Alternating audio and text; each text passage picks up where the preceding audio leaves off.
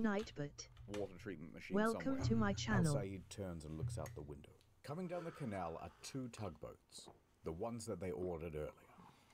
Look, we might not even be that deeply wedged in. These 2 tugboats might be all we need. Yes, tugboats. This is the Mosaid 2 and the Mosaid 3. These 2 little guys are able to pull around this massive cargo ship, comparable in size to the Ever Given. On go the ties. Line secure, all fast. Engine ready. Ready to pull. Canterville looks nervously at Al-Said. Commence pull. Slow ahead. The polyethylene ropes whine as they're pulled taut from the water. The tugboats lightly draw against the ship, testing for resistance. All right, a little more. More. More. Full power. Nothing. Not an inch of difference. All right, stop engines. Be on standby. This isn't going to work. With just 2 tugboats, we do not have the pull for a ship this massive, this deeply grounded. It's also low tide. That's not helping. Wind's high tide. Early afternoon, in a couple of hours. All right, that buys us some time. How soon do you think you can get a dredger out here? Let me find out for you. Please hold. The dredgers can remove the sand below the waterline that's all built up around the ship. Hi again. They say it'll take a day, maybe 2. All right, tell them to hurry. A day or 2? I'd better update my boss. Let him know it's not gonna be a quick fix. I should call my wife as well. All right, don't go too far. I need you for something in a minute. Hey, what about excavators? Oh yeah, how many we got? Right now? No, for my birthday. Yeah, now. 1. 1 guy. There's only 1 excavator on standby for the whole canal. Well, it's just post-COVID. Everyone's been excavating from home. Patch me through. There really was just 1 guy, by the way. It's local contractor Abdullah. So he picks up the phone. Mushy mushy. There's been a big accident at the canal, Abdullah. There's sand and dirt everywhere. I need your help. Just send me the deets, Tune. Abdullah jumps in his truck and heads to the scene. And when he pulls up, Gott in Himmel, he sees the massive Ever Given wedged into the canal. Abdullah locks himself into his excavator and gets to work on the most important task he's ever done digged.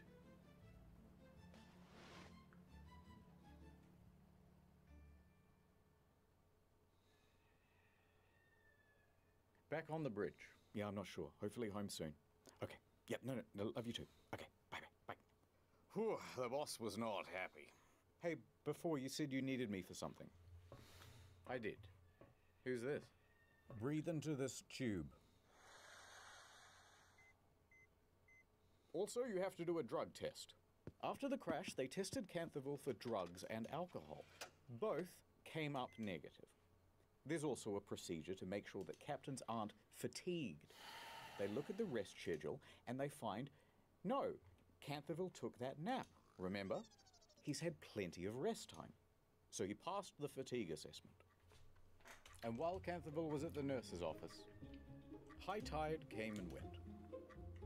Tugs were tried again. And again. Tried a little bit of this, a little bit of that. It didn't work. All day trying, all evening, and into the early morning. But that stubborn ship was going nowhere.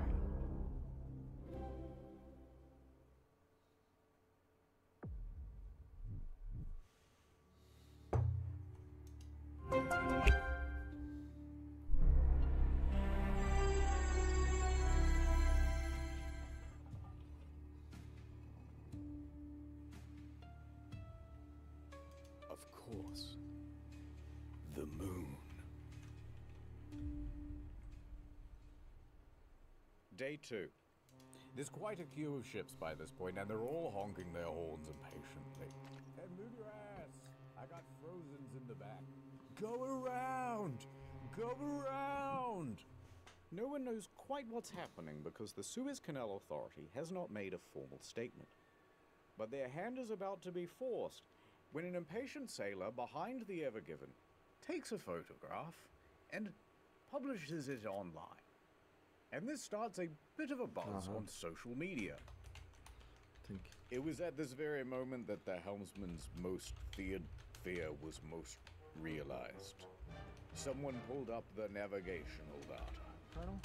Within 24 hours, it was all over the news. So over at the Suez offices, Mr. Rebby, you have 300 voicemails. Telemarketers? Important clients and journalists. They're asking about whether the canal is blocked, aren't they? They're asking about whether the canal is blocked, yes. And the Suez Canal Authority could keep it a secret no longer. They held a press conference. Okay. This is great. Let's say, hypothetically, they didn't give many details, but it was a very inspirational press conference. The news begins reporting on the story. It's blocked. Cargo ship blocking the Suez Canal with a huge container ship. There's just the most incredible drama playing out in the Suez Canal. A massive container ship longer than the Eiffel Tower. It's one of the world's most important shipping lanes. And breaking news from the Nana Star News Channel. I'm Nana. Mega ship's big ass is stuck in the Suez Canal. Right. Point is, this story exploded everywhere. There was a lot of sympathy to go around. I appeal to have blocked global trade. And the internet, upon seeing it, went, these guys need some help. We would love to volunteer. What's that picture of a naked woman? I need to help them. They knew best about what to do to get this ship unstuck. All right, it's time for the, yeah, I reckon you could pretty much just do this and it'd work section. By far the most popular solution was simply blow it up. No ship, no problem. But why wouldn't this work? Well, first you're blowing up $1 billion worth of cargo. And this thing is about 3 times the size of Mount Rushmore. So there's quite a lot of debris to sweep up, actually. And you still haven't solved the problem of moving the thing out of the fucking canal. Next idea. What if we attach 1,000 helicopters and simply fly the thing out? You could even take it all the way to its destination in the Netherlands. Well, the problem is this thing weighs about 300,000 tons. So even if you had a really powerful helicopter, you're going to need like 25,000 of them. And you can't put them all together in one area or they'll all crash. It ain't gonna work. En route to help. Hey, maybe pull up a bit. Next! Alright, more seriously, why don't we take a whole bunch of old jet engines, weld them to the sides of the ship, turn them all on at once, and whee! The day is saved. However, there is a risk of an explosion. And then you'd have a hole in the ship. And then this ship sinks, and then you're really never moving it. Hear me out. Liquid nitrogen. A lot of liquid nitrogen right under the boat. The water freezes, expands, the ship lifts up, Bob's your Uncle Love. Except now, the ship is just stuck in ice. And then it melts, and then you're back to the exact same position. Also, you need like $1 billion worth of nitrogen. There's no way to get that much material, let alone handle the scale of that material. Also, everyone's going to freeze to death on board, and the ballast will expand in the tanks, and that'll destroy the ship. It's not going to work. All right. Last idea. Best idea. What if we just actively made things worse? Such as this petition to add a second boat to the canal. Jokes aside, one humble comment did stand out from the crowd. Get a few people on this side, a few people on that side, push it, and I really think it would go. Well, maybe. Because that's exactly what the recovery team intended to do. Ahoy! Ah, good to see you back from the nurse. I told them I didn't do any drugs, but they wouldn't take my word for it. I would have believed you. Hey, just give me the walkie-talkie. All right, full ahead with the excavators. 3 more excavators join Abdullah, and they are all busily digging out the front and rear of the ship. It's still going too slow. What else we got? More rescue stuff. So here comes Rabbi pulling up to the scene. Good news, fellas! And he's standing atop a very powerful bit of kit. A big, beautiful dredger. To be specific, a cutter suction dredge. Essentially, you've got a big rotating cutting tool that loosens up all the soil, while a big suction pipe sends it yonder. All right, do the dredgy. Full speed. What else we got? We got more tugboats incoming. More and more tugboats join the fray. A total of 8, arranged around the ship like this. Notably, the Baraka 1 and the Izzat Adel. These are 2 of the most powerful tugboats in the Middle East, and that includes the non-deserty parts. Full ahead with those. They keep trying. A cacophony of engines playing the highest stakes game of tug-of-war ever attempted. Tens of millions of dollars being lost every hour until it was won. And their opponent, unbothered. Ode ja. Otvoreno je gore. Daj mi vode za jedno sat vremena.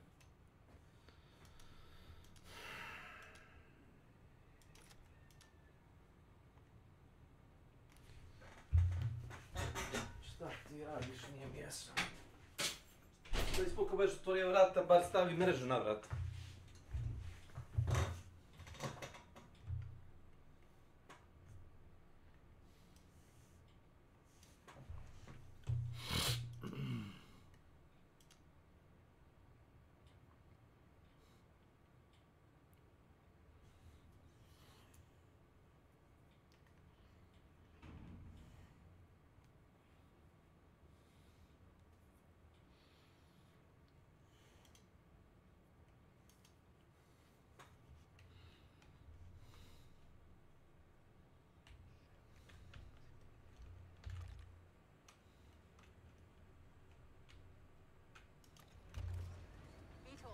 Moisturized, taking up the whole lane. Unbudgeable. All right, we're calling it for now. Oh, El Said, we've thrown everything we can at the ship, and it won't concede an inch. It's hopeless, hopeless. The cynicism of youth. I've worked for many years on the Suez. There's magic in the water, Canterville. Magic. We will succeed. Your words are empty, El Said. Optimism has blinded you, El Said. We cannot defeat the canal. It is simply too powerful. If I were the guys at Case and Keisha, I'd just forget about the Ever Given and buy a new ship. Well, we can't afford a new ship. The owners of the Ever Given, Shoei Case and Keisha Limited, are getting very worried. I need that ship back, and I can't just leave it to the Suez Canal Authority to do it. There's only one team daring and foolhardy enough to take on a job like this. Kyson calls up an elite salvaging company from the Netherlands. Smit Salvage. We need your help. I got your number from you know who. Smit is the industry's best. They have response centers all over the globe. 24/7, ready to respond to marine emergencies. And funnily enough, they're the same team that helped with the rescue of the Costa Concordia back in 2012. Suit up, boys. They put the ocean in Ocean's 11, the tide in Tide Pod. And sometimes they pee in the water. Why not? The fish do it. We're en route to the canal. ETA in the next 24 hours. Sorry, we're close. That's better.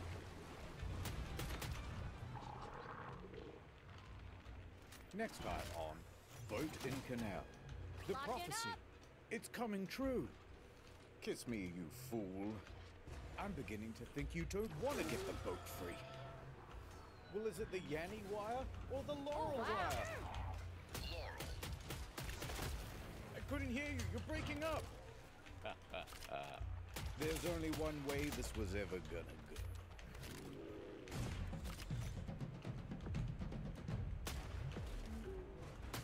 It's now day 3. There's more digging, more tugging, but the ship is still exactly where they left it. And the slow pace of progress is starting to cause problems for international Lights trade. out. Each delayed ship represents thousands of tons of undelivered stock for store shelves. And that queue is getting longer and longer. On board, an estimated $9.6 billion worth of goods is sitting idle. Oh no! It will spoil! And the big question is, how long until this thing is fixed? To answer this burning question, the Suez Canal Authority holds another press conference and declares, guys, another day, maybe two, might even be this afternoon. But the media and industry experts disagree. The truth of the matter is that they're not making much ground. I mean, this is proving to be more difficult than originally expected. Could be closed for weeks. Could take weeks. Could be stuck for weeks. Weeks. That's how long it could take to free the container ship currently blocking the Suez Canal. So that means all of these ship operators here, waiting in the queue, have a very difficult choice to make. So basically, I've just got two options. One, I can wait around hoping the ship gets unstuck, which nobody knows how long that's going to be. Or option two, we go all the way around Africa. And I really don't want to do that, and it's not just a geographic thing. Freighters don't want to go around Africa because it will cost them far more in terms of fuel. It adds 10 extra days to the route. And most importantly, pirates. Pirates, assassins, and gay pirate assassins. Now, there be two main pirate hangouts. The Somali pirates, everyone knows about them. But the more prolific group is actually in the Gulf of Guinea. Named so because it holds the Guinness World Record for most pirates. In fact, in 2020, 96% of all maritime kidnappings happened in the Gulf of Guinea. That doesn't sound very good to me, Mr. Kaisha. And I just want you to know that you've made an enemy. And when I... Is your boat running? Because you better fucking move it. You can't park there. All right, hear me out. I'm thinking a bunch of helicopters, right? And we... There are a lot of people now who are angry with the owners of the Evergiven. There's only one thing I can do. Bing, bing, bing, bing, bong. Breaking news. Pause for a second. Shoei Kaisen Kaisha is big sorry. The owners of the Evergiven feel such enormous pressure that they go live on television to make a public apology. We are determined to keep on working hard to resolve the situation as soon as possible. Please do not be mad. In a few years, we'll all have a big laugh about it. Yours sincerely, Mr. Kaisha. Oh God, that's the boss of my boss's boss. I'm in so much trouble. Can't do anything about it. All we can do is keep trying to free the ship. So they keep going. And going. Into the night.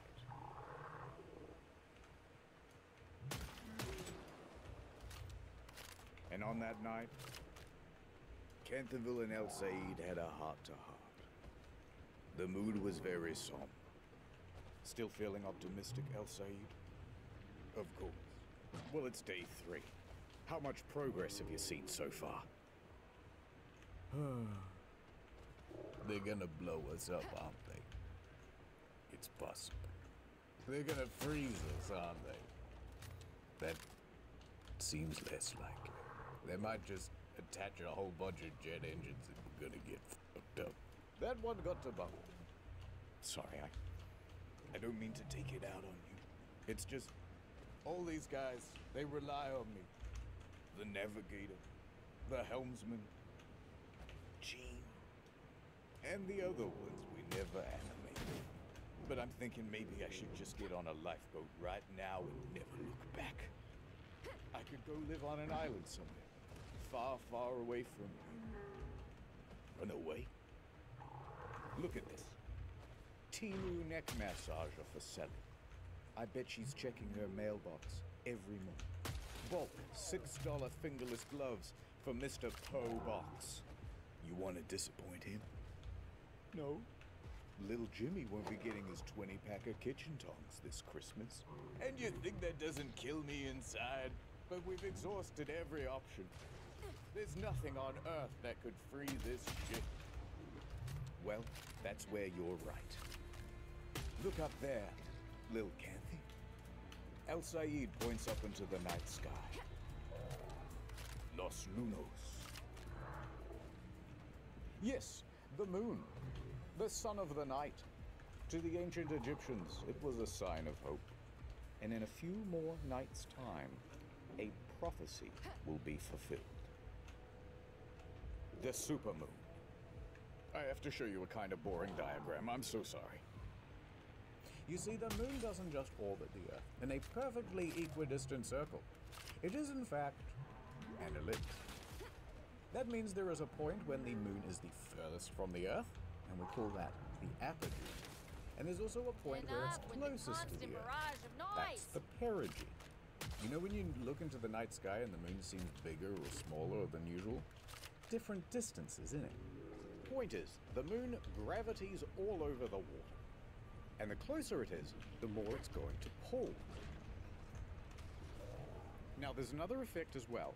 If you believe the mainstream media, the Earth is going around the sun like this. And once in a while, it will also align with the sun being on the exact opposite side. Bam! At this point, when everything lines up like so, both the sun and the moon are at max strength pulling on the sea. And they call that the supermoon. And the tidal effects of both combine for an even greater pull. High tide can be even higher than usual, sometimes by up to 1.5 feet. Now, these sorts of moons only happen 3 or 4 times a year. But in 4 days, Big K, we're going to get one.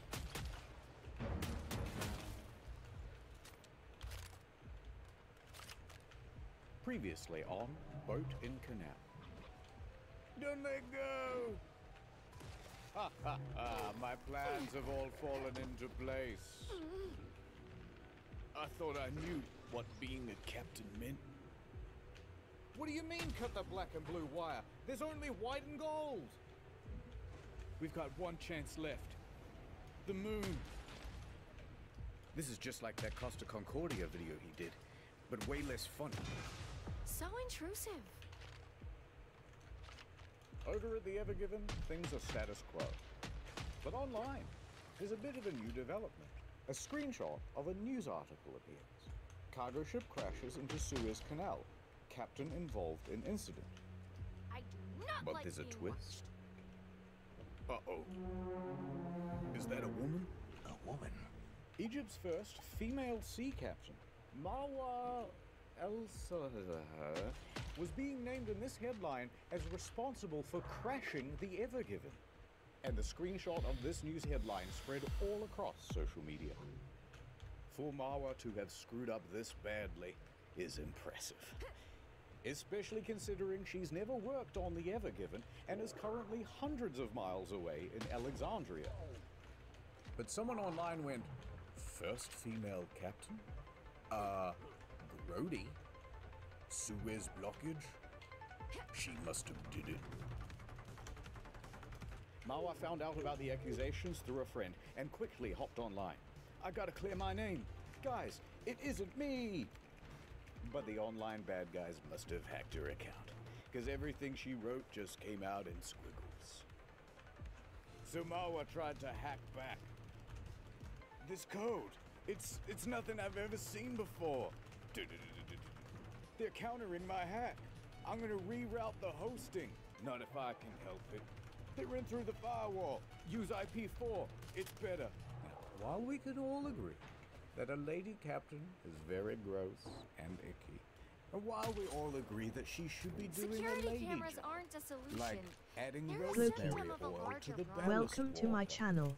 or knitting hand Best warmers viewers for on the Street steering Ambu.com remove the It space was not fair that she was HCVCJ. being falsely accused, and the situation was escalating as the online bad guys started making fake accounts pretending to be her.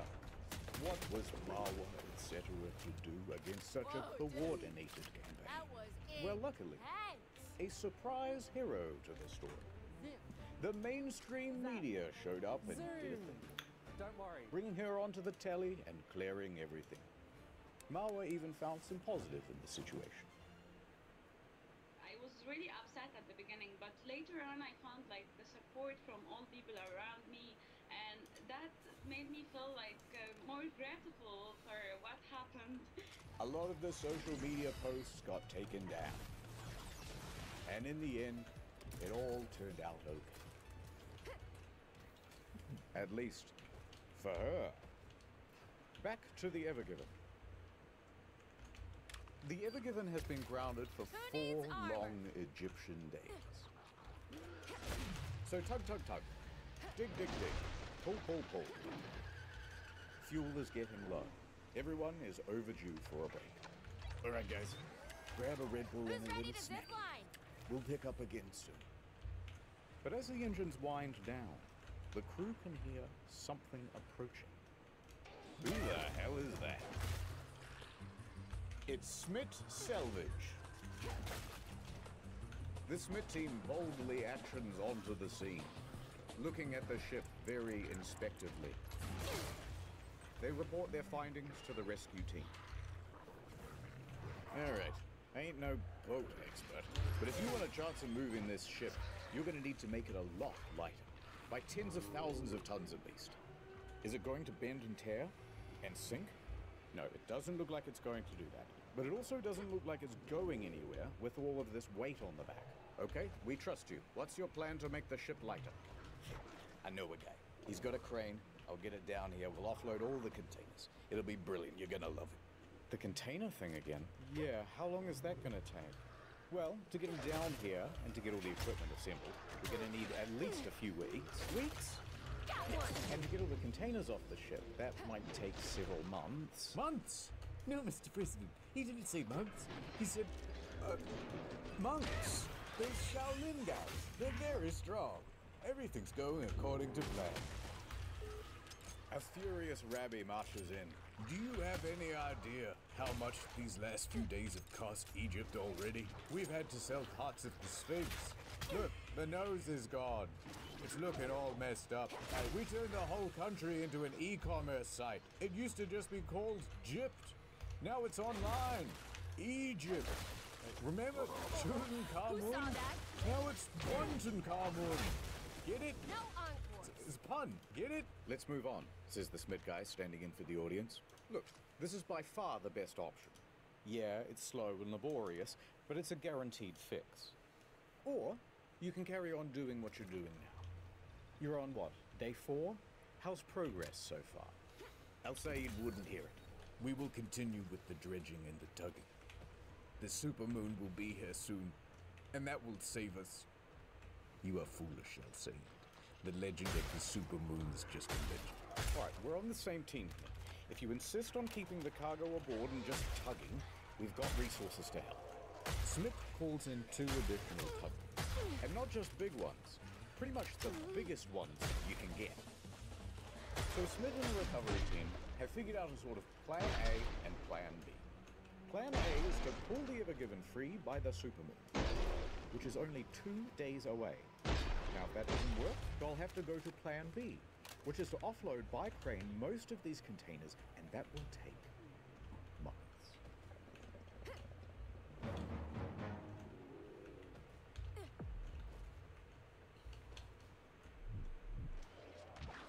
Watching on impatiently, tapping their feet and looking at their watches very aggressively, is now a queue of 400 vessels waiting to use the canal.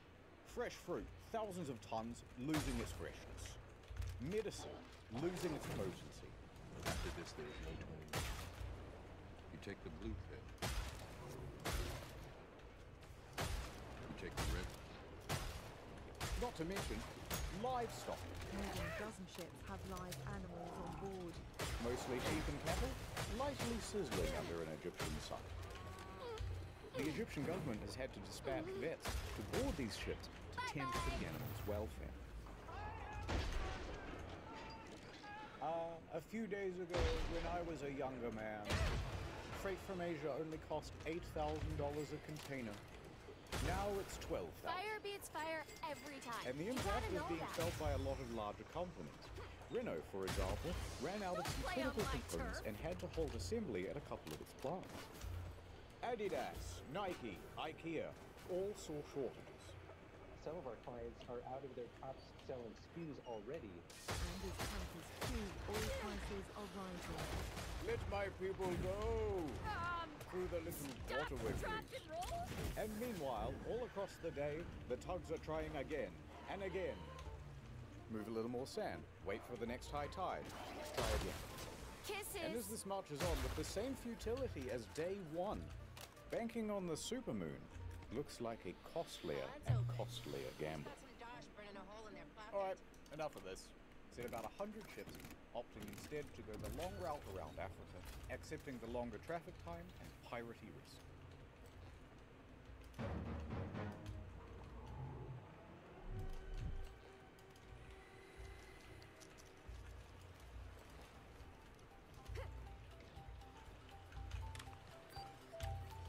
Turret is on duty.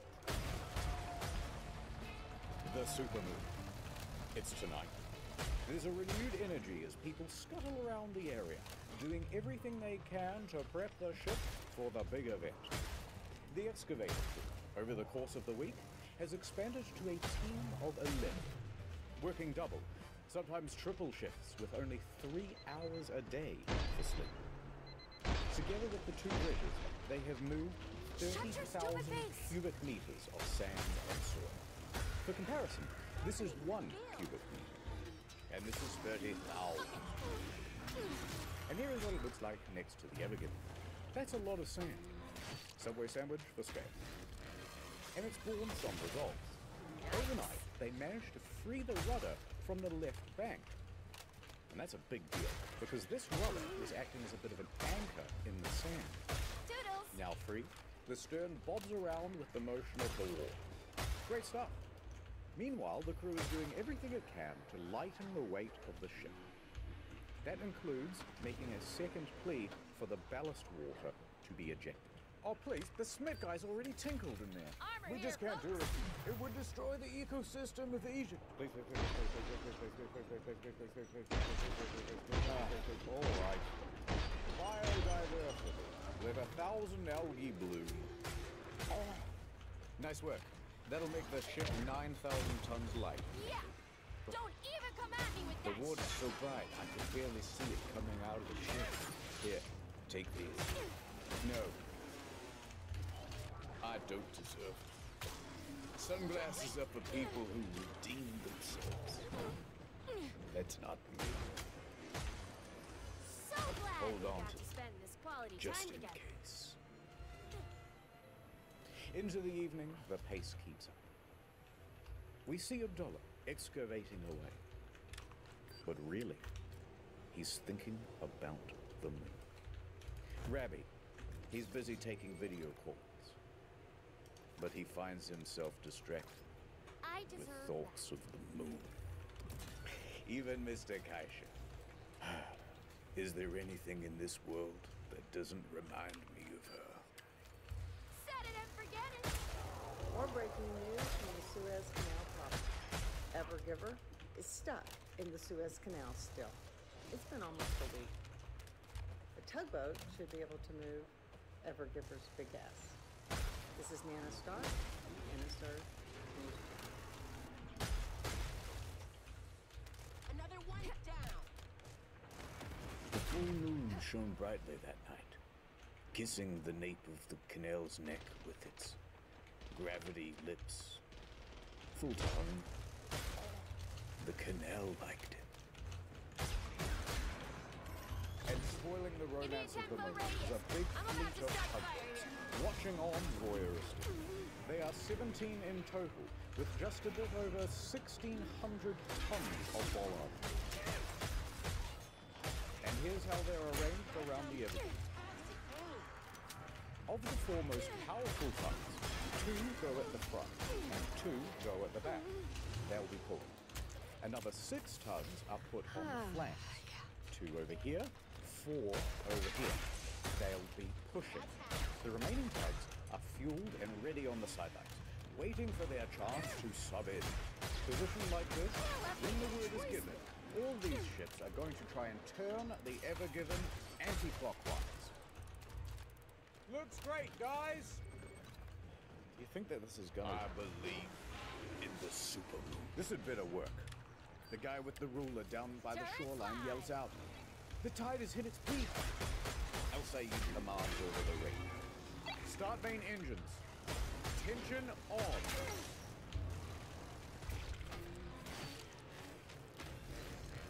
Full ahead. The tugs start moving. They carve through the water with ease. The immense power from the tugs meet the resistance of the Evergiven. It was at this point that the narrator said something really poetic. Stuff about the night. About how the ships were like dancers on the water. For juxtaposition, we cut away to that crab. Which everybody, it's like a metaphor if you think about it. The tugs are sliding to the left. They're sliding to the right. It's not working! Diesel fumes fill the air as the tugs keep increasing their power. The water violently foams behind the tugs. Everyone is staring at the back of that ship. Right now. Come on. Move. This goes on for minutes. More minutes. Even more. An hour. 2. 4 hours. By 4:30 a.m., the moon's power is starting to wane and there is very little progress. Don't give up. Tide only goes down so that we can rise once again. Your moon gambit has cost Egypt dearly, Al-Sayed. Guards, prepare the sarcophagus with the beetles, like in the... What the hell is that? Under the water, all of this tugging has...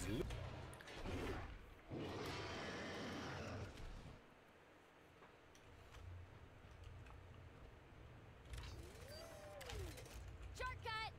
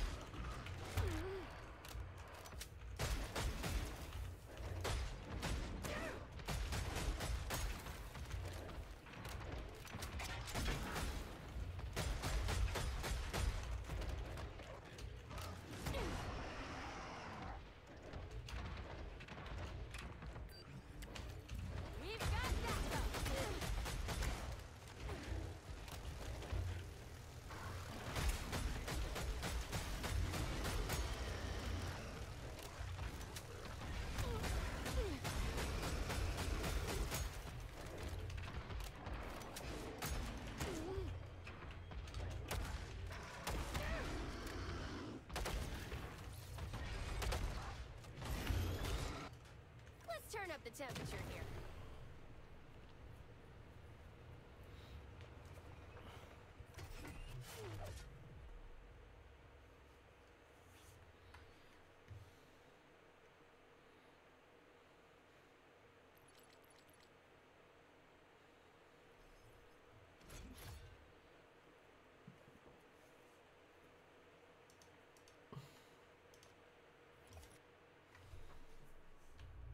Loosened the sand, the soil, the rock. could it be? The sound of metal tensing and flexing. The ship is beginning to move. It is coming free from the bank. The supermoon gives one last howl.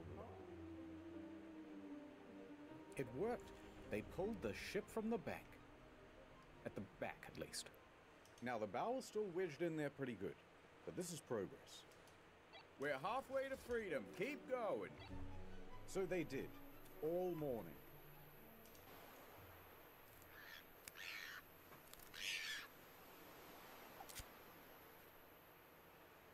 "7:30 a.m. The sun is rising. The tugs have been pulling all night, but the most difficult task, freeing the bow of the ship, remains beyond them." Well, I guess even the moon has its limits. I don't want to hear it, El Said. It wasn't enough. That bow is still stuck. No, Mr. President. They're not saying that the bow is still stuck. They're saying, take a bow. And then something else that rhymes with stuck. I gotta go. They were loading up the missiles for Plan B, as the guys on social media suggested. I lied about the crane thing. This was always the plan, says the Smith guys. You know what, Canterville? I agree. They should just blow us up. What? My career is over now, too. You're the guy who blocked the canal, and I'm the guy who couldn't get it cleared. We've brought instability to the Middle East. But enough, Canterville. I raised your hopes with moon-based promises. But look at the tide. It's low. Low tide. And yet, I am lower still. Canterville looks pensively out the window. And it was at that moment that he had his character arc. He realized that he was the captain, and the captain is always in charge. Shut up, El Said. We shall continue, regardless of the tide. Is that not the Egyptian way? Don't you remember the story, El Said? That every young Egyptian kid is told about the human pyramid? No. Where there's one guy at the bottom who gives up and we all fall down? Heck, it ain't a triangle if you don't try. We need to be strong, together, like a pyramid. It's what Giza would have wanted. You're right, damn it. Thank you, Canterville. That's the most inspirational speech I've ever heard in my life. I'll never lose my faith again. And even though you're kind of the worst captain I've ever seen, you're still the best friend.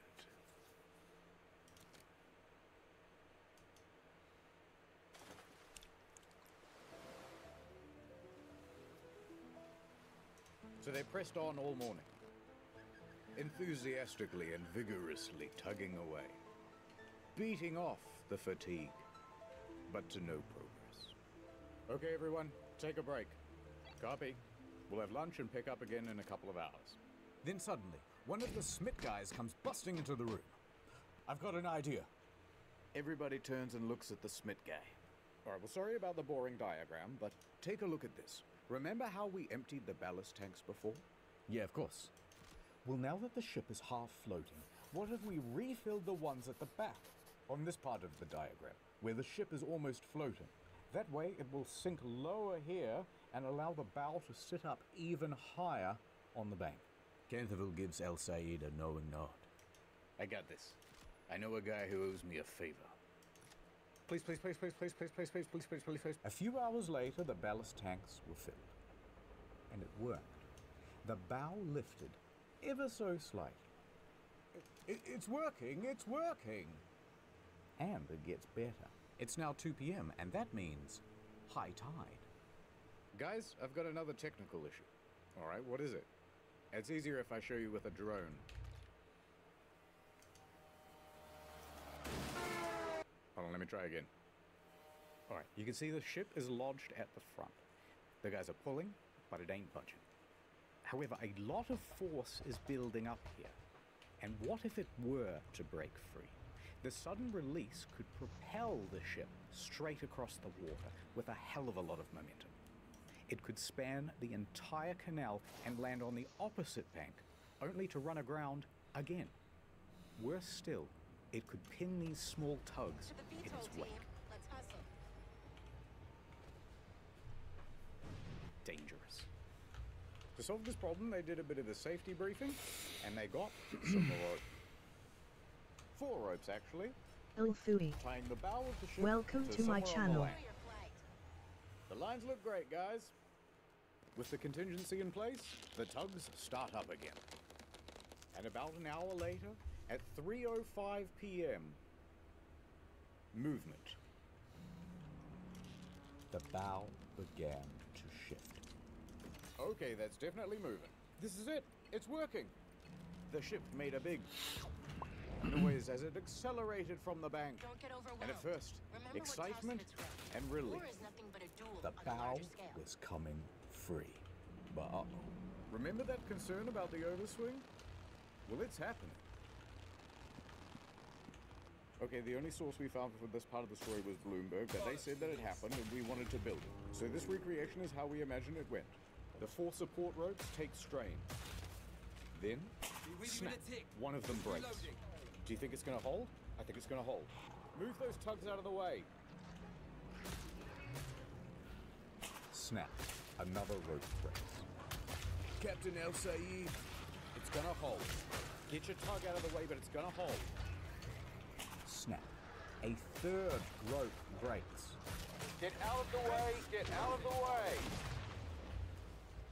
A single strand is the only thing holding this ship from swinging all the way to the other bank and being stuck forever.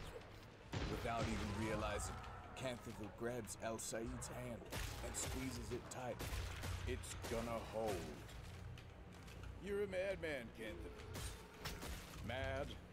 Mad passionate about this canal, and I ain't afraid of nothing. He said very cold-backedly. The engines shut off. All that could be heard was the squeak of tightened rope and the scream of torsioning metal. Sacre bleu, said Abdullah. But it is slowing down. It comes to a halt. The final rope. Oh, that was a riot. They really did it. And the Ever Given rested easy in the middle of the canal. Al Sayed turns to Canterville. Power up the engines. Let's get your ship moving again.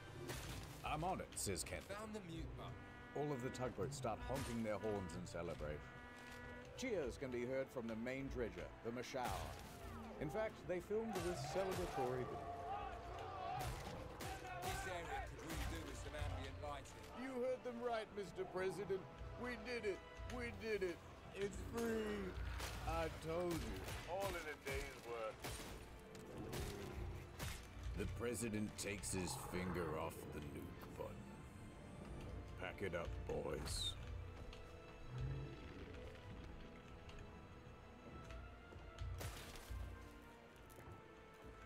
I can't believe it. All that digging really must have made a difference. I just... Oh. Good. Everybody hated that crap. We did it, Gene. We did it. Gene? Where are you? Captain, who are you talking to? Gene! Captain, there's no Gene on board. Wait a minute.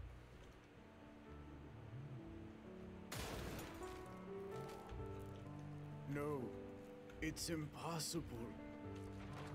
Gene, wait! Thank you. I'll always remember you, Canterville. And so the canal was clear once again, and... Chop chop! You still got work to do. By 8 p.m., the workday had not finished for the Suez Canal Authority. There's still a backlog of 400 ships waiting to go through the canal. So Rabbi stands in front of microphones and says, "The canal will be operating around the clock until the queue is cleared. And within a few days, it returned to normal." It was a big accomplishment. Many industry experts thought it would take several months to free the Ever Given, but the crisis was resolved within a mere week. Prepare the sarcophagus for the doubters. Even Egypt's president came out and said, "Good job, everybody. You know what? Pizza lunch." And the Suez Canal Authority held a ceremony in honor of the workers who helped to free the ship. And they also made this monument, which you can see on Google Maps.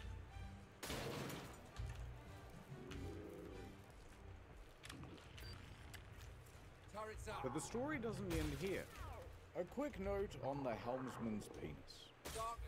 Now you, me, and everyone in the press saw that VDR data. Fragwürdigen Penismanöver genutzt. But despite how realistic and to scale it was not deliberate. Yes, sheer coincidence. If you watch the VDR data, he really is just dodging the ships, and that's the shape that the path took. So we didn't get in any trouble. The end. Oh, alright, I suppose one more smaller detail. Now that the Ever Given is free, what's going to happen to it? And what's going to happen to the crew? Well, the Ever Given was tugged over to Great Bitter Lake, where they determined that the ship was seaworthy and not in any urgent need of repair. But it's also going to be impounded. Oh no. Hey, there's, like, police boats outside. Why? What did you do? This ship and its crew is now subject to the indefinite detention by the authority of the Egyptian government. Until you pay us, the Ever Given may not leave, says the Suez Canal Authority. Yes, we will be holding on to the Ever Given. It's our view that there was no wrongdoing on the part of the Suez Canal Authority, or its two pilots, and it was all the crew of the Ever Given. So their ship will be held until the parent company agrees to rightfully pay us for all of the costs incurred. Ruh-roh. Now here's where things get very complicated, and there is a lot of legal mumbo. But the crux is the Suez Canal Authority says, "Dear Ever Given owners, you owe us $900 million. And Shoei Kisan Kaisha says, "No way. How many yen is that? No way." So by April 13th, some of the crew was allowed to leave, but a lot of them have to stay. And there's a certain nervousness in the air. Large legal battles can go on for a while, and there was already a bad example of this just a few dozen kilometers away. The MV Aman. No need to go to pieces over it. The MV Aman is a much smaller vessel, and it has been abandoned for years, detained by the Egyptian government in 2017 for expired safety equipment.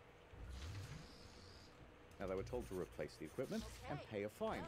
However, there was no one to replace the safety equipment or to pay the fine because the shipping company went broke.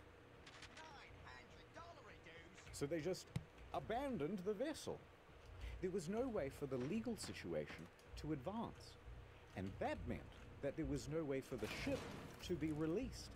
Most of the crew had to stay on the ship, and they would keep them there for more than a little while. 13 months before a judge finally decided, all right, look, just leave the keys with one guy. We'll call him the custodian, and everybody else can go home. Now, that custodian was a Syrian man named Muhammad Aisha. Look, he's holding the keys. He's holding the keys. You have to stay on the ship now. Everybody else got to leave, but he had to stay. On top of the 13 months he'd already been there, he spent the next 3 years aboard the ship. Quickly, the ship ran out of fuel, which meant it ran out of power, which meant it ran out of running water. No refrigeration either. Food ran out. Every few days, Mr. Aisha would be allowed to swim onto the shore to get food, water, charge his phone, but he was only permitted for about 2 hours until they would tell him to scoot. No unauthorized video recording. Would this be the same fate for the Ever Given crew? They did not know. But we do, so let me tell you. A few more weeks passed, and the negotiations continued. You guys had those two bickering pilots. Yeah, but the captain's always in charge.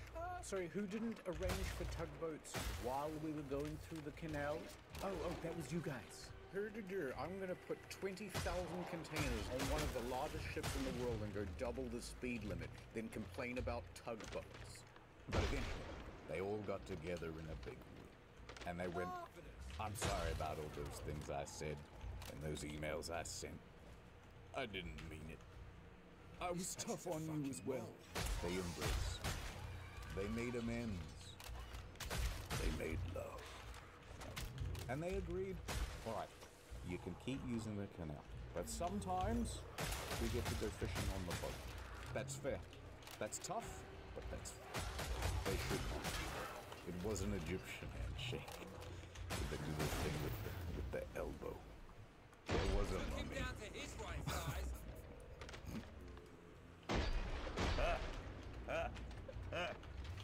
This story sucks. By September, the crew was allowed to return.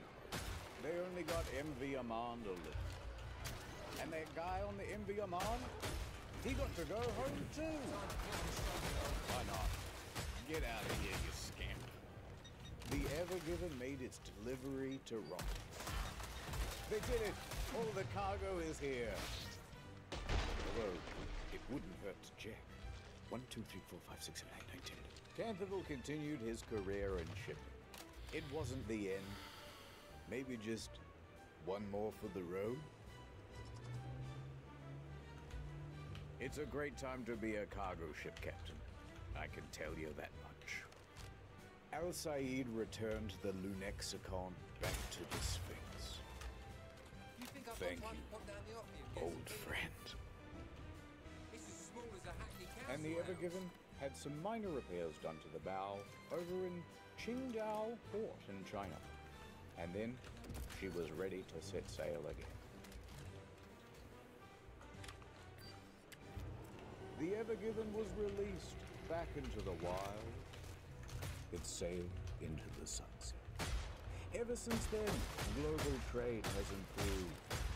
Prices have gone down. The economy flourished once again. Food returned to the supermarkets. Mothers flushed their babes. A litter of puppies. And peace was finally restored to the Middle East. Already. The end.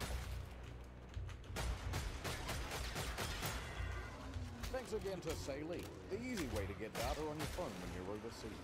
And 15% off? Now that's a good deal.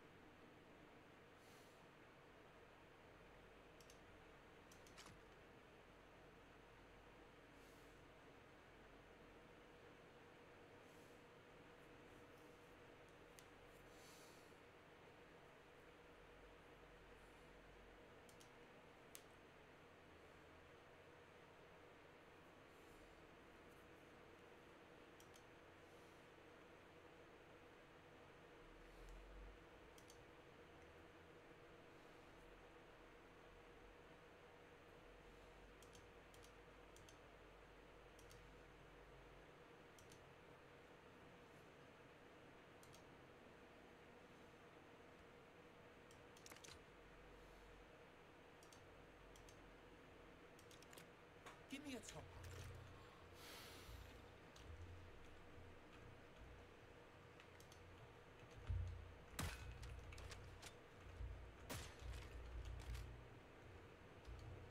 Bit cold in it.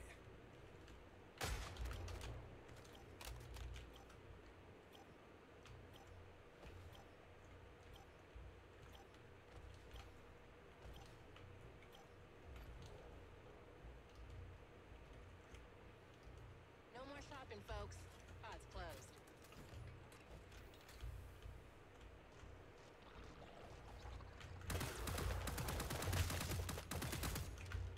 Reloading.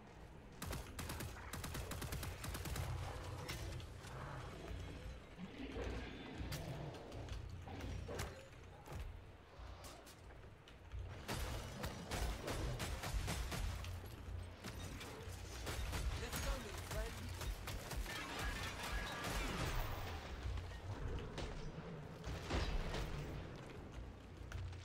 Is there no end to this ignominy?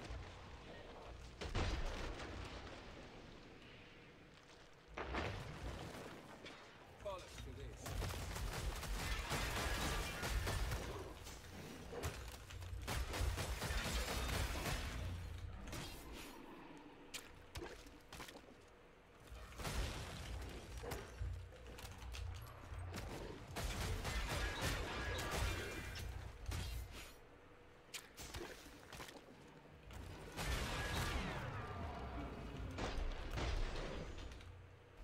Nice and clean.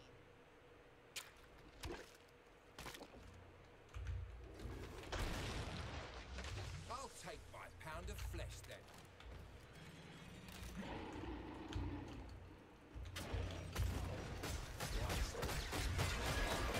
Museum. Bollocks to this.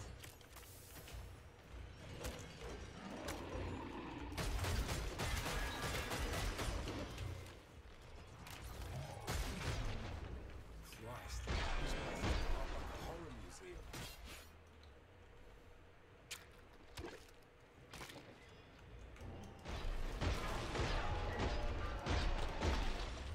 All the charm of a clogged portal in that one.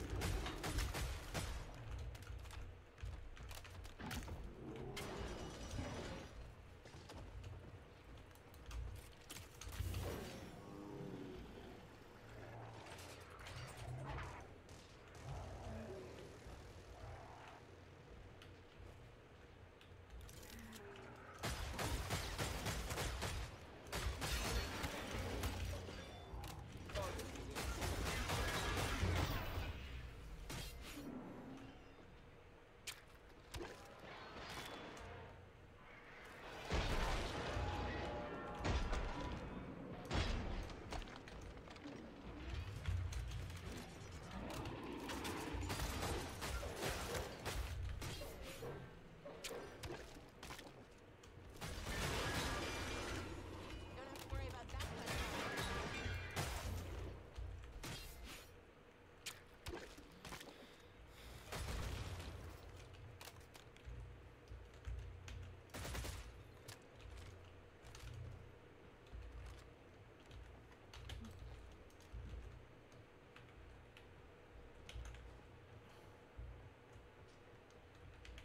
Borzine's got a hand in this, up to the fucking collarbone.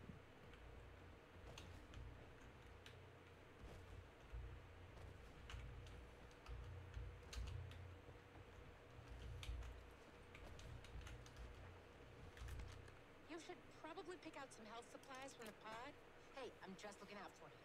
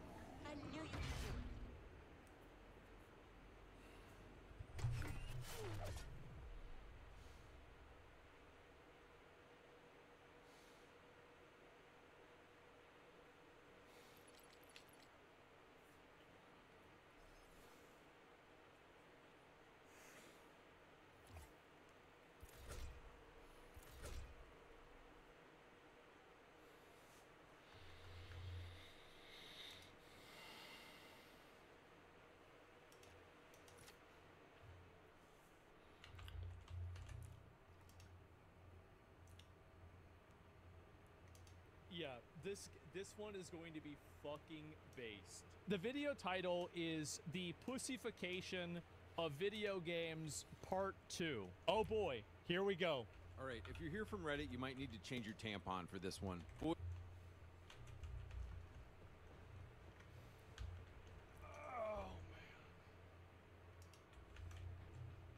Oh, we're in for a good one, huh? All right, let's get it started. All I'm trying to figure out is how we went from games like this. Yeah. I just lost my fucking brother, all right? You hear that? My brother. You and your tower and all this fucking emotion can go to hell. Jesus. Dad, I really do. Here, you point it in that direction, and you pull this to make it go bang. Listen, do I come to your job and tell you how to murder civilians? What? No. So don't come What? to my job and tell me how to do mine. I swear to you, Centurion, Rome will not fall. Not today. Today, we fight. To whatever the hell... Yeah. And the reason why, by the way, it's literally just this simple. It was games made by guys for guys. That's it. Yep. This is in 2025. Like if you're making a video game and it's about defending the glory of Rome, I'm sorry, but your target audience is men between the ages of 15 to 55. Exclusively. That's it. That's all.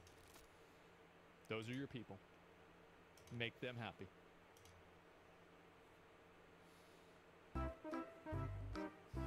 What's this? They say gay rainbow barf? Dead by gay light?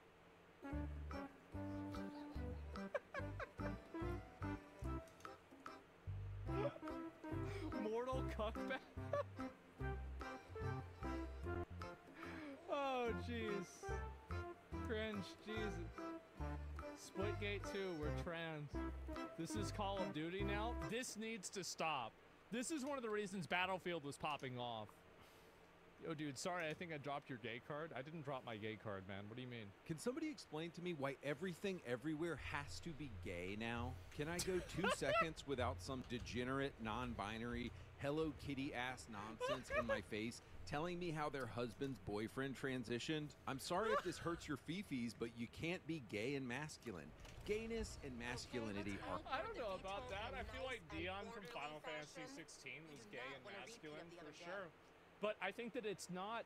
The characters that are gay and masculine are the ones that being gay isn't the reason why you think about them.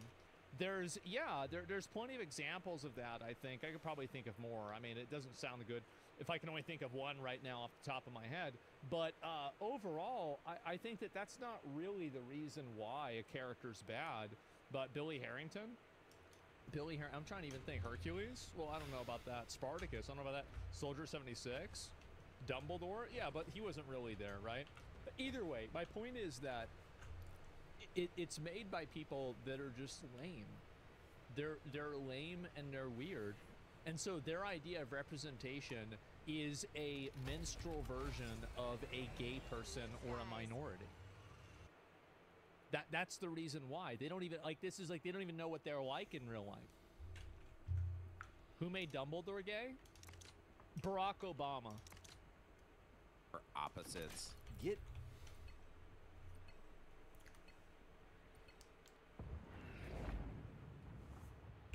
Remember, we have a small margin of error in our line of work.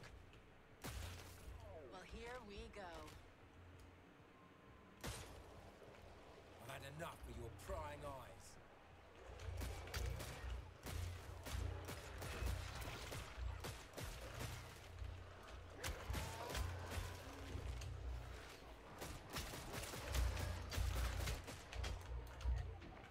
Nothing like a shot of the old healing juice.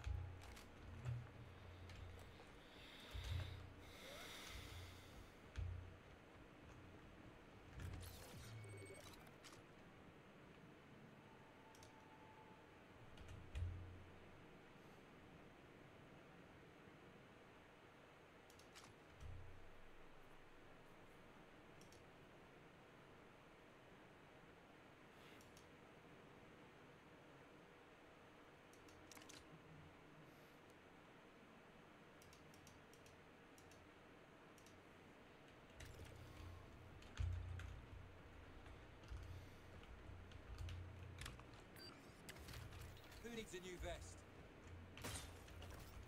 No cameras, please.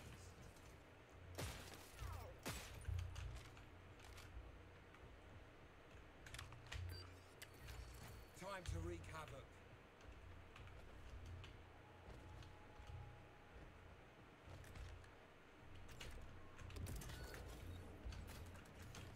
Mad.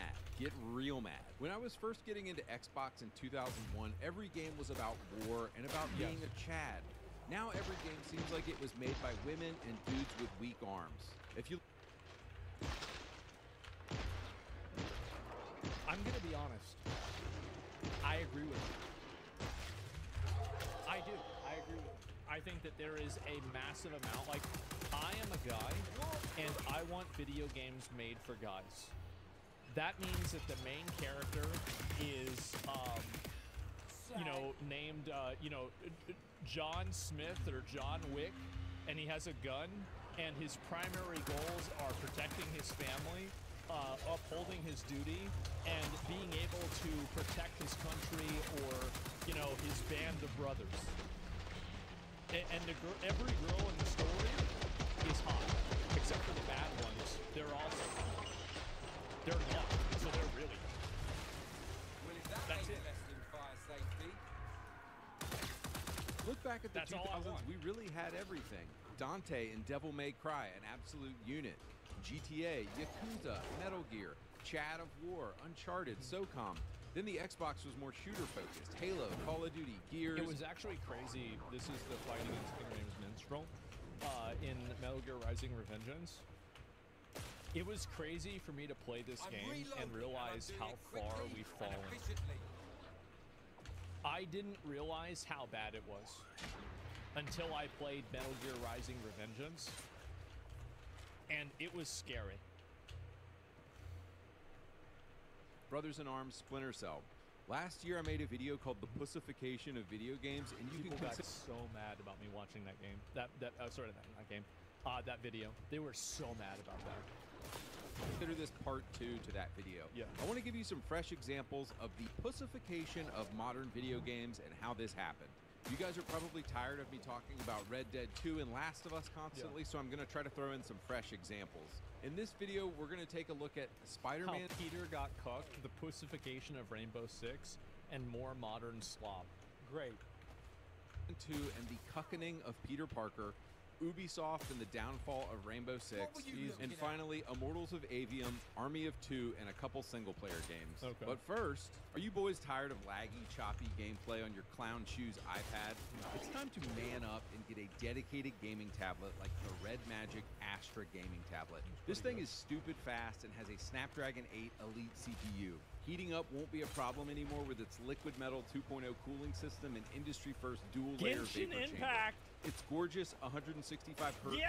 OLED screen gives you frame rates of up to 140 FPS, so you're guaranteed to smoke your I've been competition. waiting for this The Red one. Magic Astra gaming tablet can handle intense gaming for 6 Thank hours God. on a single battery charge. It has a 13-megapixel gorgeous rear camera I need and a one. 9-megapixel Do front I? camera. That's Whether you're better. playing Genshin Impact, Delta Force, COD Mobile, or whatever, COD Steam Link, Mobile. Xbox Game Pass, PS Remote Play, all these are ready to go. You can play anything from anywhere on this bad boy. Finally, at $550, this thing is such a better deal than the iPad Pro 13 that's going to run you like $1,500. This shit's Click the expensive. links in the description to learn more about the Red iPads are Magic crazy Astra expensive. gaming tablet. All right, back to the video. Hang on a One of tick, the most gotta reload. egregious examples of the demasculinization of a man is 2023's Spider-Cuck 2 exclusively on the PS5. Spider-Man 2018 was much more of a 2000s game. Peter was the hero of his own story. This is why I bought a box that says Spider-Man on it. I want to play... Is it true that in Spider-Man 2, one of the missions is running around as a deaf girl spray painting things on walls? Is that actually true?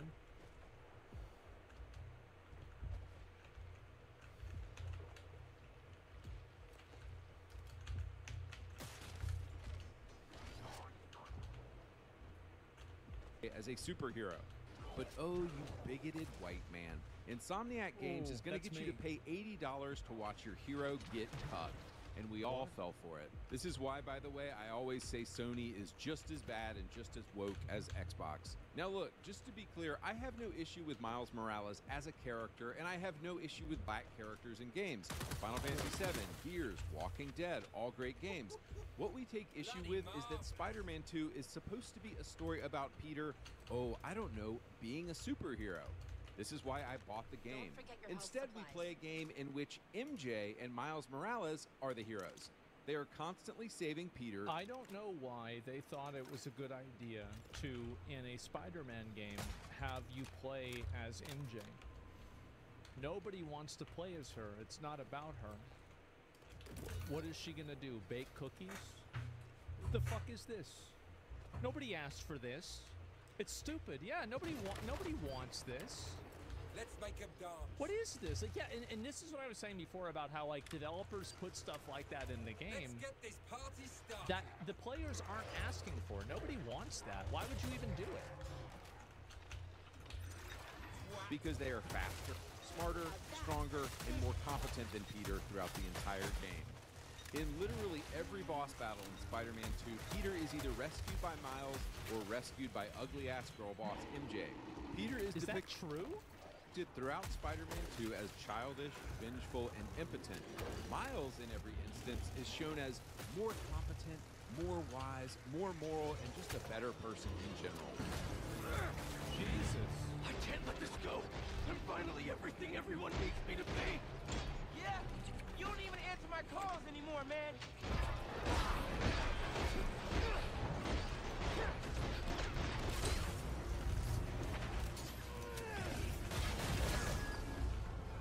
And what about MJ? You could have killed her. I know you're hurting Pete, but you're better than this. I know. This is what the woke activists at Insomniac believe, though. They fetishize black people and say that black people are inherently better and more moral than white people.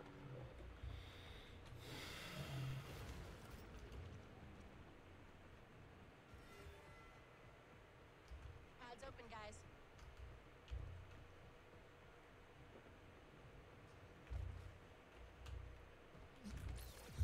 Yep. I call that a bargain. Yep. I just had to check.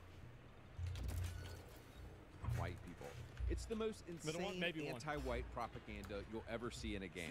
Insomniac Studios hates white people. In their second big encounter with a boss, Peter is unable to beat Venom. Miles comes in and easily beats Venom's ass. Just for fun, I asked AI, why was the symbiote able to possess Peter and not Miles? The answer was hilarious. Because Peter was mentally weak and Miles is mentally strong. You can't make this stuff up. Throughout the game, Peter Parker... I think that the problem also is that these stories are always told through, like, this one-dimensional way.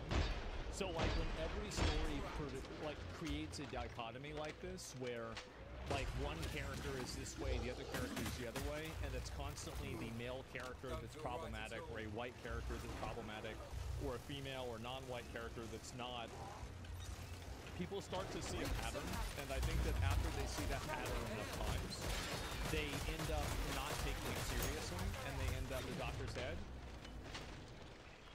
The fuck is she doing? Yeah. And so that's really what happens, is that you lose the trust of the... I think that this is really what's happening with these games, is that they've fundamentally lost the trust of the audience to tell an authentic story. That's fundamentally what the issue is. And so every time that you see a character that is from a certain identity or a certain gender or race or anything like that, every time you see one of those characters, you're not looking at it in an authentic way. You're looking at it in a way of like, okay, what are they trying to hide? It's bad writing? Yeah, basically, right? Is shown as someone who needs to be saved, easily dominated by the symbiote, and driven by revenge. Also throughout the game, Miles is shown as perfect without any flaws, never motivated by revenge, and always the virtuous and moral good one. I get that a character with no flaws is boring, but why did Peter have all the flaws in his own game while Miles had none? But guys, this is what happens when you let satanic, homo, LGBTQ propagandists like the entire staff of Insomniac make a game. You get Bro, this guy is on the warpath. Oh my god. I told you this video was gonna be good, right? I said, yeah. Piss off, you nit. Anti-white, anti-male propaganda like Spider-Man 2. Oh, and if you think the Wolverine game isn't going to be ultra woke, you are coping hard, my friend. So let's look at Spidey 1 now. While it would be a stretch to call Spider-Man 2018 based, I think it's true that Spidey 1 is a pro-male game, while Spidey 2 is very much an anti-white and anti-male game. In the 2018 game, I can't really speak a lot to Spider-Man. I didn't really play it, so that's why I was asking you guys. I don't really know a lot about this one. Is more attractive. Peter actually saves MJ several times in the first game, you know, the way God intended it. Men saving women because this is what we are made to do, and we have bigger arms. The thing is that it's like it's bad to say this, but he's completely right. Obviously, this is true. Yep, he's right. MJ still plays a role in Spidey 1, but she's just a reporter. And it's also part of the male power fantasy. Like, a lot of guys fantasize about, you know, saving people or, you know, like saving some damsel in distress. That's why movies like that are so popular, is that it plays into the male power fantasy. She's working in her own way instead of being a girl boss and trying to use It's a female power fantasy too. Yeah, sure. But like for like a fraction of the people, right? Like you're comparing a mountain to a molehill. Like, yes, obviously there's some women that feel that way too, but in general, like I think that the lie that men and women's brains work the same and they look for the same things in media, I think is partially true, but generally not true. I think that there's definitely, and Japanese, you know, comics, I think that they've just defined this, and that's why literally you have shonens, excuse me, that literally means it's like a comic for young boys. And the reason why is because they know who their audience is, and they make it for that audience. Peter's male authority. Peter faces off and defeats Martin Lee, and then later on his own friend, mentor, and role model, Dr. Octopus. In the game's final moments, the villains unleash Devil's Breath on the city, and Peter must decide whether to save the people of New York or save his own flesh and blood, Aunt May. In a moment of heroic sacrifice, Peter chooses to save the city over Aunt May, who is essentially like his own mother. Despite a couple of woke things in it, Spidey 2018 is an amazing game, and it's about badass. the heroic sacrifices we must make in order to become men.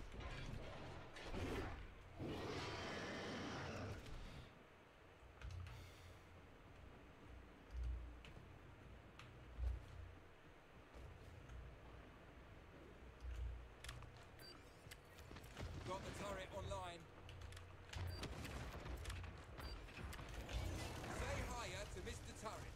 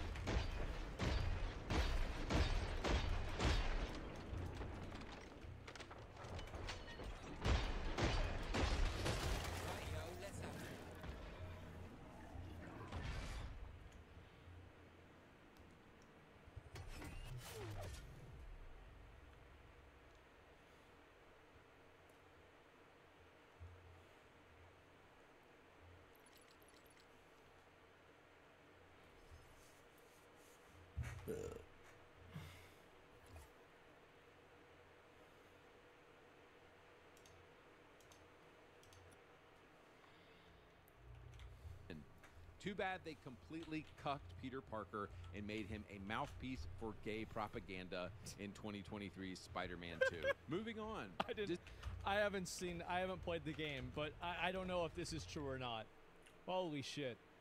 Does anybody remember the OG Rainbow Six games on PS2 and Xbox, and then later on 360 and PS3? Bro, these games were so badass. I'm a strong believer that all I need to do is listen to the menu music of a game, and it tells me everything about the game I need to know. I'm thinking of Halo 1.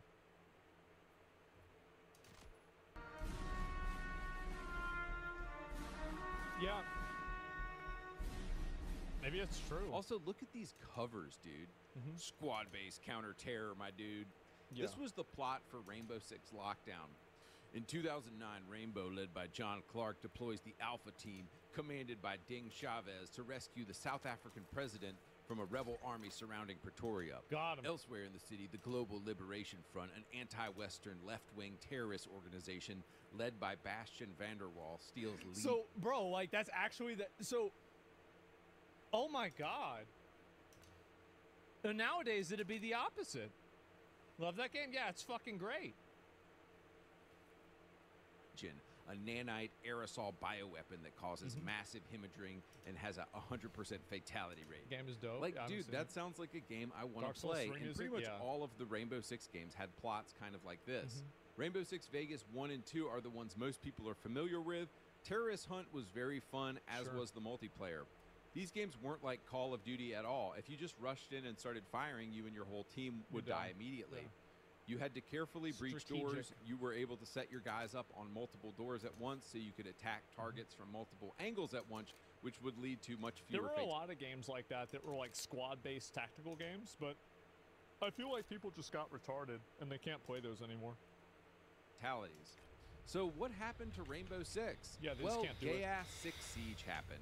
Rainbow Six Siege came out in 2015, and it's a gay game where you could blow off some steam with the girls at the end of a long day. So, like, 50% of the operators...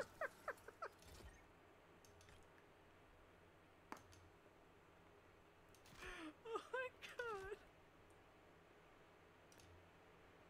This is going crazy. I think this guy, give me a minute. I gotta use the bathroom. I'll be right back. He just says it. What can I say? Who would wear pink in a military shooter game? Yeah, I think that a lot of the, like the outfits and everything, like I think this kind of stuff should stay in Fortnite. It just breaks the immersion and it makes the game feel weird. In Siege are women. Boys, out of the probably 200 operators in Rainbow Six games from 1998 to 2008, do you know how many were women? 0. Like 2 out of 200. And that's actually realistic. Yeah. In real life, in the real world of PMCs, it's maybe like 1% women in combat roles. So Obviously, and everybody knows this. I'll tell you, anytime that I see a military game and there's like an emphasis on like women being soldiers, I again just think it's going to be garbage. Sorry, I do. I think it's instantly going to be garbage. What we saw with Six Siege and the fact Angela Bassett was their commander now is a pussification and a gayification and a homoification of the entire Rainbow Six series. But nobody cares, and you have brain-rotted Zoomers just eating this game up and still playing it because nobody gives a flip about realism or masculinity or authenticity anymore. I think people do. They do care. It's just that people care about the gameplay too. Like, I mean, Fortnite is popular. That's not realistic at all. I mean, if the game has good gameplay, people will overlook woke elements of a game. Like, woke content can't make a good game bad, and it can't make a bad game good. But it can make a good game better, or it could make a bad game worse. That's the difference. But it gets worse. So the original Six Siege had you fighting the white masks. All of the gameplay and multiplayer stuff you were doing was just to train for new terrorists. Final Fantasy 16 had a pretty prominent gay character. It was pretty good, despite that. Concord, was very bad, and it was woke. you had Dragon Age the Veilguard. If it had no woke, if Dragon Age Veilguard had no woke content, it would still be garbage. Most of the games with woke content, if you took that out, they would still be garbage. It's not like it's not like that's what's making the game bad. Like Cyberpunk, yeah, exactly. Cyberpunk has all kinds of like, I would say like kind of woke stuff, right? But like it's nothing bad. Expedition 33, not really. Baldur's Gate 3, yeah. I mean, Tales of the Shire, like look at that game. If they took out all the woke stuff of Tales of the Shire, or you just have a loading screen. But that I mean, I guess so you wouldn't be able to play the game. But like, I mean, theoretically, the entire game is bad, right? It's not like one thing about it is bad. The entire thing is bad. Threats. The White Mask were one of the threats. And fighting the White Mask was a pretty fun PvE game mode that they later removed from the game. Okay, fine, pretty standard stuff. But in 2020 was when Six Siege really jumped the shark.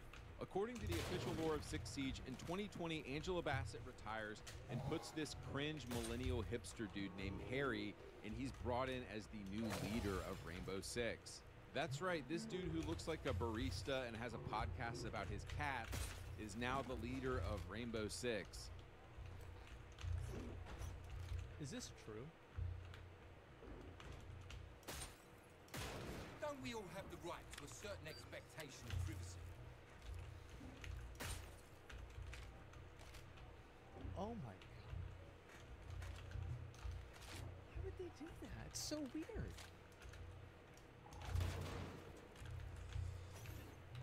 What?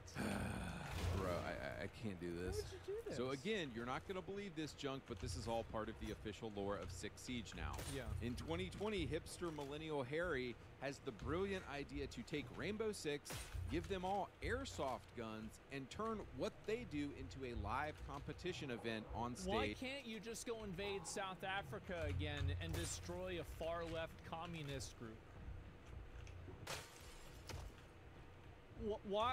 What is this? Yeah, why can't you just go over to Serbia and stop a insurgency that's trying to bring back the Soviet Union and, you know, traffic bombs to Iran, nuclear bombs to Iran? What the hell? I guess you What's could do this that. cartoon shit? It's weird. What can I say? I'm an RCO promotion. With a bunch of cheering fans. So I'm sure huge Siege fans are like, duh, Andy, this happened a while ago. But look, I don't really follow this game or the story so anymore, weird. and so just recently found this out. I just think it's hilarious that this game is full of gay operators and girl bosses, and you aren't even fighting terrorism anymore, and you guys keep playing See, I'll tell you why. The reason why is because they don't want to do fighting terrorism because it's political now. Cameras are That's not the very reason why, and effective at everybody preventing knows it. petty crime, That's why are they're they? not doing it. And when I know that, this is one thing I've noticed with like video games, this is my opinion, is that when I know a video game is only telling a story in a certain way, because it's worried about having that thing go ahead and like, for example, like try to, you know, it's going to change things, or it's going to like make people react in a negative way. That's whenever I know for sure that it's probably just going to be garbage. Like the integrity of the story at that point is now kind of gone.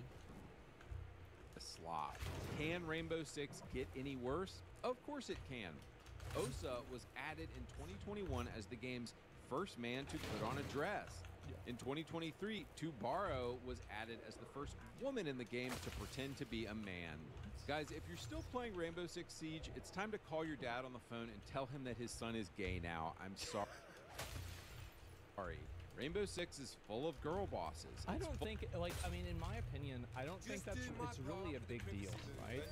I don't care about this kind of stuff a whole lot, but I do think it's true that the majority of the implementation of it isn't necessarily for the average person that's playing the game. It's for appeasing like journalists, or for making the development team happy or something like that. And I think that when you have that's fine. You can decide whatever you want personally, right? Like, I will play a video game if it plays well, and I will not play a video game if it doesn't play well. It's literally that simple to me. However, the aesthetic of a game does matter. And this is absolutely not something that's being made for your traditional male audience for Rainbow Six. Like, that's really, I mean, if you go, I bet if you looked at Rainbow Six YouTube videos and you looked at the back-end analytics for those, you'd be looking at an over 90% ratio of men that are watching. Probably higher than that. Fully black girl. It's fully gay and woke as a brand now. Just go play Squad and Insurgency and Ready or Not if you want a real game. On the topic of Tom Clancy, I was chuckling recently at this terrible dialogue in The Division 2 that shows this cucked man. Watch this. Don't be such a baby. That hurts. Yeah, well, maybe you shouldn't have punched a wall. Better a wall than Sarah's face. She deserves it. Ow! You're fine. It's not broken. Where's every guy a cook and every woman? See, this is, I've noticed this a lot too. I think this is something I noticed in Warcraft recently.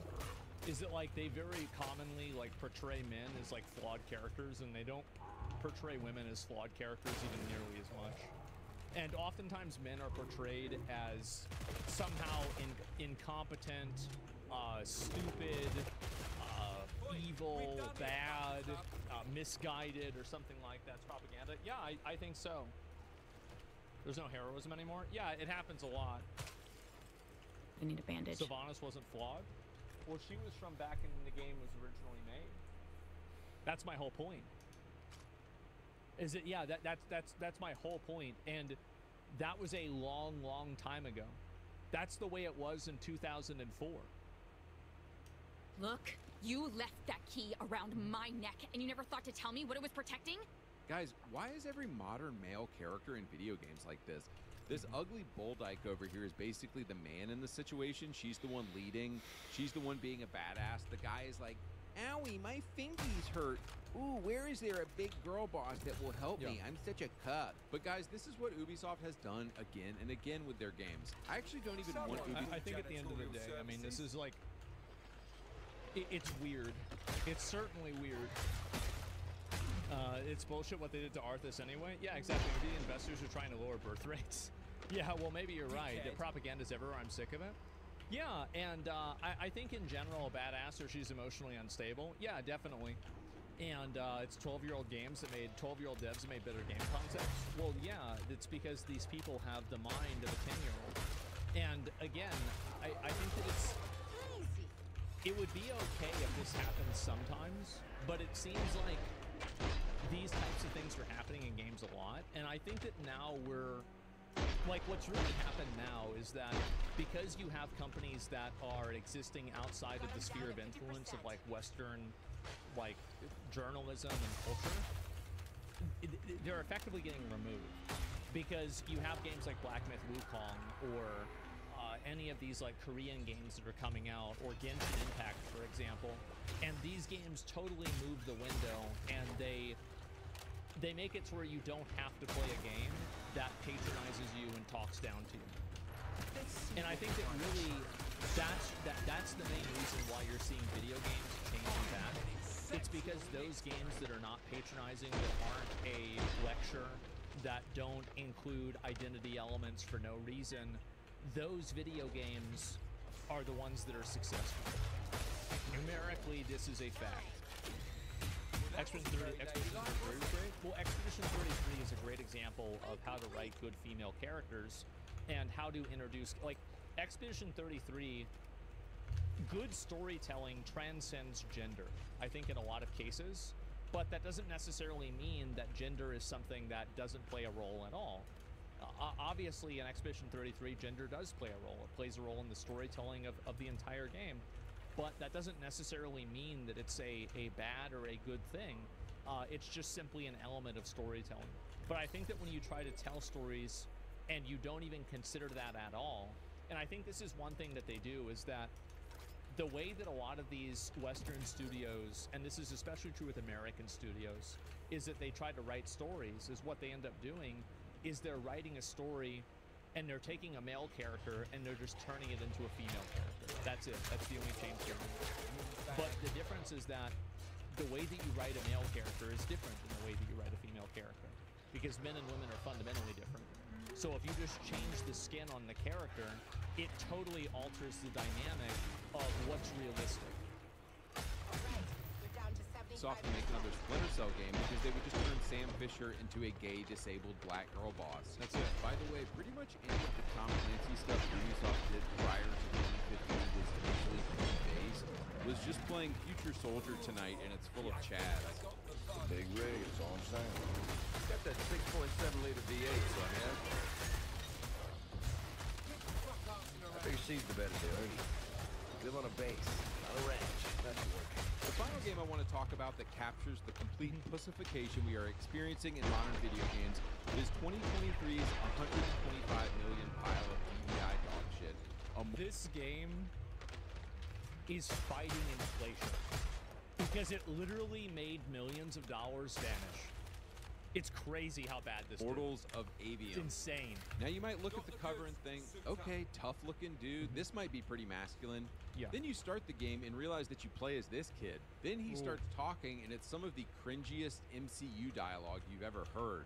Did Caleb ever tell you his plans for this caper he's got in mind up in Topside? I think he just likes to say caper. Caper. Caper. One word. Feels sneaky. Big millennial energy. Major millennial energy. Guaranteed the person who wrote that has a Funko Pop. And now they're probably collecting Labubu's. Yep, written by Reddit. Target practice? Why not? Bro, I can't take 8 hours of dialogue that got rejected from Ant-Man and the Wasp Part 5. No offense, but what we do is kind of like... Pew, pew, pew. A Magnus is like... Pow, bang, brrrah. Just imagine the 42-year-old millennial chuckling to themselves. Yep. Everybody fucking knows exactly who makes stories like this. Absolutely. I hate this. I know it's so cringe. As they wrote this.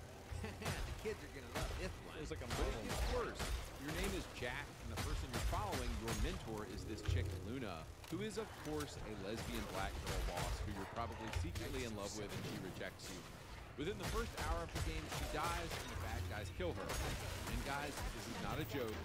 She is replaced by another lesbian black girl boss who is now giving the orders. We're almost out of time, Jack. Sandrak attacks us from all sides, and there is no place left to run. Like, when I tell you that liberal millennial men just have a fetish for being told what to do by black women, are you starting to see it now? I don't even think that's it, personally. I think that they're just adding in the inclusion for no reason.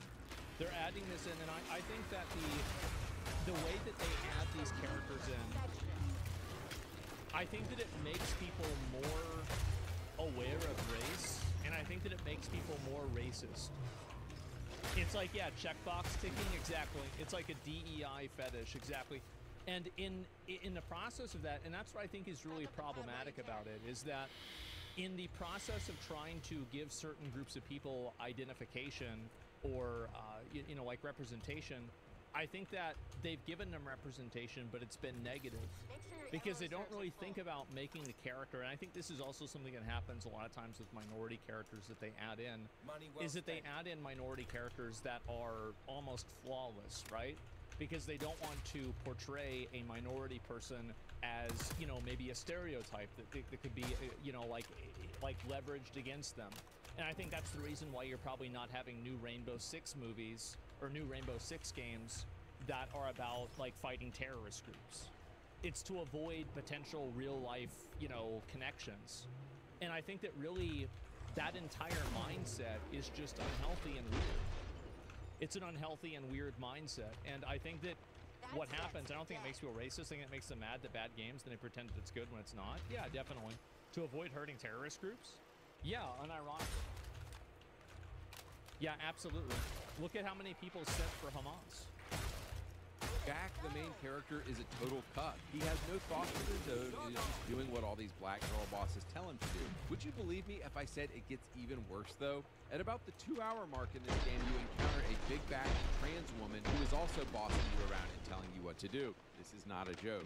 Guys, will these companies ever learn? I've never seen so much money. Yeah, I'll tell you, like, this definitely isn't really something that's made for an average guy. And if you're making a video game like this and you're not making like the male fantasy part of your, like that's not part of like what you're doing, you're just making a mistake. Really, you're making a mistake. Go directly down the toilet drain before. And nobody's all they gonna had play to do it. was put a tough masculine dude in the game, put a hot arm who is maybe a damsel in distress. Done. Go and print your money. All right, so what should I compare a mobile stadium with? I mean, I could really pull anything. And you can see how this is happening now. Is that now you have video game companies that are moving away from this. They're massively moving away from it.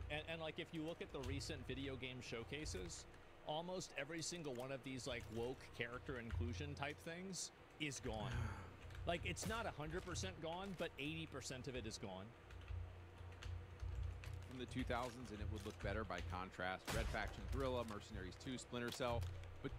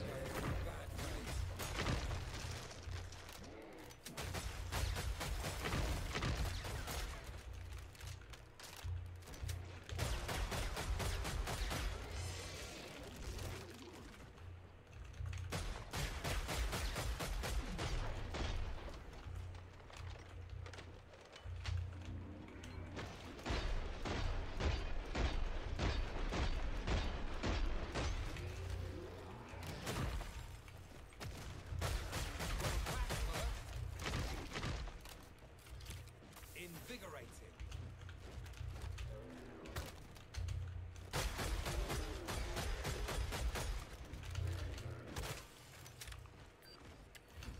Watch them scatter.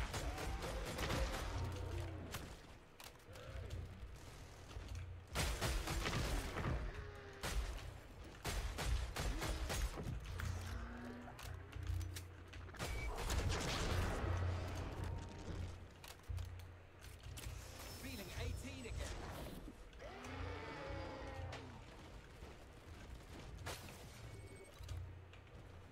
There's a lot of pricey equipment here, eh?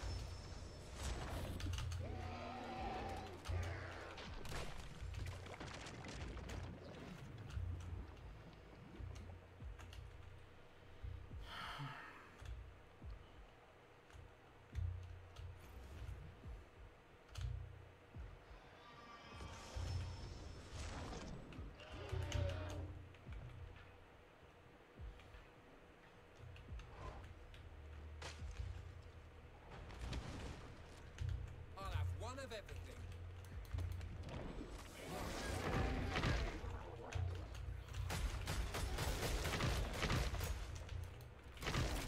Rejuvenating.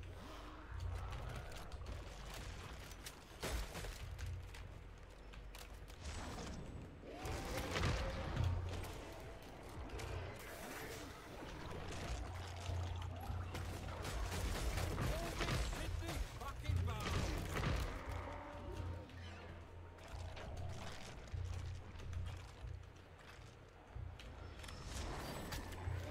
Hurry in the game, mates.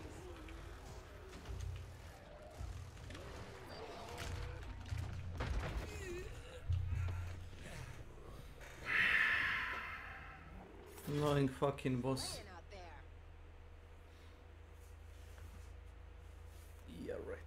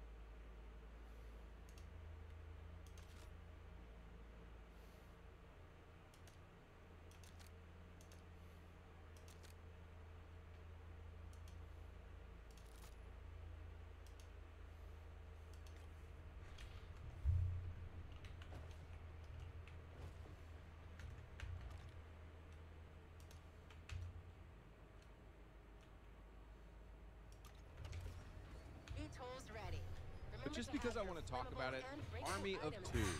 This game is literally like an injection of testosterone when you play it. It's just buff dudes shooting guns and saying badass stuff. Watch this cinematic and tell me this isn't the most badass thing ever. In his farewell address to the nation, President Eisenhower left America with a strong warning.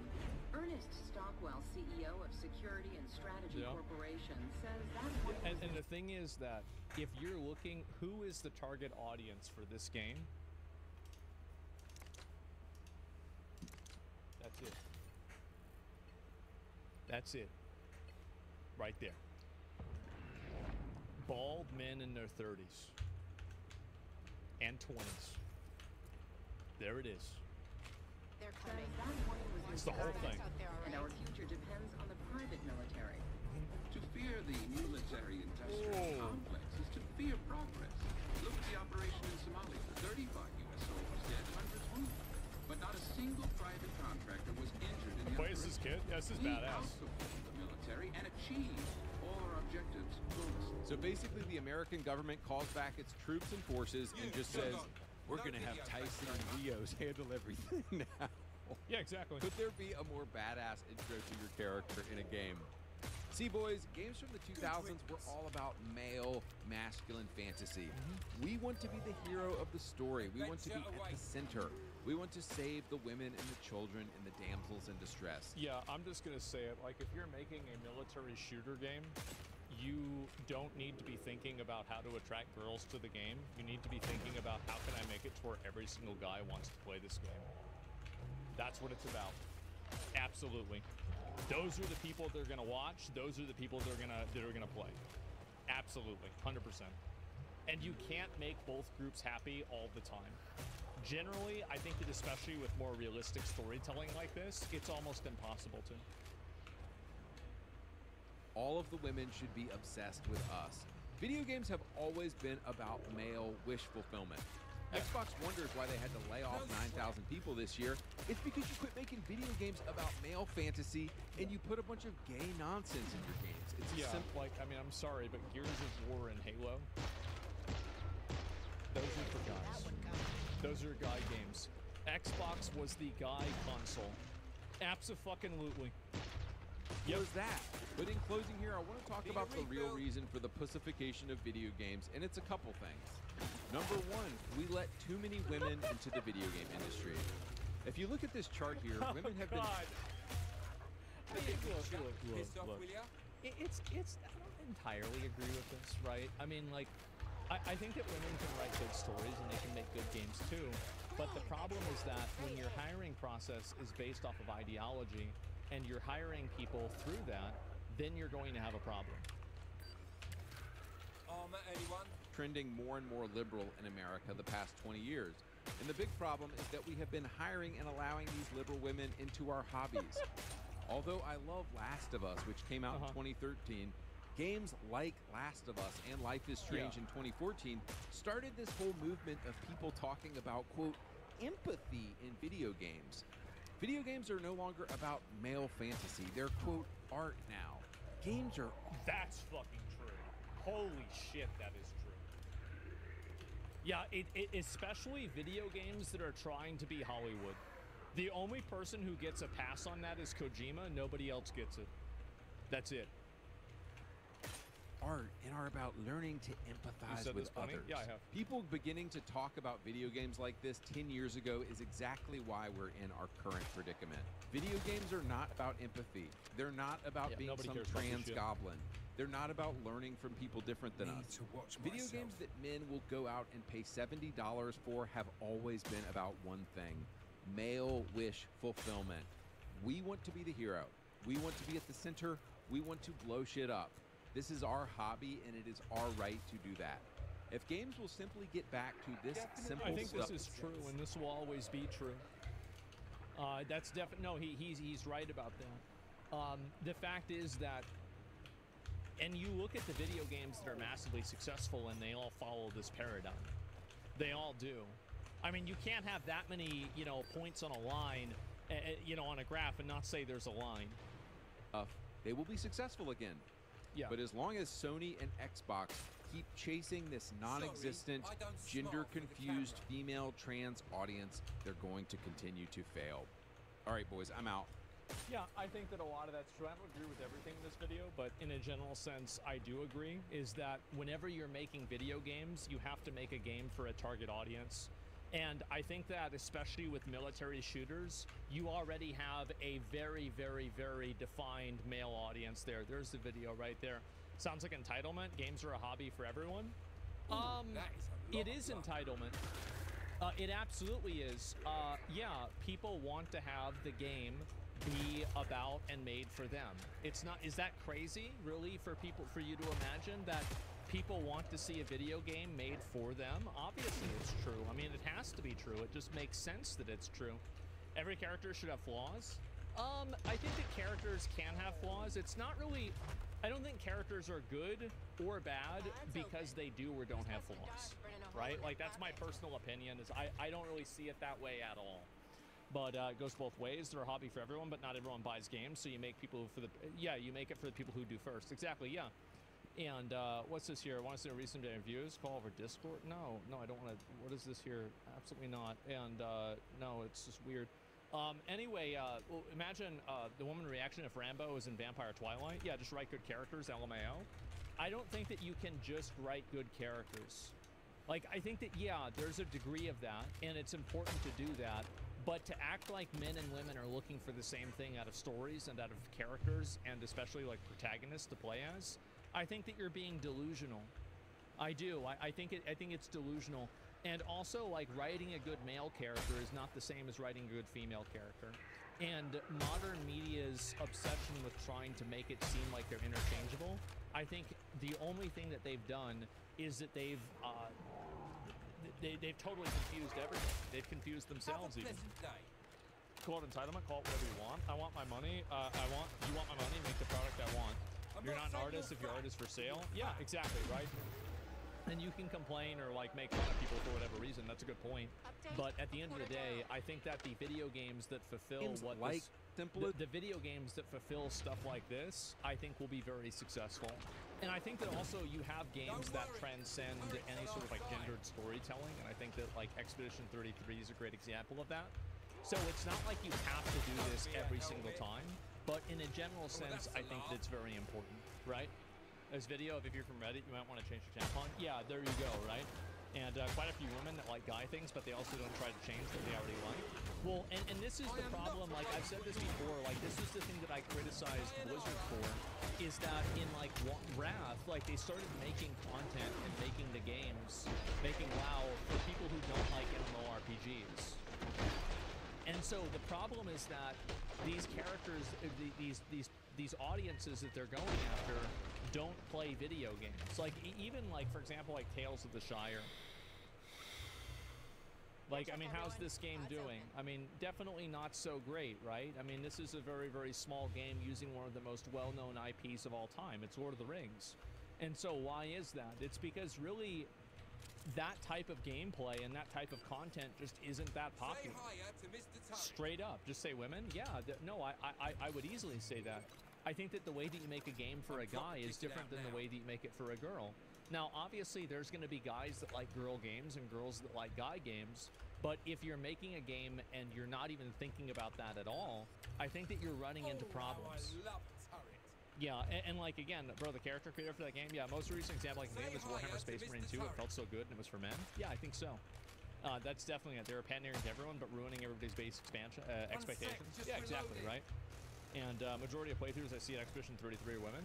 Well, yeah, I mean, well, it's again, if you portray positive, good characters, they will transcend gender boundaries. But also, I think that CL and Monet and Mael in Expedition 33, and even like the paintress, what's her name, Aline and Clea, all of these are complex, interesting characters that, like, a lot of their basis isn't being feminine, especially with like CL, for example, or like Mael. Like there is at least, yeah, something like that. And so there's even inside of that, their gender does play a role in the story. Obviously it does. Yeah, you can game around everyone. You can't make them want it. Yeah, exactly. I don't have a problem with games from Tales of the Shire. I don't have a problem with them either, but I think that whenever you make one of them, you shouldn't expect to sell 1 million copies. That's my point I'm making.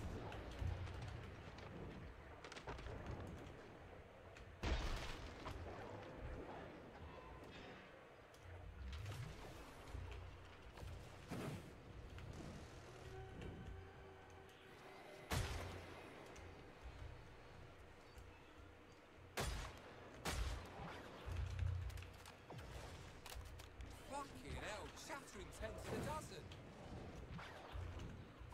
Lippy bitch.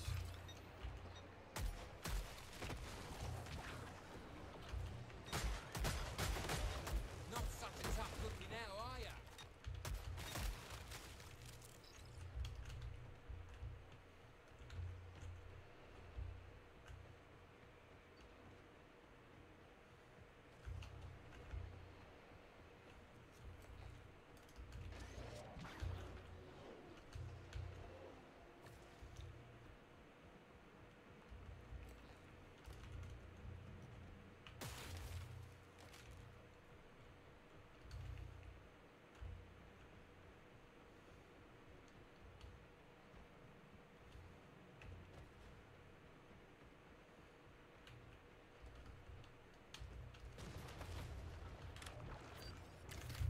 Suit up, you lot.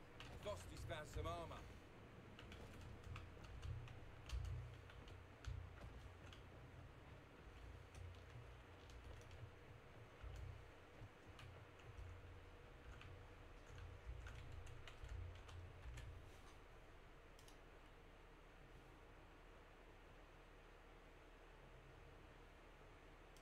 It sure looks like Marvel movies are pretty much falling off. I don't know if you guys have noticed this yourselves, but I certainly have. Marvel movies are really not doing very well at all. Here we go. I had a piece of stubborn lip skin that I ripped off right before starting this recording, so my right there, I can see it. lip might bleed a little bit.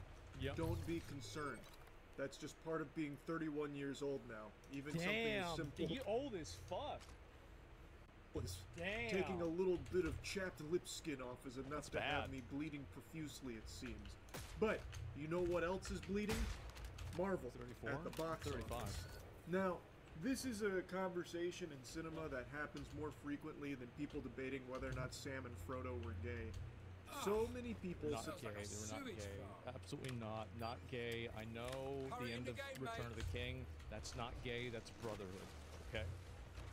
Since the Very end of the different. game have talked about how Yes. Marvel was dead and dying, and that superhero fatigue had finally reached its molten core where everyone was done with MCU and how bad the quality was. But despite all of that hoopla, pretty much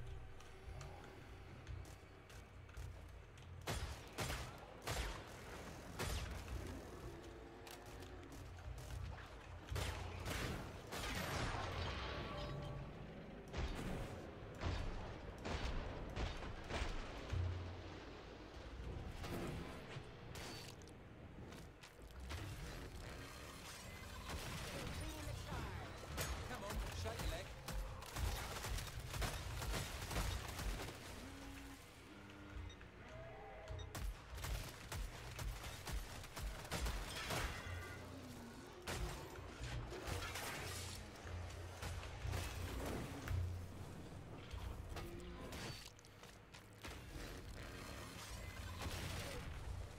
Wave's done.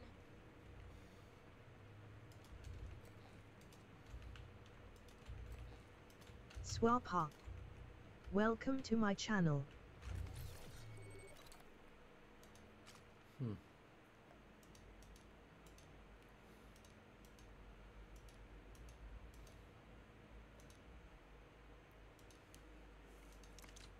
See what that cost me?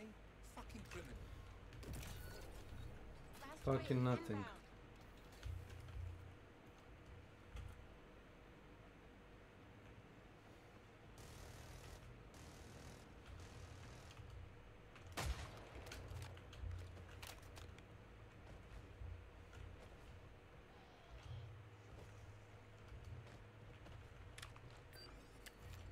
Let's get this party started.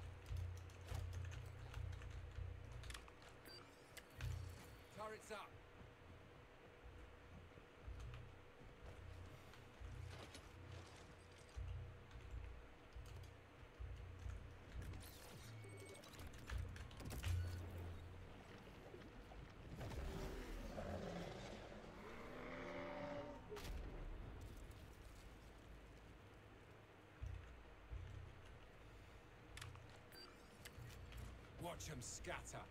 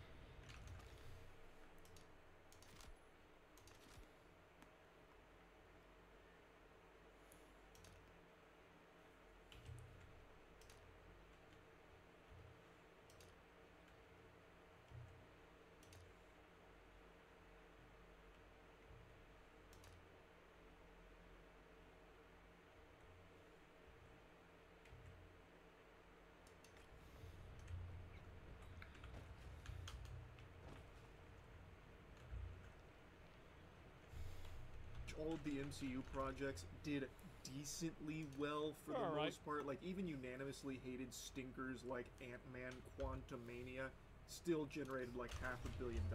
But the quality did significantly decline, and a lot of people were getting tired of it. And so well, this is what happens. So this is the same thing that happened with WoW. Is that, like, for example, I think that WoW expansions kind of went downhill with Warlords of Draenor. Actually, like, really with BFA. And so, but like, you didn't really see that happen until Dragonflight. Like, Shadowlands was a shitty expansion for all intents and purposes, but it didn't really matter because people were going off of the high of Legion, or they were going off of the high of original WoW. But what happens is whenever a company makes a bad decision with a product, you don't oftentimes see that decision really represented in the next product, but you see it represented in the next 3 products. And you see this with like PoE leagues, for example, is that if you have a bad league come out, the next league, even if it's really good, will be weaker because of that previous bad league. And I think that's what's happened with Marvel movies, is that now they created so much goodwill capital, and they've spent so much of it post-Endgame, that at this point, there's no nostalgia left to capitalize on. Did actually not do well like the Marvels, but on the whole, the MCU was still fine in the box office, but it was showing signs of weakness. Now, they've released 2 decent movies back-to-back, Thunderbolts and Fantastic Four. But they're not exactly doing the billion-dollar nut-busting that the MCU was known for. Fantastic Four is experiencing a 80% drop from its debut, so going into its second week here, it has declined significantly. It had a great start, and it had an incredibly strong word of mouth, but it doesn't seem like that's translating to asses in seats. And it's just that people are I think that it's not really superhero fatigue, because the Superman movie immediately proves that, right? The Superman movie was a massive success. So I don't think it's Pedro Pascal fatigue either, because he's not in every single movie, every single Marvel movie. It's woke fatigue? No, I think that people are just tired of the MCU. And this is kind of what happened again with WoW, is that after the Lich King died, the game ended, basically, for a lot of people. Because this was the storyline. Everybody, whenever World of Warcraft came out, every single player who started that game probably played Warcraft 3. And every single one of them knew that Illidan was coming. They knew that the Lich King was coming. They knew it was going to happen. It was only a matter of time. And with Warcraft 3, it ended on that. That was the main antagonist of the entire Warcraft universe. Deathwing, Sargeras, the Void Lords, these are all abstractions that people don't really care about in the same way that they care about the Lich King. And you can compare it to Marvel, is that Thanos is an individual person, and he's not an abstraction like the Celestials or like Galactus. These are forces of nature that you can't really personify and make good villains out of. And because of that, it makes it way harder for people to relate to them and make them compelling enemies. And so I think what happens is that now that you have this totally different, like, thing, after Endgame was over, everything that happened from Iron Man 1 to Endgame was one story. In my opinion, that, the Harry Potter movies, Lord of the Rings, and maybe 2 or 3 other, like, cinema, like, series, nothing is a larger cinema accomplishment than having a 2008 to 2018 10-year run of massively successful movies that all culminated with the climax being amazing. It was not a letdown. It was insanely fucking good. And so Matrix, I thought people didn't like the second Matrix. The third one was kind of cool, but, you know, that's basically it. Movie franchises, yeah, it's insane, right? The multiverse, it's too lazy. Yeah, I think people don't like the multiverse because it takes away the... It takes away the permanence of anything that happened. And that was something I complained about with Endgame even. But, like, you see what I'm saying? Is that whenever the Lich King died in World of Warcraft, the game was over for a lot of people. Because this was the main antagonist for every problem in the known universe of the game, right? And then the same thing with Thanos, is that Thanos had been the villain in like 90, maybe not the direct villain, but he had been the villain by abstraction, or he had been the big bad guy for a very long time. When he's over, there was nothing else really to replace him. And I think that was bad. Are you saying they shouldn't have made defeating the Lich King possible? Do you think it was a mistake? No, I don't think it was a mistake. I think it was inevitable. Sometimes stories end. Like, but do you guys see what I'm saying? It's like, for me, after Endgame was over, and all the Avengers, like, that was done, like, I was pretty much finished, right? Like, okay, cool, that was fun. That's it. Thunderbolts was the same thing. People saw it, they were surprised by how good it was, saying, you know, Marvel's fucking back, baby. Buckle your seatbelts, because we are in it again. But then that also didn't have the strongest box office, which is now leading to the bigger conversation that's been had a lot about the state of the MCU. Are people just tired of it? Is superhero fatigue really setting in now, finally? Or is it mainly just Marvel? Because Superman has done great in the box office. It has been fucking slapping in the box office. And it's a good movie. Thunderbolts and Fantastic Four are also good movies, especially in a sea of dog shit that Marvel had been farting out for quite a few years, with a few exceptions like Guardians of the Galaxy Volume 3. And now it's left a lot of people wondering, well, what the fuck's going on? Why are they not having strong box office performances when these are finally some decent films from Marvel again? Because they've trained people to ignore their films. Because they've made multiple bad films previously. So when you make 5 bad films and the 6th one is good, don't expect people to show up for that, because you've just trained them for 5 times that your content's bad.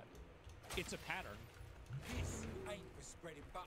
To be fair, I think it's a little overblown with Fantastic Four flopping and all of that with that narrative that's being spun. It's still at $370 million worldwide in its second weekend.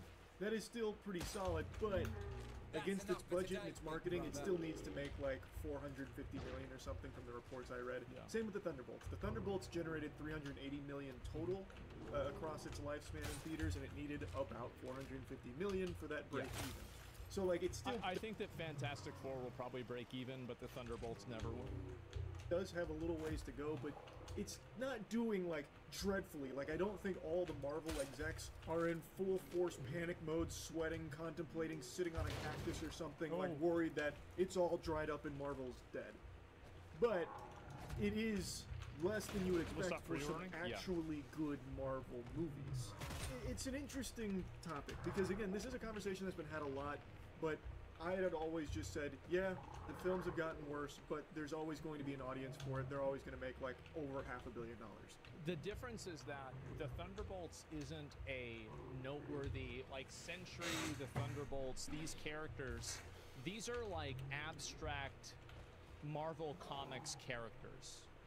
Like if you think about the amount of people who know who Sentry is versus the amount of people who know who Galactus or Thanos is, it's a mountain versus a molehill. So same with the Thunderbolts versus the Avengers.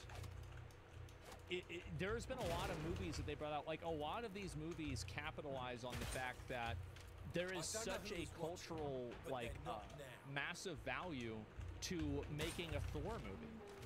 Sentry's a shit character too. Well, what I'm saying, it doesn't matter, right? That's not my point. My point is that everybody knows Thor, everybody knows the Hulk, everybody knows Iron Man. They don't know Sentry. They don't know the Blue Beetle. They don't know Captain Marvel even. They don't know Ironheart. So these characters don't have this massive social presence that everybody's aware of. Everybody knows Spider-Man. Exactly.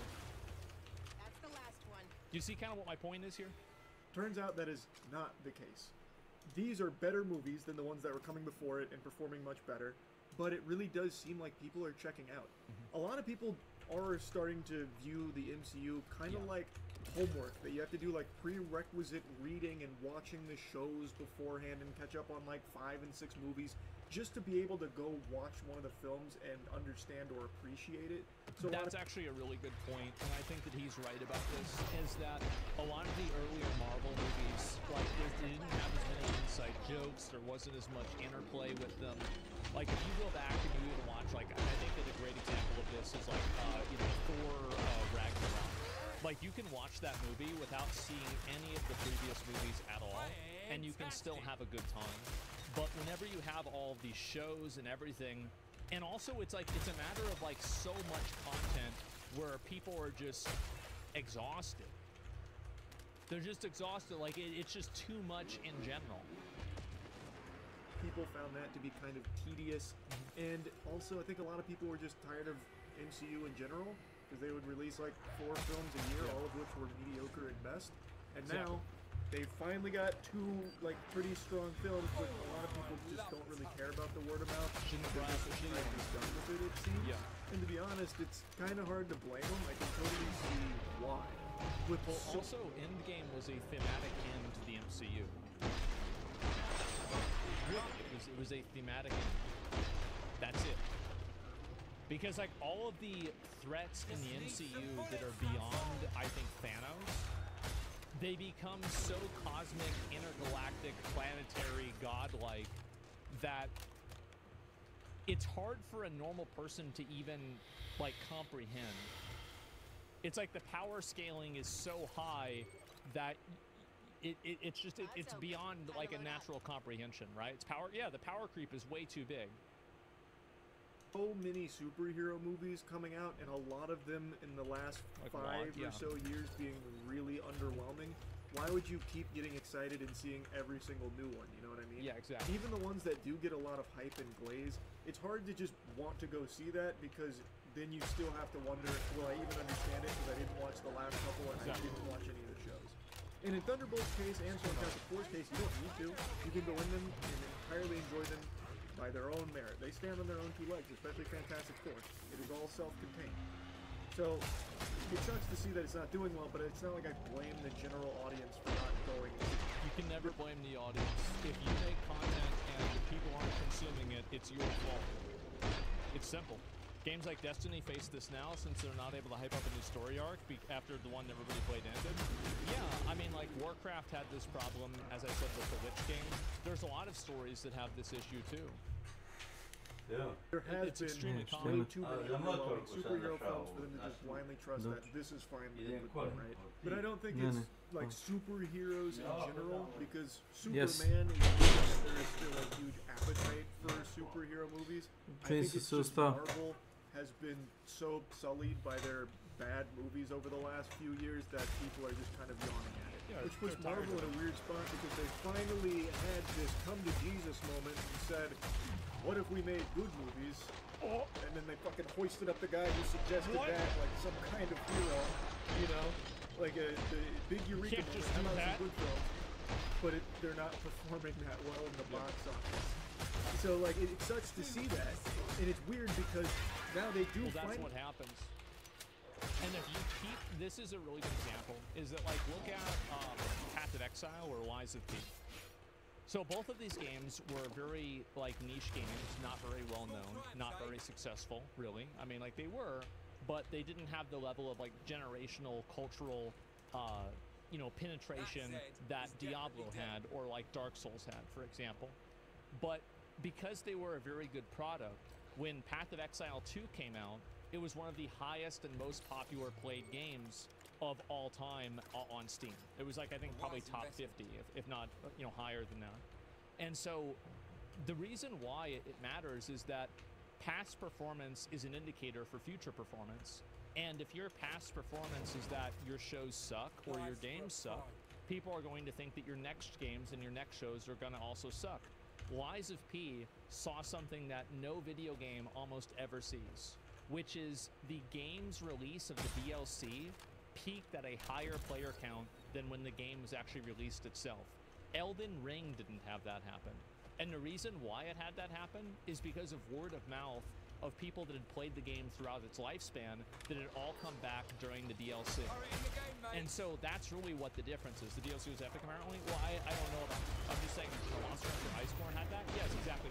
Iceborne had that too. It was massive. Oh, no, it did not, actually. Iceborne was not higher than the release of WoW, if I remember correctly. But I could be wrong. I don't think I am. Anyway, my point is that, again, if you release shit for years, don't expect people to be like, oh, wait, maybe this one's going to be good. Maybe it's going to be good this time for sure, guys. Yeah, that level of optimism, die before you reach it. In my opinion, I think the first one that they kind of fucked up on was Black Panther 2. With Chadwick Boseman gone, and with Killmonger gone as the main villain, what the fuck are we doing? Like, what is this, Captain Marvel?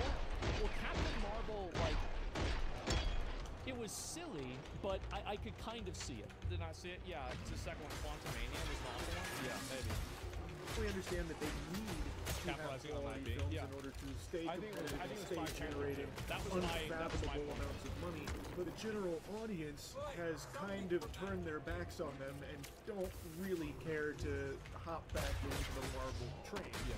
So they have some good films, but now the audience isn't, you know, ferociously starving humans anymore. But they Well, still you don't have the same brand value of the characters. That's why. have, of course, like the core community of like Marvel enthusiasts that are going to see every film they put out regardless. It's just now they're having a harder time reaching beyond that scope, even with extremely positive word of mouth. Yeah, sure. It definitely is a weird predicament for them to be in. I feel like they waited too long to finally start realizing we gotta try again. They can't just coast to $1 billion every time. I don't think it will matter. I think that the reason why Superman probably did so well is because it's Superman. It's like the most famous hero ever. Let's finish this. Right? And so that's another huge reason why too. I think the path going forward for Marvel isn't it's like, to it's like a recognizable I don't know, IP. fall back into old ways or something and make Unless like you're crashed really out, uninteresting, boring super slop, but instead continue with this focus of making things that are actually interesting and good, Superman. like Thunderbolts and Fantastic Four, but find a way to do it without the extraordinarily bloated budget. They are not going to be making as much money as they used to. They're going to need to find a way to deliver quality productions for a fraction of the cost. They can't just mindlessly dump hundreds of millions of dollars into every single Marvel everything these days. That time is behind us now.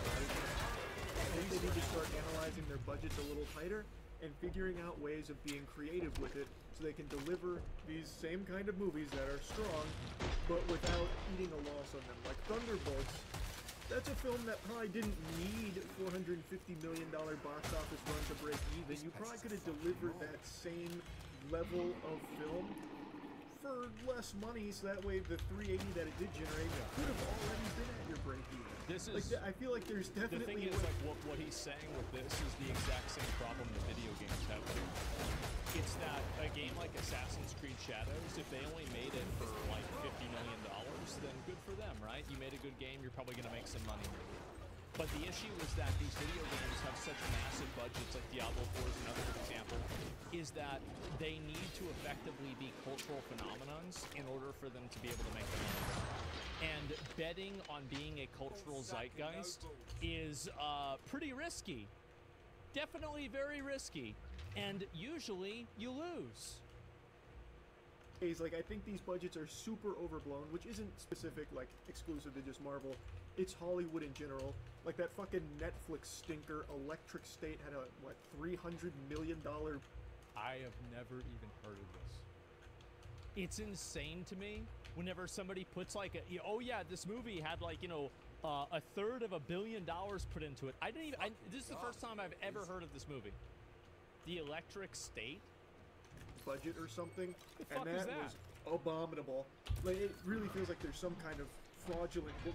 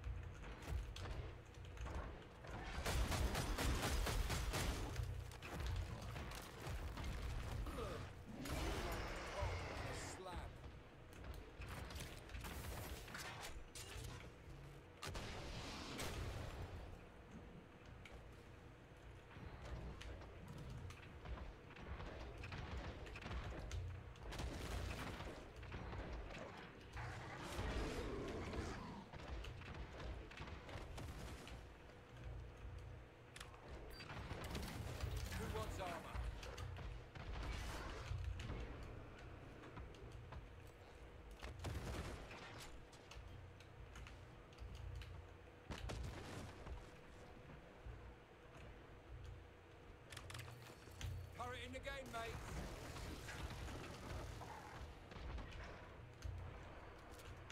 Yeah, why not? Exactly what I need.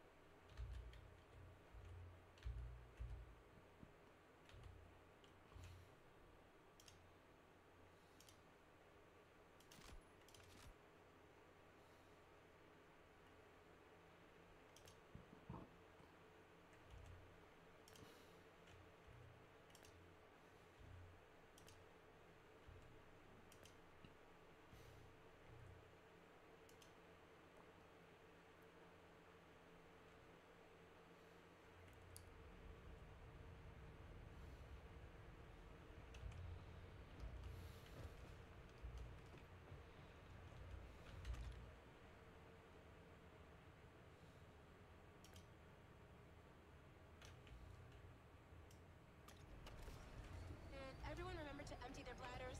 Remember, the VTOL is not equipped with a bathroom. Keeping going on over there, some kind of fucking scam, but that's a topic I've already yapped about a lot. Point is, for Marvel now, they probably realize that the audience isn't just going to blindly eat everything that they feed them. They need to keep delivering good movies. Well, they can't rely on capitalizing on IP that has 50 years of cultural relevance. That's a very big difference. And that's why they tried to do something like Ironheart. Is because Ironheart is derivative of Iron Man. To find a way to make them for less money, so that way the box office runs don't need to be colossal, historic, record-breaking performances in order to generate any level of profit. Though, admittedly, I think there's a chance Marvel learns the opposite lesson, that people don't want good movies. Like, they'll turn to Thunderbolts and Fantastic Four and be like, well, we tried a quality approach, that didn't work, let's go back to quantity. That would be a real shame, but I think there is a chance. Like, these zombies in suits, they could very well look at these box offices and be like, this was a failure. This experiment didn't work.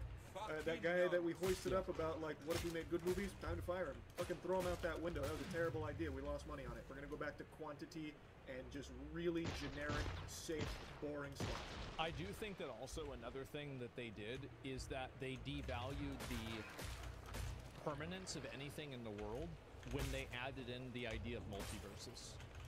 I am a big advocate of never having time travel unless your story is completely built around it. I didn't even like an endgame when they did it. I thought it was stupid. What the fuck is this?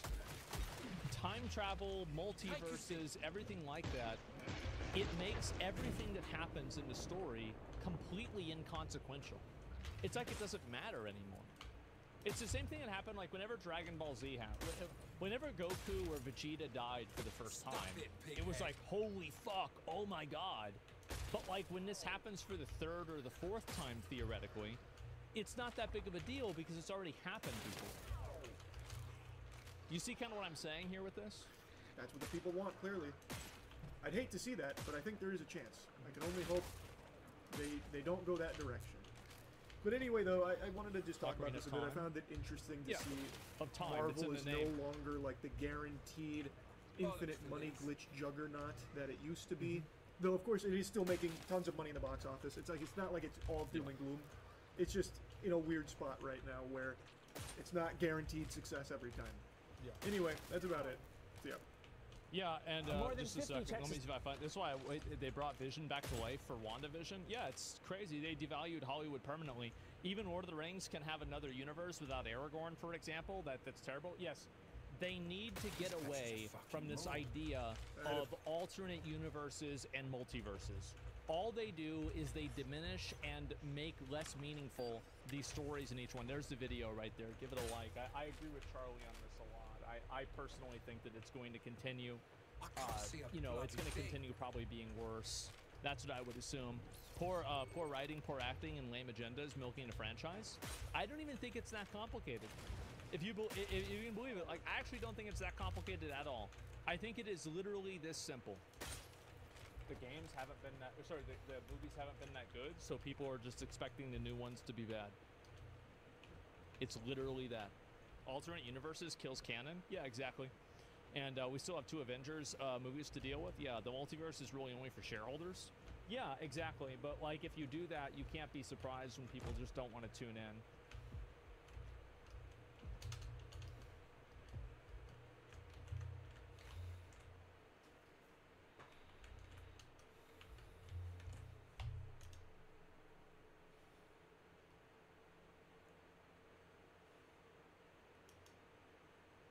I just wanted to help.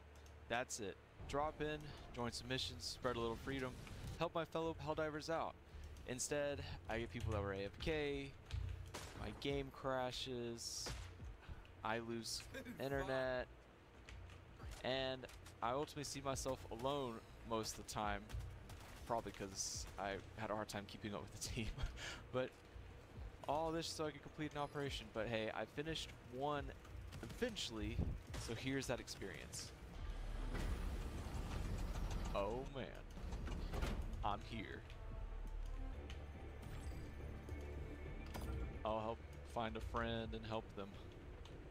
That is my purpose. Announcement system test.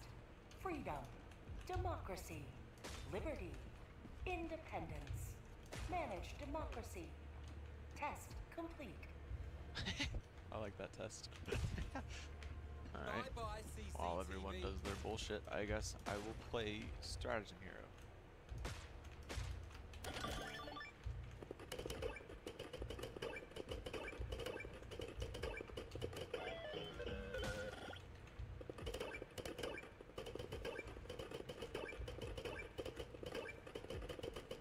Gosh, okay, hold on, it's crazy. What in the world? What can I say? I'm a grumpy old git.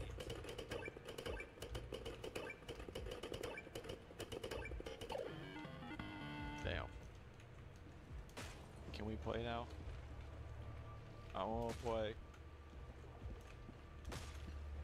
I'm about to leave, guys. I love you guys, but I'll say here was my hug. Allied destroyer has left squadron.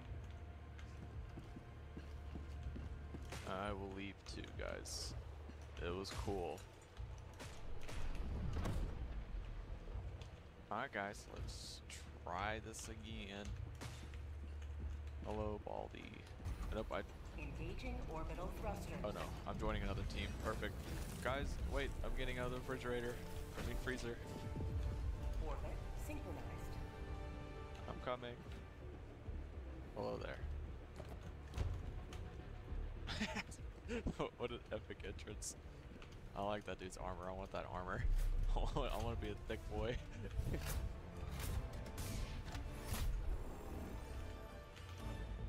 Oh no, am I stuck waiting again?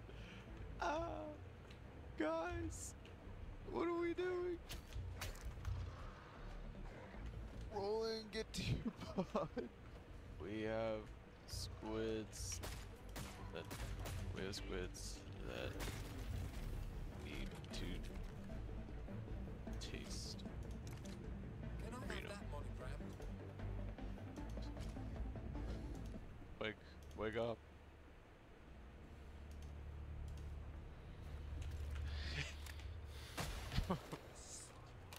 There's two thick boys wanting to go kill squids.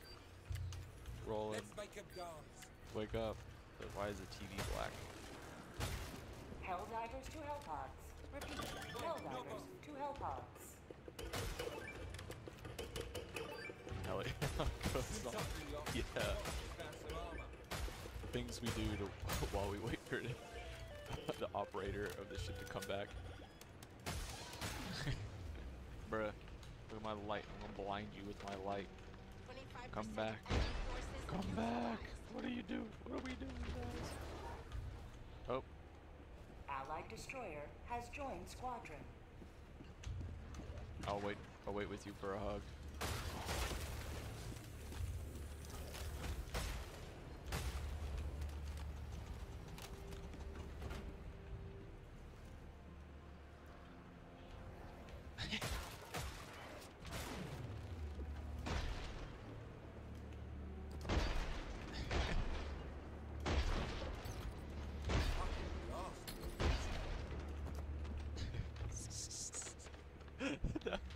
No hug? Okay. I'm sad. Oh, wait. How'd you kick? What? How did that guy kick? Can we have something good on the TV, please? How is he kicking? That's crazy.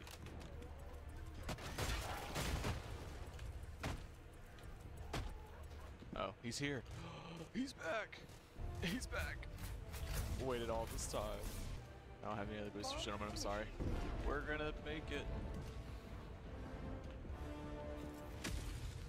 That's the end of the wave. What? Wait, what? You been kicked from the game? Allied destroyer has left the squadron. What? I don't know if I'm gonna be able to finish this mission then. SOS, friends. I need help. Summon my friends. Ah! No one wants to come help me. I'm gonna fail this mission. What the fuck? Can I play with people now? And not run into another AFK person? There are. Praise be. I'm coming, guys. Hopefully I can be a good help. Everyone's level 150. Oh, we're extracting. Glad to be here, guys. Oh, the volcanoes.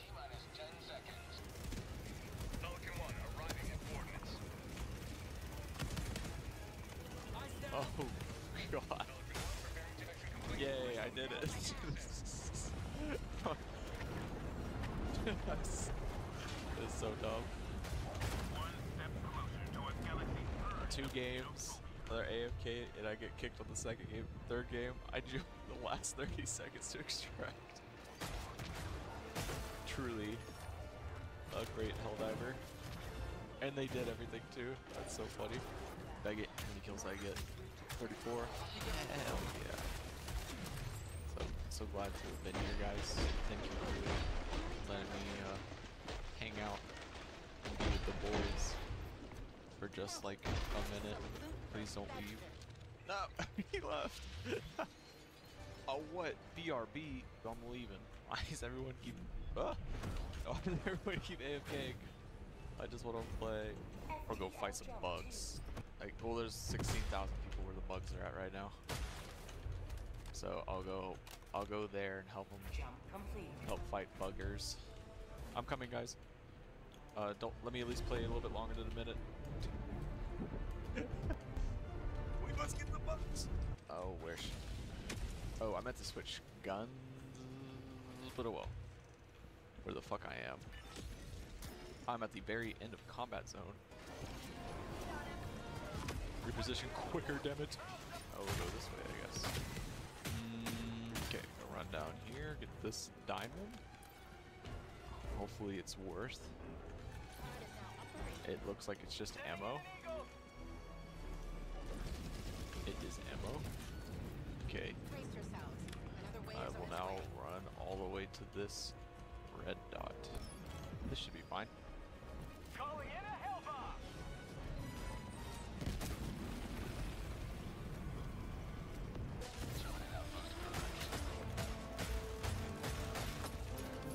Collect the samples. Goodbye, bug nest. Bug out, sending in an eagle. Calling in a hell bomb. Dropping a pin, northeast. 300 meters. Eagle 1 rearming. Hell bomb on. Clear the area.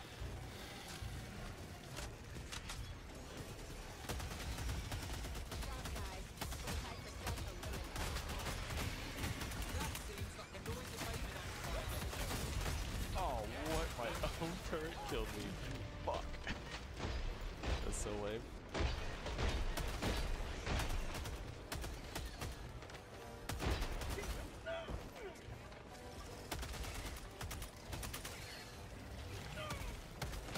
Calling in reinforcements. This is turning into an imperial bullseye. Calling in orbital strike.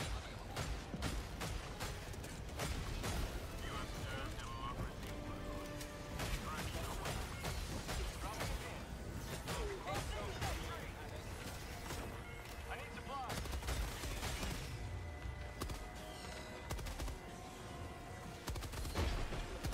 Requesting air support.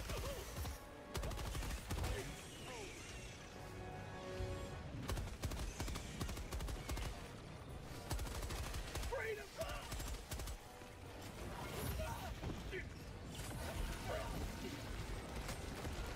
I'm splashing out.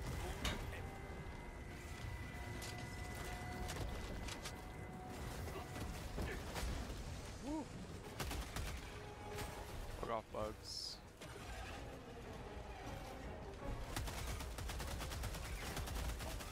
Helldiver, you are moving outside the mission area.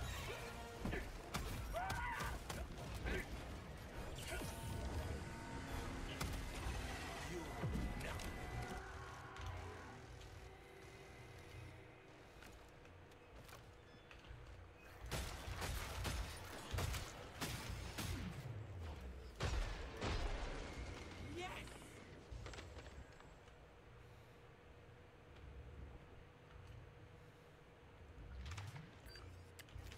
Watch them scatter.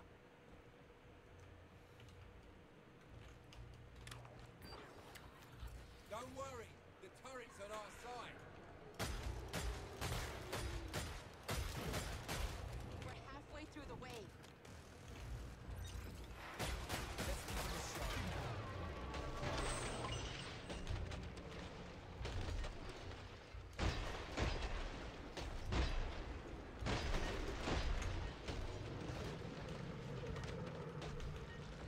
That's great stuff.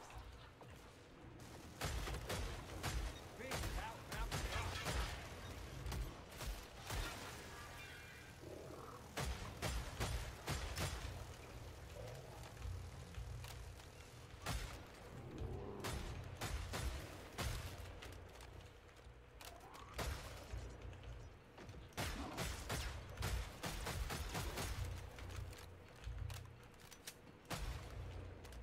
Great work, but let's not break out the champagne just yet.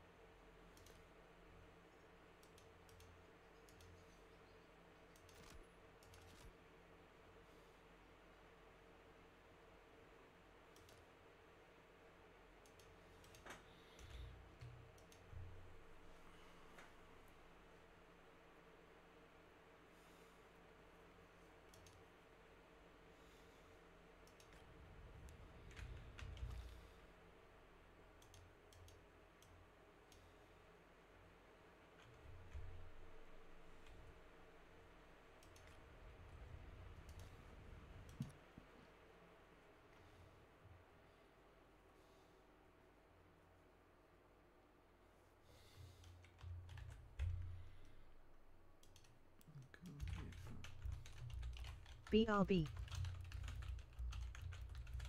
Go tar check stuff. Probably Helldivers.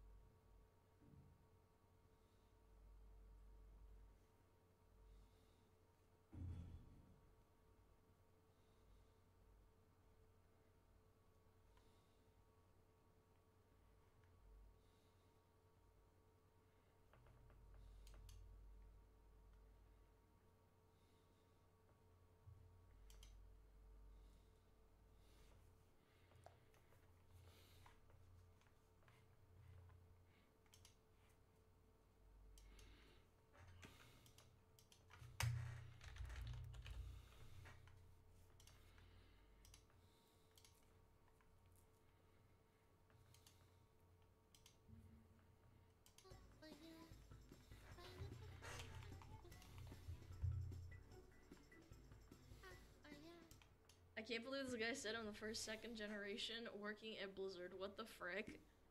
You're trolling! Really? Who says that? That's so weird! The bigger they are, the harder they fall. And that fall. phrase is perfect to describe when a massive content creator gets into controversy bad enough to end their career. But when it comes to Pirate Software, he wasn't just a big content creator. He was someone who managed to blow up from 13,000 subscribers all the way to 1.1 million in— I'll tell you what, whoever engineered his, like, shorts, they were infecting my algorithm for so long. It's insane. I think he genuinely farmed TikTok really, really well. He did a really good job of that. Whoever it was, or him, I don't freaking know.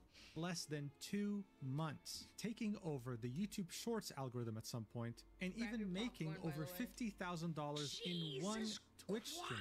However, he also managed to lose all of that just as fast. His actions didn't just make him unlikable, but it exposed him, both as a brand and as a person, making people realize that they had subscribed to him over lies or exaggerations, and that he never showed his true self until now. You've no doubt somehow heard about this already. So many people are talking about him because it's that much of a crazy story, and so I thought of making a video going back to the first ever incident and how it led us here today. Everything comes back to World of Warcraft, baby. Hey. So without further ado, let's do it. Alright, so the first question to even ask here is, where the hell did Pirate Software even come from? Well, he created his channel in 2016. And while his channel would grow over the years, it would do so in a very slow manner, reaching 13,000 subscribers after 7 years. But then, at the end of— DM? What? Oh, okay. What is this? It's a Twitter post? Hold on, sorry. This is relevant. Apparently this is relevant. It's funny. Watching a video that was critiquing you for mentioning you were watching so much. To envisage what repulsive larvae gestates within the gloom as we speak.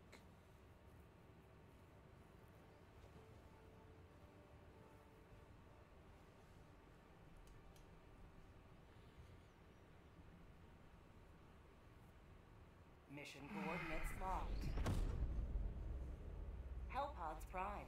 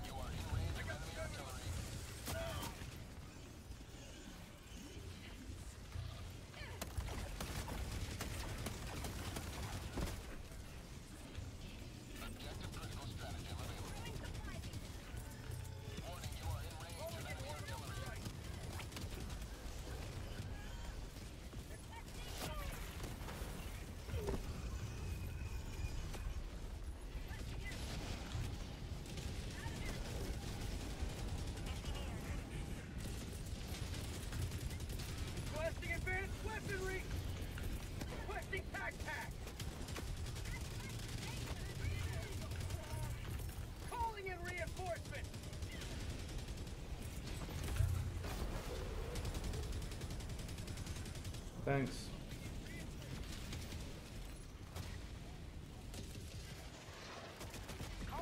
You missed with that 500 kg.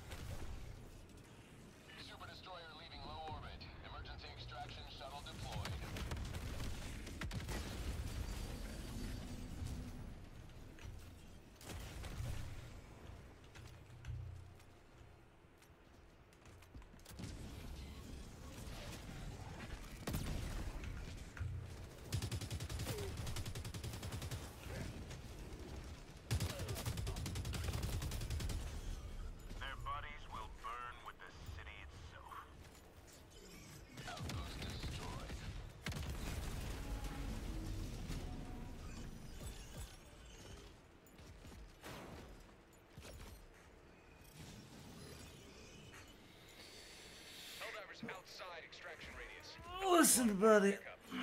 Yeah, it's fine. It's not my fault.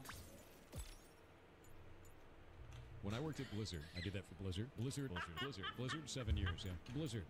I used to work at Blizzard Entertainment. I used to work at Blizzard Entertainment. I used to work at Blizzard Entertainment. Your red team specialist for Blizzard Entertainment. And Blizzard. Because having worked at Blizzard, I grew up at Blizzard. Game industry for Blizzard Entertainment. Blizzard. Yeah, no. I worked at Blizzard back when I used to work at Blizzard when I was at Blizzard. For those who don't understand, like, I used to work at Blizzard Entertainment. I know how to do that because I worked at Blizzard. Example of this when I was at Blizzard. How do you know so many things? I worked at Blizzard for 7 years. I don't think I'm better than other people. I do think that it's funny because you can't that. There's a lot of people. This guy's crazy. Wait, hold on. I think sometimes the things that I talk about Oh shit, my tracker's not working. Arrogance or boasting. When in reality, I'm just trying to give context. So that is the problem right there. So I want you to listen to this phrase. This gets misconstrued as arrogance, but in reality, it's this. Yeah. That is the most arrogant statement on the planet, bro. Oh my god, you're getting lectured by he's like a doctor, right? Like actually like an experienced doctor? I actually am the first second-generation Blizzard employee. I was the first second-generation Blizzard employee ever. The first second-generation Blizzard employee. First second-generation Blizzard employee. So I'm second-generation Blizzard. I'm the first second-generation Blizzard employee that ever existed. I'm also a second-generation Blizzard employee. I was a second-generation Blizzard employee. I was the first second-generation Blizzard employee. Jesus Christ, man! I was the first second-generation Blizzard employee. That's insane. I love that shit. I love that kind of work. Working for Blizzard is something to do with Blizzard. Or I worked at Blizzard. There's me eating sandwich. Yeah, that was actually a Blizzard. That was actually a Blizzard. It was me picking a safe. It was me cracking.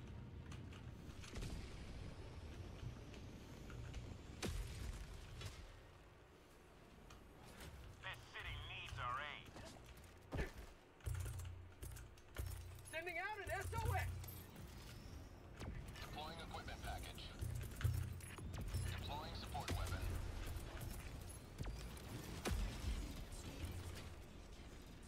Warning, you are in range of enemy artillery.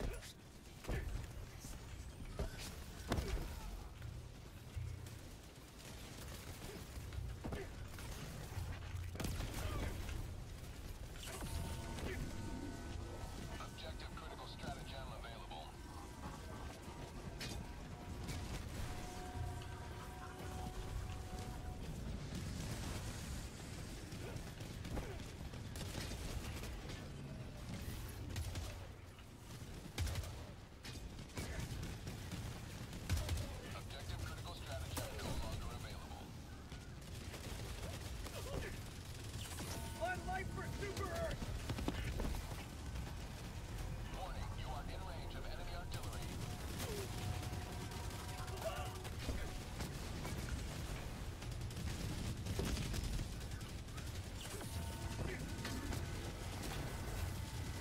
Warning, you are in range of enemy artillery. Objective critical stratagem available.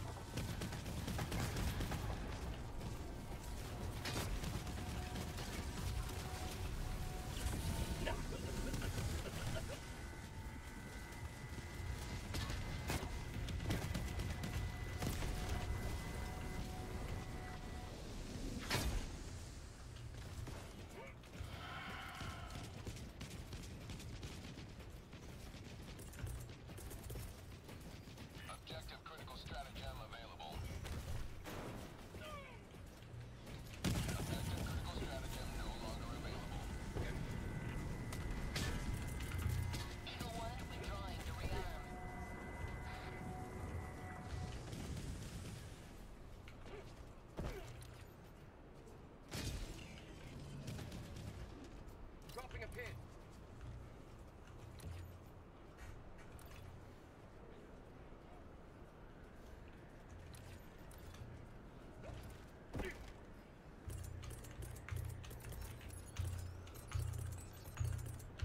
Deploying equipment package. Deploying support weapon. Mission at 20 minutes remaining.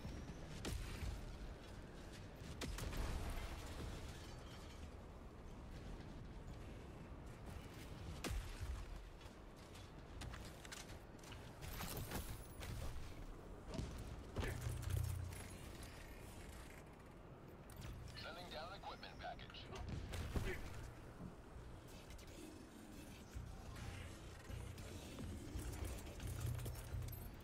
Orbital strike incoming.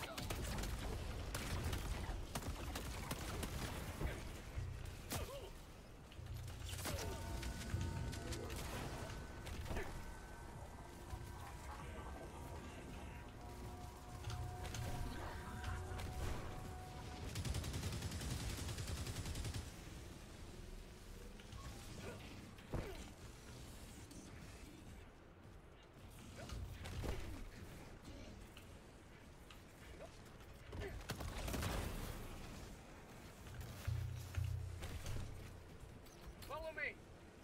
Eagle, back in the fight.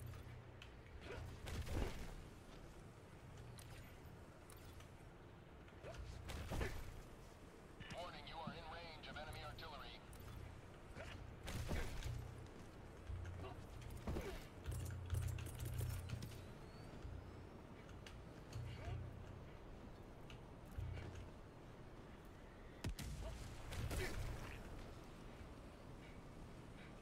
Warning, you are in range of enemy artillery.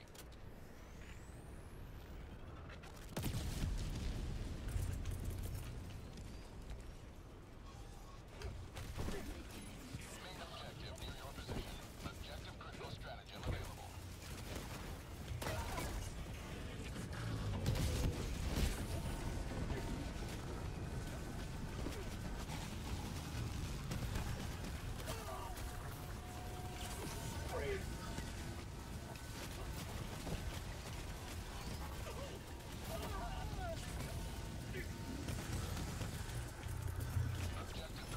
Ex-collector.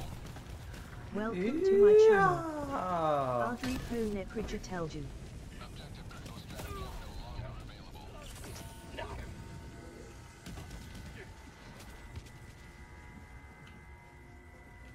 Udri po neprijatelju. I jeste. Radi danas ja sam povesmena sada al sam popad n slobodan. A dobro, šta da se radi, bit će vremena.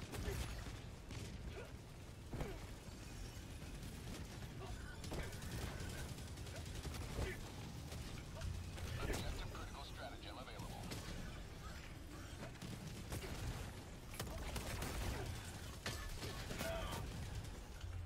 Utasam over se Harvin.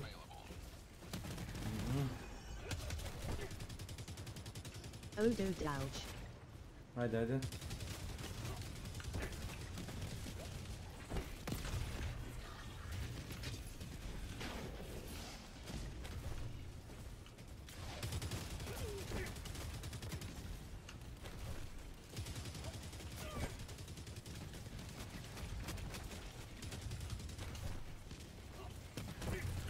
Objective critical stratagem available.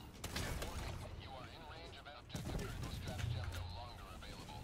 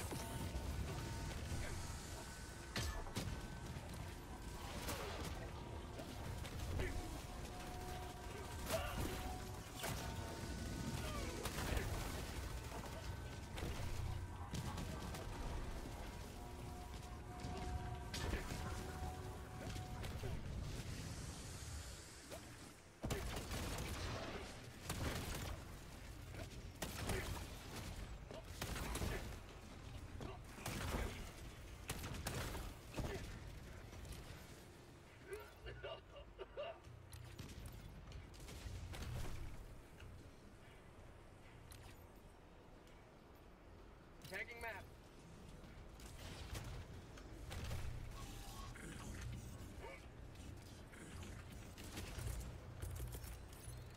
Unleashing democracy.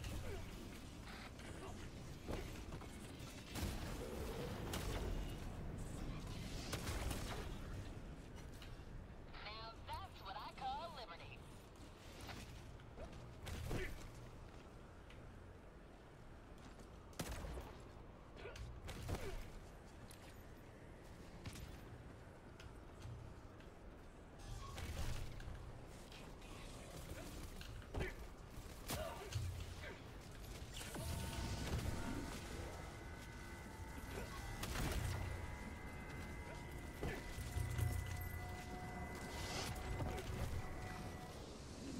Deploying equipment package.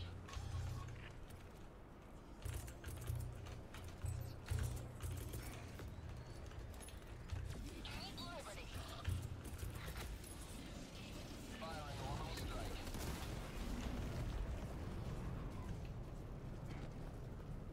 Eagle 1, leaving combat zone to resupply.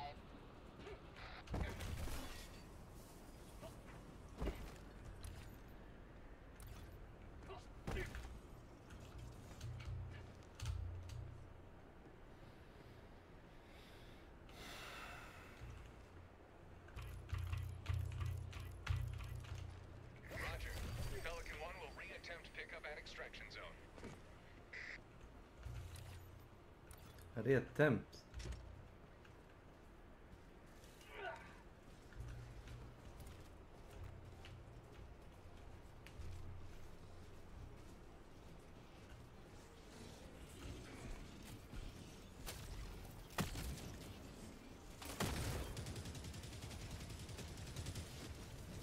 ETA T-minus 1 minute 30 seconds.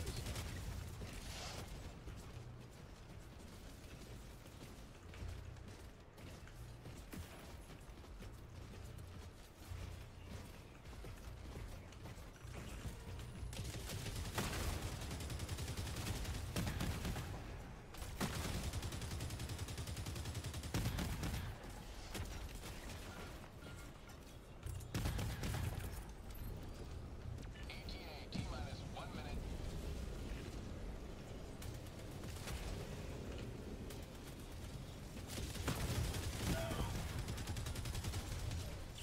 Well done.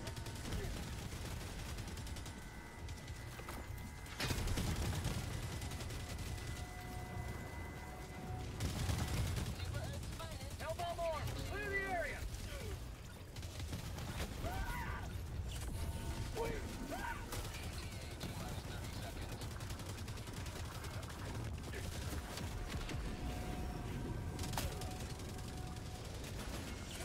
ETA T-minus 20 seconds.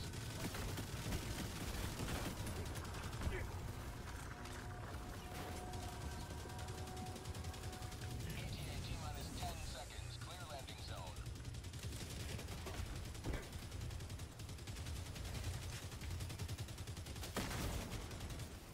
Pelican 1 approaching pickup. Delivering payload. Pelican 1 landing in progress. Eagle 1 rearming. Be back shortly. Deploying equipment package.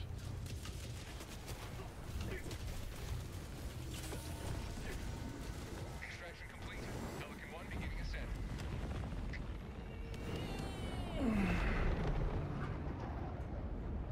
You will forever be remembered as heroes of this metropolis.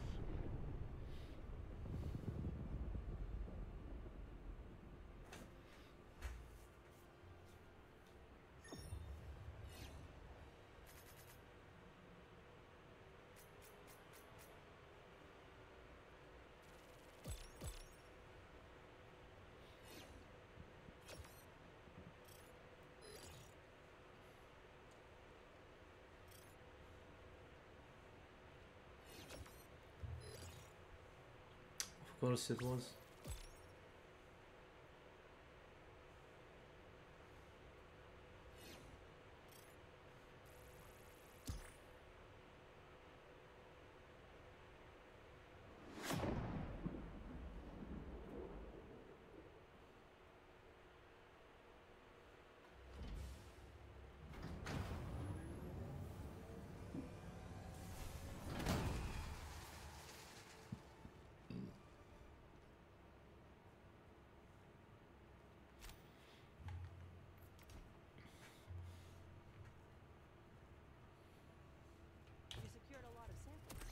No shit.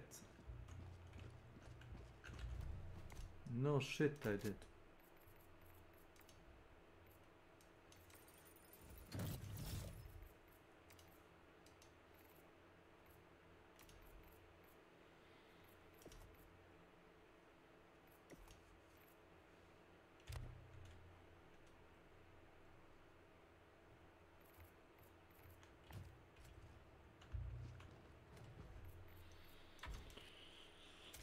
I did my part.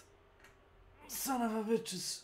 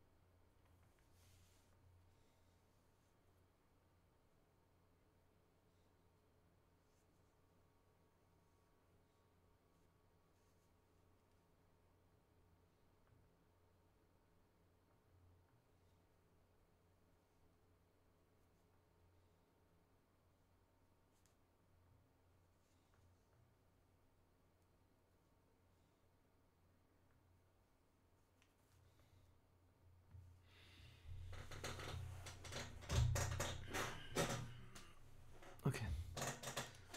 I'll probably play 7 Days to Die.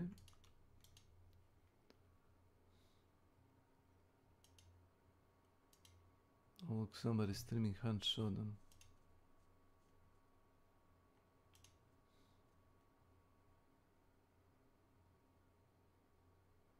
Mm.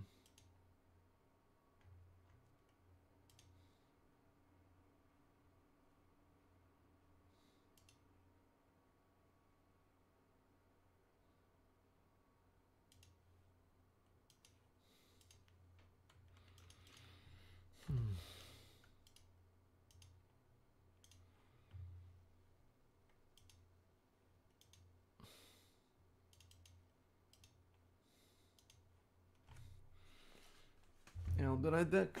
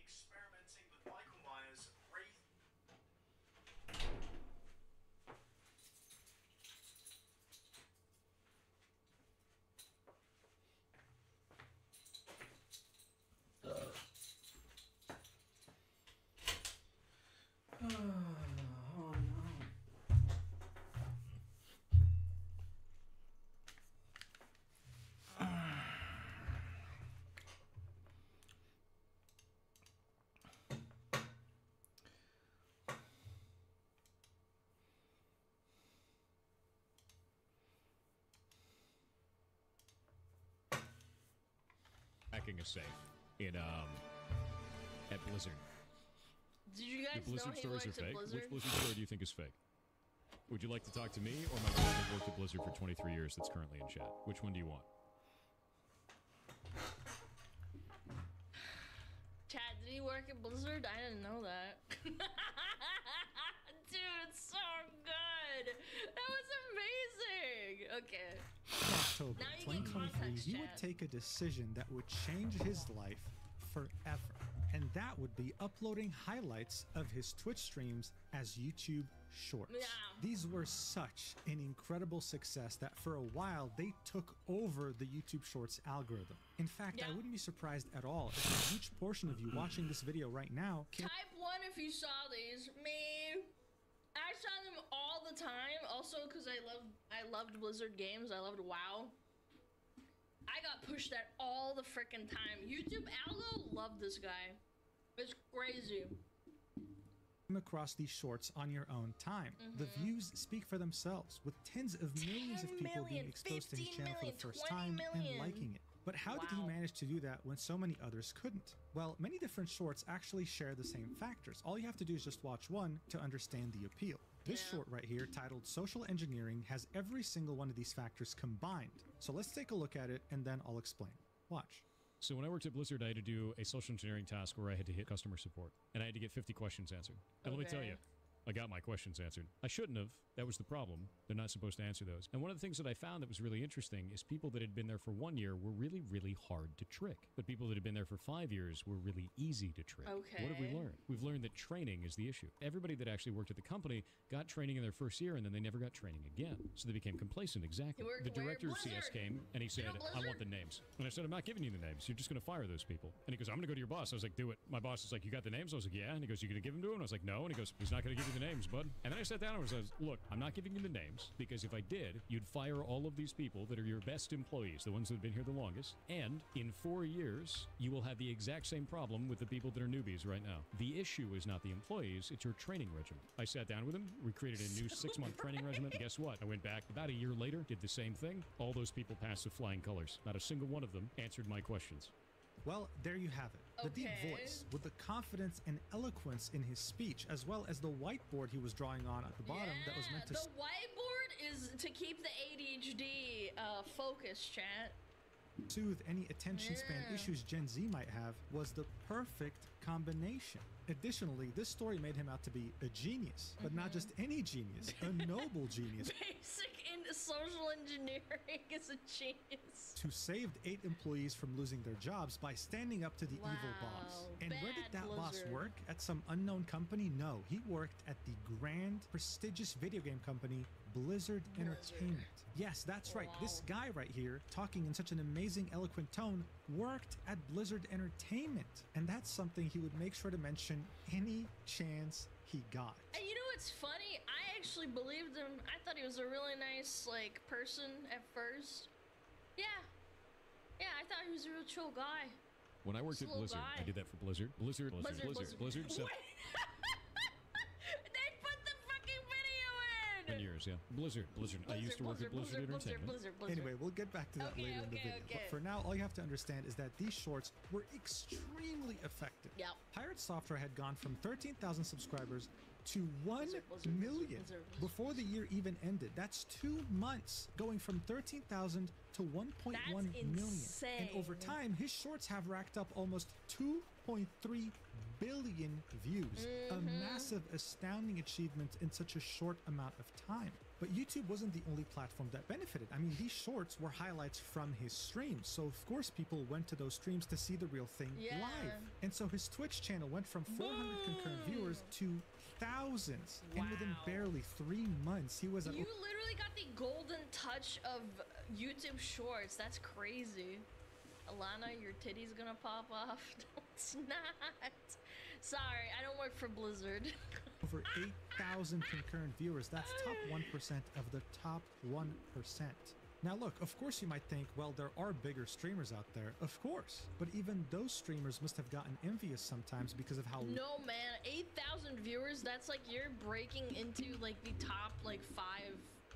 I say like top 10 at least. 8,000 concurrent? loyal and supportive Pirate Software's community was. On December 2023, Yeah, he they were would super beat wholesome. Twitch's hype train record. When enough people donate bits or gift subs, the hype train is activated, starting at level 1. While that's happening, a timer starts counting down to 0.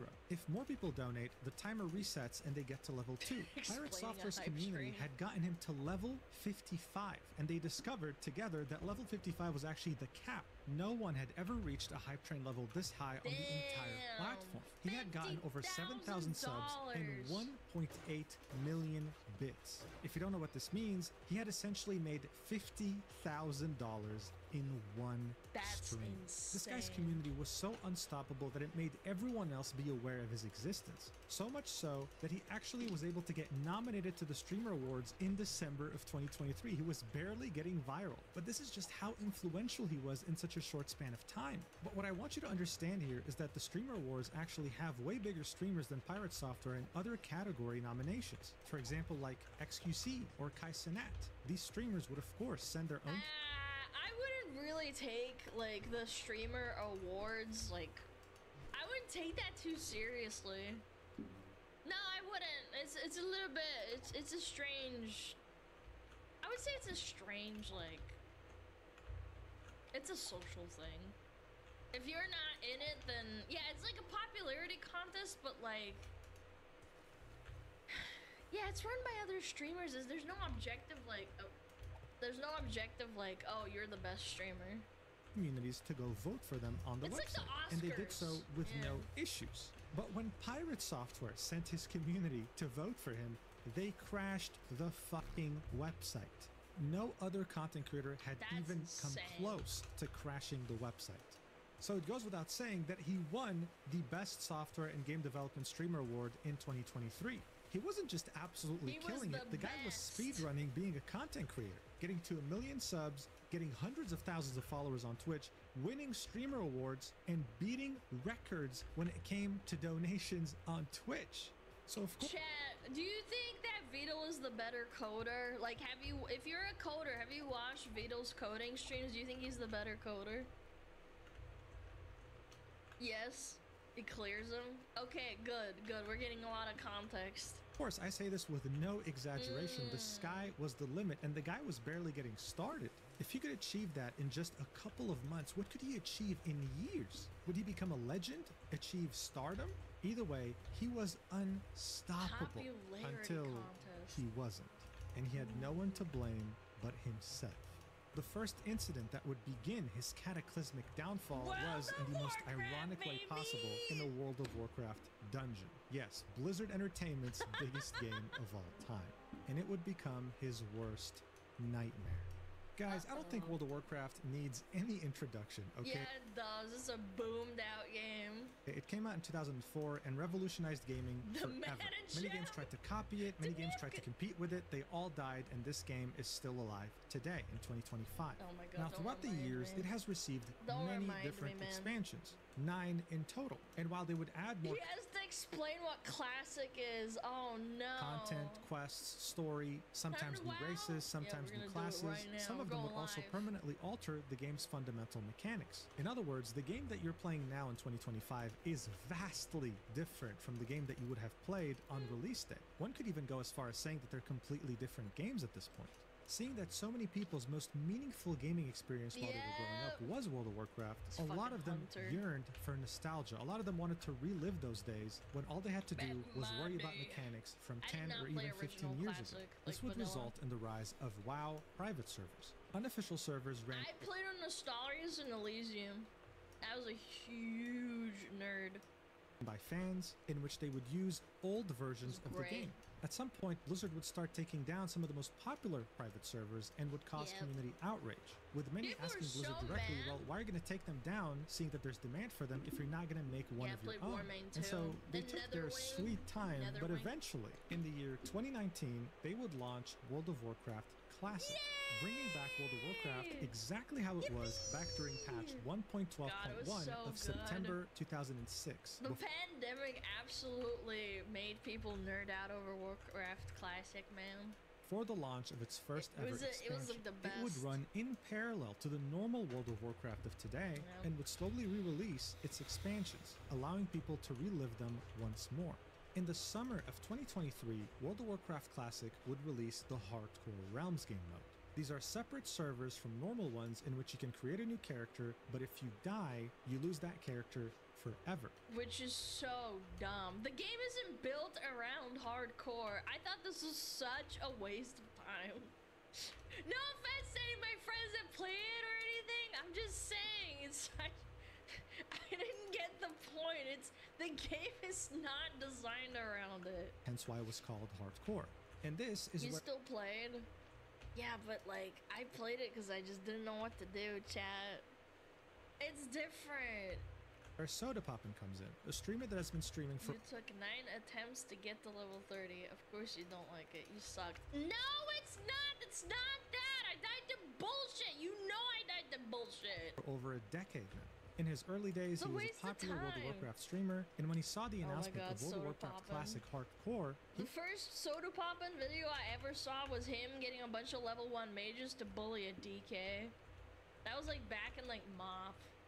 would create a hardcore streamer guild in October 2023, in which he and a bunch of other big streamers would try their best to level up their character to level 60 without dying, and eventually also try to do endgame content. I played hardcore before hardcore even came out. I didn't play hardcore when this came out.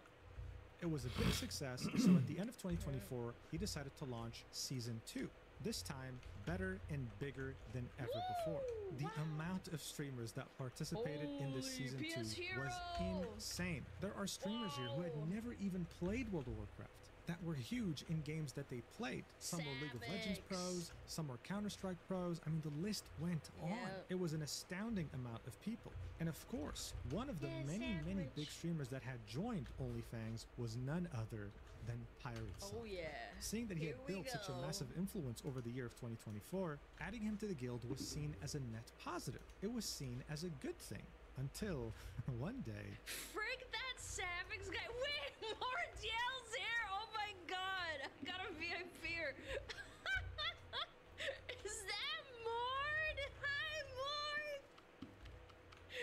Oh my god, hi! It wasn't.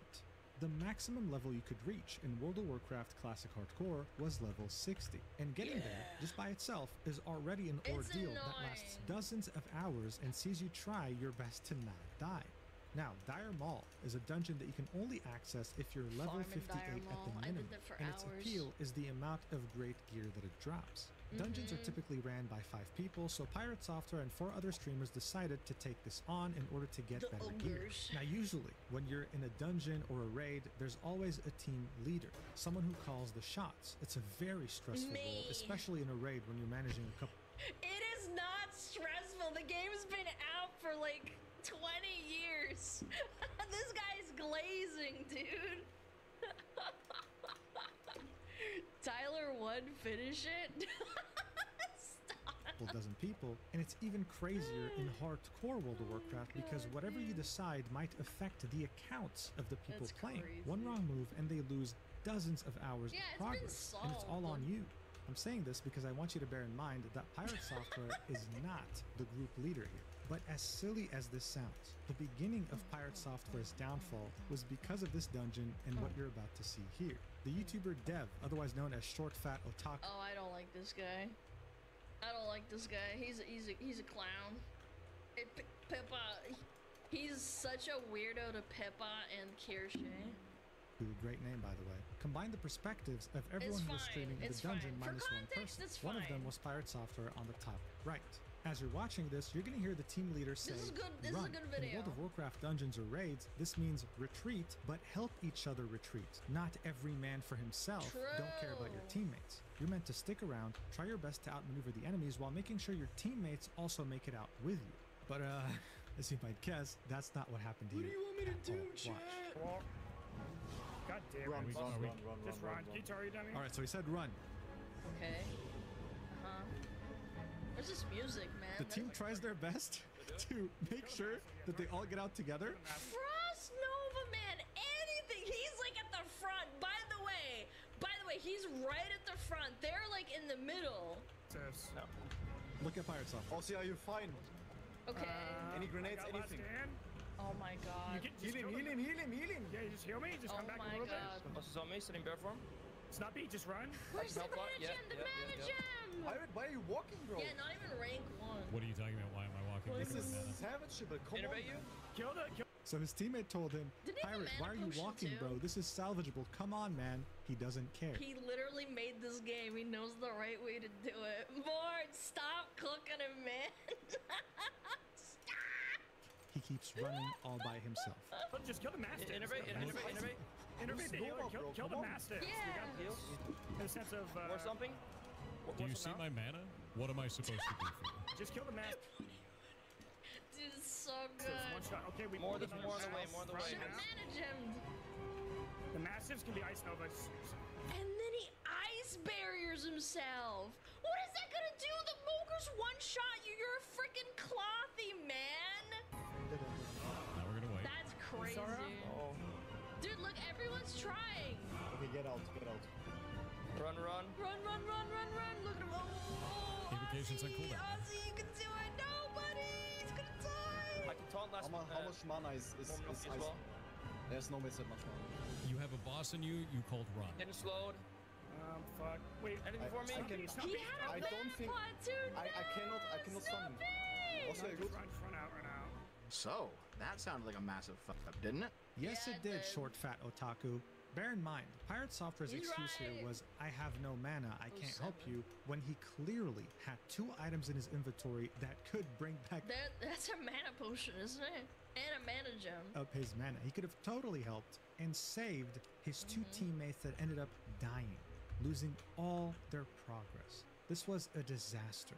One of his Oh, is that teammates, holy water? Yamato, Never on the mind. left here, confronted him You're and was right. asking him what happened, like what's going on. And this was what Pirate Software had to say. Shut up, man. You killed the group just by talking, Pirate. Shut up, man. You killed the group. Roach out software. Jesus Christ, dude. Say right after the fact. You instantly ran. You didn't even look As much back. as you're angry right now, of course I ran. I'm not angry at all. You I'm not angry at overpulled all. two Could have Nova'd or something. packs. You overpulled 2 packs and a boss. Maybe you can't Nova them. Hold on. Wait, can you Nova them? I think they're elites. You can't Nova them. I had 1,400 mana left. Blizzard did I had that. to spend all of that mana to try and put it on Blizzard Some to of save them you I guys guess in you the first place, and nothing left. You weren't paying attention to party resources, you overpulled, and you weren't paying attention to where the boss was. That's not on me. So 2 of his teammates pretty much lost everything. He very clearly ran on his own when he could have just said, you know what, look, yes, I panicked, I screwed up, my bad, sorry. But he instead decides to blame his entire team except for himself. It was your guys' fault for pulling in the enemies. It was your guys' fault for calling run in the middle of a fight. It was your guys' fault for this and that. This was very weird behavior. I mean, this is just a game. And he was Dude, acting this like is if he gaslighting. apologized, he would be committing a cardinal sin or something. It made his teammates very uncomfortable to the point where the guild leader had to step Mr. in. Soda, Now, Soda Poppin was Chance. initially the guild leader, but then unexpectedly, he dueled Tyler 1, who had leveled up to level 60 and became a very important member of the guild in a fight that would determine who the new guild master would be. What no one was expecting, though, was that Tyler 1 would beat Soda Poppin, becoming the guild master. Seeing that this was becoming a big guild issue, he had to step in and brought both Yamato and Pirate Software into a call in order to squash the beef once and for all. I'll say Yamato was a bit unhinged, but he actually apologized for it. For a League of Legends player, that's a very good character development. The result? A catastrophe. Watch. What do you want, man? Let me say it again. You already said it. Pirate. Go on. Yeah, I want to speak to him because I didn't speak to him correctly. I said it again. We all did mistakes, bro. Like I didn't say, we are Okay. just blaming you. It's about the zero accountability is what makes us so mad. I think that's a reasonable thing to say, even if you're upset. There's no zero accountability, dude. Everyone can do something better. But when you open up and you yell over another person like you were doing, speak? Nah, I'm good. You see ya. I'm not doing that shit again with him. Nah, he did it the first time. I'm not doing it a second one. What do you mean? Not interested. I mean, That is this weird is so behavior weird. for Yamato was sure, being as dude. mature as possible here, saying, listen, this was all our fault. Look, Yamato's annoying. I totally get it. Like, League player, ego, I get it. But I think, like, like, me personally, as a girl, I can hear in his voice that he was really trying. He's like, just take some accountability. Just say something. We're not blaming you. We just want you to admit, just like we've admitted, that we all screwed up, and he couldn't even say that. Leaving the call like an immature, disrespectful baby as Yamato was talking. This not only rubbed his dungeon teammates the wrong way, it rubbed the entire OnlyFans guild as well as the viewers the wrong way. As criticism was mounting, Pirate Software was for the first time confronting massive controversy coming his way. At any point in time, he could have just simply apologized and moved on. Instead, he only chose to double down, playing the victim and saying that other streamers and OnlyFans just want to cause problems with him for no reason whatsoever. Content is causing drama and problems. There's a lot of streamers actually in this guild that want to cause problems specifically with me, and have even stated so publicly on their Twitch, saying that they want to have a fight with me for content. That's not content. But you can report that. Where's the reports? Yeah, if you say, like, I'm gonna harass him for content, you can get very easily reported and banned for that, or at least suspended. That's dog shit. Hold on. I'm trying to fix my tail, I'm sorry. Keep not gonna be a part of it. I mean, seriously, why would people just want to attack you unprovoked for no reason whatsoever? What a cruel world we live in. The bulk of these events would unfold from January 10th to January 12th. Oh, dude, Savix's response for this was so Giga Chad. I hope he shows it. It was like one of the best posts out of the whole thing. Chat, I'm sorry. I'm trying to find my tail and... I'm trying to find my tail so it stops blocking the screen. There we go. Okay, thank God. Sorry. 2025. By that time, Pirate Software would have received so much I am sitting down. My tracking's broken. Shut up. Shut up. criticism, so much hate that he felt compelled to post a long tweet explaining his point of view on Twitter, saying, "To those trying to character assassinate me online for a bad pull in Dire Maul WoW hardcore, this is hardcore WoW and a lot is on the line when you step foot into a dungeon. Here is a light breakdown of the last 24 hours. Our party went the wrong way and overpulled multiple packs with the boss. The shot caller made the call to run, then went back on that call. During the run out, another pack was pulled as we had opted to skip it previously, which is never a good thing. Communication was completely broken." Yeah, again, little gaslighting. Like, we shouldn't have skipped it. It wouldn't have happened. Throughout this, and it was our second time failing the dungeon. Everyone played poorly, and 2 people ultimately lost their characters for it. Everyone played poorly, but I didn't. Each person in this group made mistakes, including myself. I have never once said I was perfect in my play, nor that I was a god gamer. I'm just an ex-Blizzard employee that has played Mage for a long time. To pin that on a single person is absurd at best, and if you're calling for death and cancellation over it, you're too invested in this content in a very... Absolutely! I don't think he should have gotten death threats or harassment over it to that extent, but like, he didn't take any accountability. People are pissed. Healthy way. If you're a creator engaging in this kind of behavior, then eventually your content wave will end, but the relationship you've sullied will be permanent. Hope it was worth it for you. To those trying to defend me, don't worry about it. This too shall pass. Do not attack. He brought up Blizzard again? Yeah. Anyone else on my behalf, I've always hated that kind of behavior. I have no intention of stopping making things or not doing stuff as I have already been. Those who are banned will stay so. I've never liked that kind of knee-jerk reaction behavior in our community before, and I will not be changing that now. For those that don't understand why they will stay banned, we had a 10-hour-long hate raid over it live on Twitch. We had to ban nearly 4,000 accounts across all platforms, and our moderators received death threats regularly throughout it all. People called for me to be killed both in-game and out-of-game. They tried to get me banned from Twitch, the guild, and WoW. They tried to make disparaging comments about our ferret rescue or that we somehow hurt animals. They tried to spread rumors saying I was convicted of felonies and many other things. The internet hate machine will not defeat me or the community that supports me. See you in WoW Hardcore tomorrow. So this was posted on January 13th, 2025. And while he did admit that everyone in the group made mistakes, including himself, it truly didn't feel genuine. It seemed like it was absolutely impossible for him to just say, "I'm sorry, I misplayed." He just couldn't do it. Someone pointed that out, saying, "Where's the I messed up?" And Pirate Software said, "Apparently you have no idea how to read. Hope this helps," highlighting the paragraph in which he said, "Each person in this group made mistakes, including myself." Again, it was worded in a disingenuous way. He just couldn't take individual accountability here, no matter what. The top comment was a WoW streamer known by Joker D saying, "Just take the L, it's not that hard to..." Joker D. Man. You know it's bad when Joker sounds like a reasonable person, man. Which Pirate Software said, "Hope this was worth it for you." So overall, this entire response didn't really help him at all. And even if it did, he would single-handedly ruin any progress it might have had in the coming days. He would double down, triple down, quadruple down, quintuple down, and eventually sextuple down, only to call OnlyFans a content guild built on hate. And that's not true, bro. It was pretty wholesome the whole time up until this happened. And a lot of it was from a rogue that was bitching the entire time about every goddamn thing that was going on except for his own play. But the mage is the one at fault because the mage is the hero class and the mage has to do everything. Why can't you just take the L? You didn't rank 1 Blizzard. You used your mana on freaking barrier on mobs that can one-shot you regardless. The hero class? Yeah, I would say mage is a hero class for sure. God damn it, I have to fucking recalibrate again. I think it's the sunlight in my room. I apologize. What I'm trying to say is like, it just...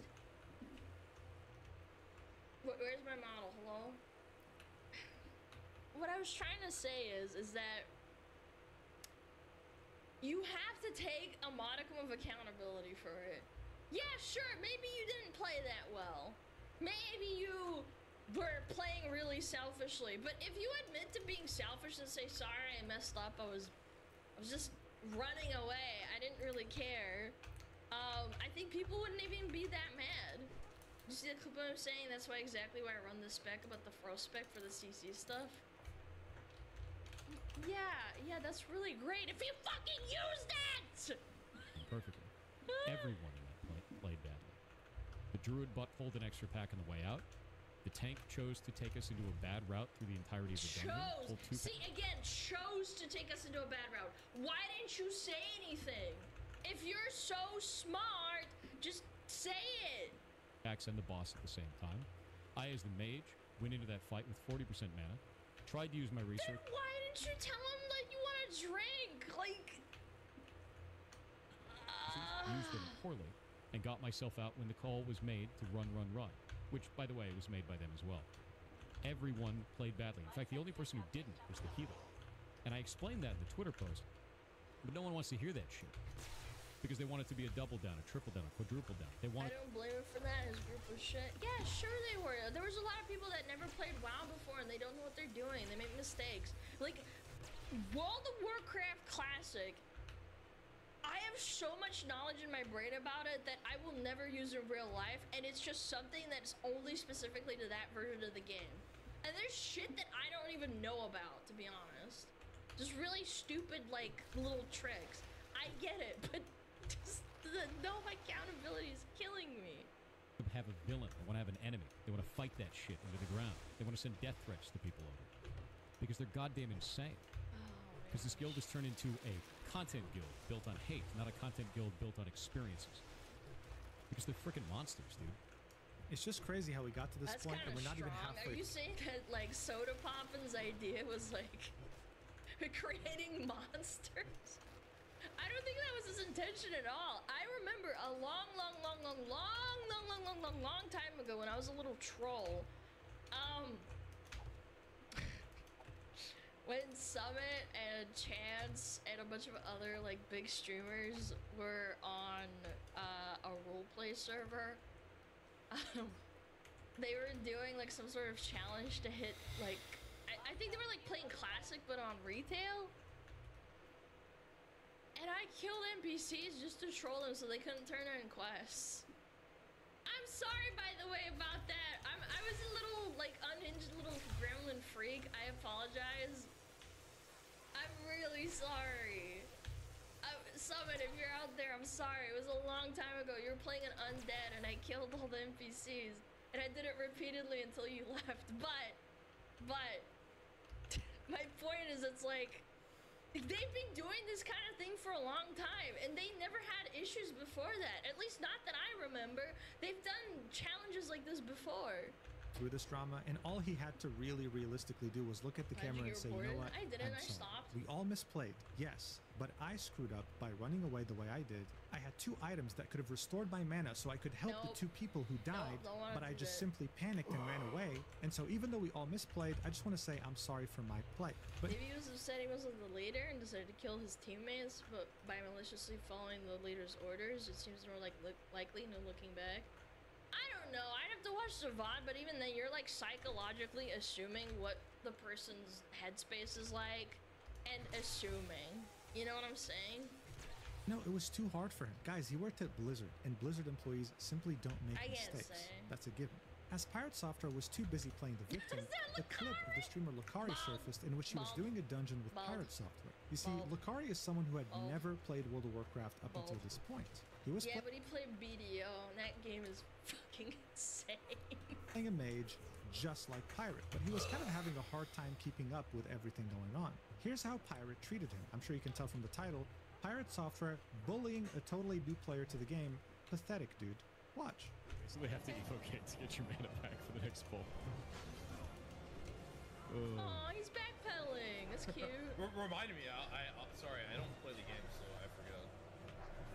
If you remind me, I can help you out.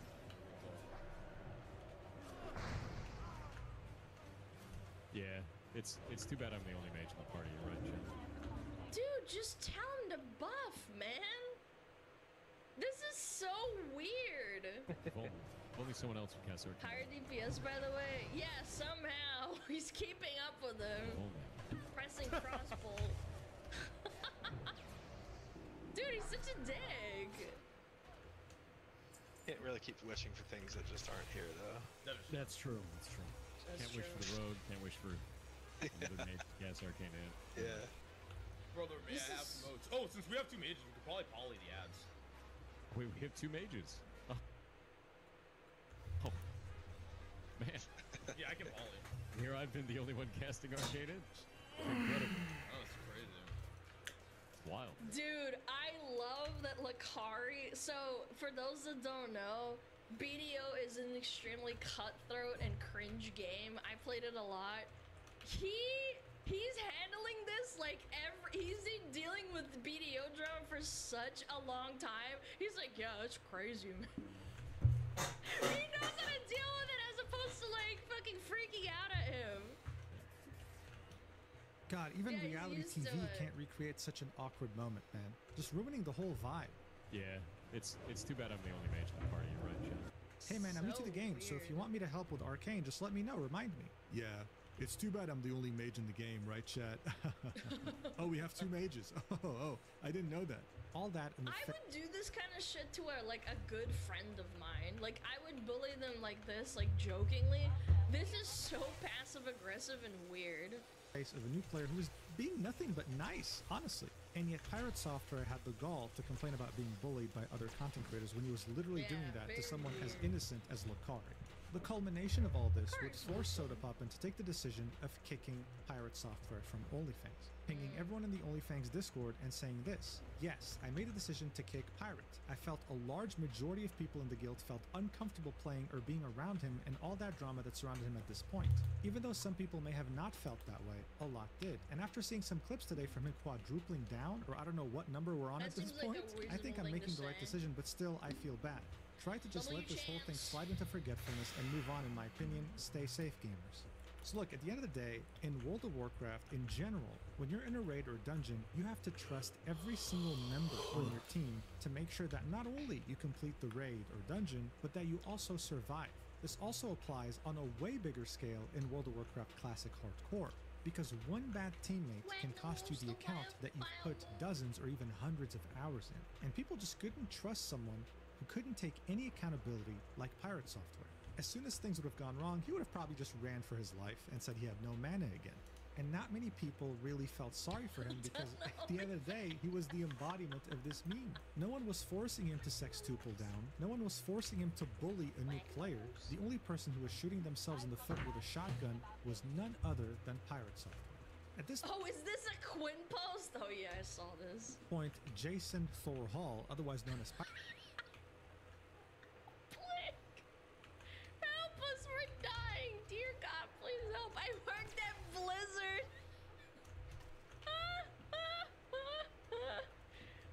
watching is what you need to know. I have no mana. I was on purpose. What do you want me to do? I worked at Blizzard. Pirate Software was slowly but surely. It's crazy to me in hindsight, now that I saw the Lakari clip, that this guy max rank blizzarded mobs while he was running away instead of rank 1ing. Like, I played a mage in Classic. Like, it was like the first thing I learned from watching other mages. It's like, you need to have rank 1 Kona Cold, you need a rank 1 Blizzard, and no, there's no rank 1 Paul, you know, there's not. Becoming a lolcow, but he had no idea. But that was normal, because fundamentally speaking, a lolcow is never aware that they're a lolcow. Look, there are a lot of definitions of what a lolcow is, but if I had to sum it up, well, it would be very simple. It's someone who simply embodies the worst of the worst when it comes to human traits, but they would be constantly convinced that they are the perfect human being, never able to admit fault, and never willing to, even when they know that they're in the wrong. This by itself becomes very entertaining, and there are many examples. They come in all shapes, sizes, and even colors. And the mage who ran out of mana was about to join their ranks imminently. All he had to do to avoid this fate was just fucking apologize. No, not even that. Don't double down. Like, even if you think you're in the right and you don't want to apologize, don't start justifying and trying to, like, placate the crowd. Like, if you're gonna go the villain route, go all out and be like, I don't give a frick. Man, but he just couldn't. Yeah. In fact, what he ended up doing was maybe one of the cringiest things in this entire video. I genuinely can't believe that someone in his 30s said this, but I mean, watch this yourself. You'll know what I mean. How did you get this deep? Stop feeding into it. All of the accounts that are messaging me are getting reported. There's a funny fact about this. I worked at Blizzard for 7 years. There's a...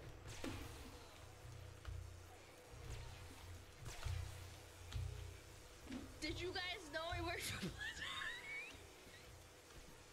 Hold on, pause. I gotta recalibrate.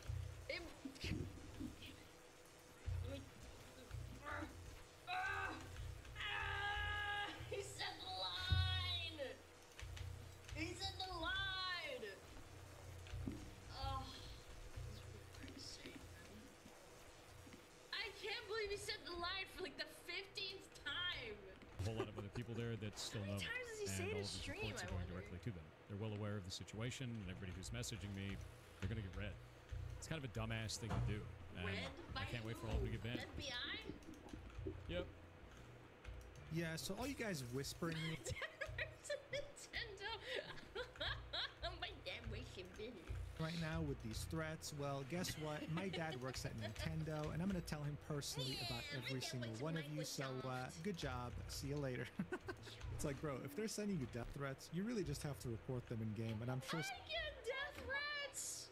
I don't make a big deal out of it. I mean, yeah, it sucks, but like, damn, dude. Something will happen. You don't have to actually bother your Blizzard alumni. Hey, This clip was on January 14th. And guys, I swear to you, I am constantly impressed by how ironic life can be. I don't think we live in a simulation, but sometimes I do get the feeling, because some things are just so perfect in comedic timing, you'd think that there was someone writing a script. One day after this clip came out, Pirate Software was streaming the game Ashes of Creation during its second alpha. This is an MMORPG similar to World of Warcraft, and it also has raids as well. Dude, Ashes is never coming out, man.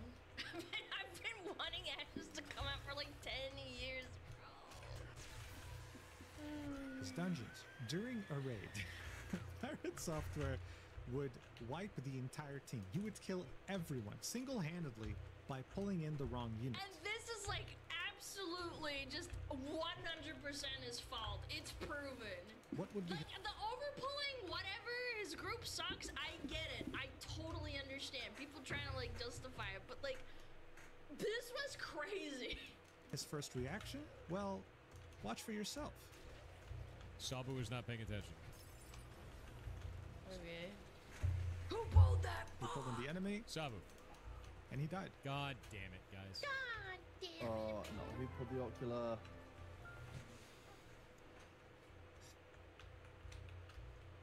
So one of you hold the ocular. Why? Now half the raid is dead.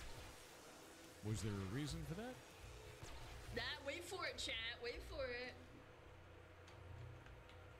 Wait for chat, pause. I swear, it is so funny knowing that he was the one who pulled the ocular. This is also another thing with lolcows. They are unintentionally hilarious. Pirate Software here was genuinely pissed, okay? He genuinely was livid. But knowing that he was the one who caused the wipe is so fucking funny. It showed people that World of Warcraft wasn't an isolated case. He was doing this in Ashes of Creation and would very easily do this a third time somewhere else. It was him. Gaslight girl boss, man. Who did he learn this from? He was the issue here, and his lack of accountability was astounding. But you know what else is astounding? His ability... Oh no! What is that? What do you mean? He's a gnome! to keep digging himself in deeper holes. During this whole fiasco, Joker D would talk about Pirate Software and would call him out. I honestly fuck Pirate Software. Like, straight up, bro, this dude is a complete fraud. At least in the WoW space, I don't care if he worked for fucking Blizzard. The guy probably made fucking coffee for some devs. I don't even believe for a second. So out of all the streamers in OnlyFans, Joker D probably went the hardest. He's the guy that got world first. Fucking classic. That's literally what he became known for. He was just an unhinged little private server little freak. On Pirate Software. He took segments of this rant and uploaded it as a YouTube video. That YouTube video would then be removed. They removed this video. Yeah, I heard about this. Look! Due to a violation of community guidelines, and the person who striked it cited the reason as being harassment and cyberbullying. One could only guess who took this video down. I mean, seriously. Joker D would never reveal the name of the brand or whatever that was behind this, but seeing that the video had gotten brigaded by Pirate Software's community, for many, it was safe to say that Pirate Software was the one who took this video down. You don't do this lightly. This isn't like a copyright strike. This is like, if you get 2 more of these, you're done. Your entire channel's done. Because he simply didn't like it, abusing the copy strike system on YouTube. Seeing that Pokemon had done this in the past, back in 2020, getting an amazing community reaction, and of course we can't forget about Alinity doing this as well back in 2018. Wow, I'm old. I'm gonna copy strike this guy. I mean, it was genius. It worked so well for every content creator who had done that prior. So obviously, this was the play. Congratulations. You know, it's so fascinating to me how the internet works sometimes. Someone could mind their own business for months, for years, for decades. But as soon as they do something that makes them so incredibly unlikable, the internet starts seeing a big red target on your back and they You start criticizing and scrutinizing every single thing that you've done, and you're highlighting everything that's ever happened to you, and people will go out of their way to go and find things that you wouldn't have even thought about, like, in the present. You'd be like, oh yeah, I've been streaming for like 6 years, and then they go digging. Right. Pirate Software had a talent of building up a huge, loyal community in just the span of a couple of months. When January 2025 came by, though, he proved to us that he had another talent, building up a massive community of very loyal haters. These incidents that we just talked about had ensured that. This is when those very same haters would start scrutinizing every single aspect of Pirate Software, both as a brand and as a person, only to eventually dismantle this massive empire that he had built. Now look, just to be clear, Pirate Software has always had haters, dating all the way back to September Everybody has haters. Totally get it. 2024, and there were earlier instances too. This is normal. When you get famous, when you take over the algorithm the way he did, some people will naturally get fatigued from you. I mean, you might not believe this, but even someone like Queso has haters. If you're a hater, get out. This is my goat. Purely because he's a massive content creator, no pun intended. Some of these early haters of Pirate Software would start making videos talking about his past. About how, for example, he wasn't... Why Queso? No. He was just explaining that you can get fatigue. Because Queso pops up in people's algorithms all the time. Because, you know, like, people like him. And then it tries to recommend it to you a bunch of times. That's just how algos work. The game developer he was making himself out to be, especially with his Blizzard experience. About how he used to go by the name of Moldavius Fig Tree. Wiki fur.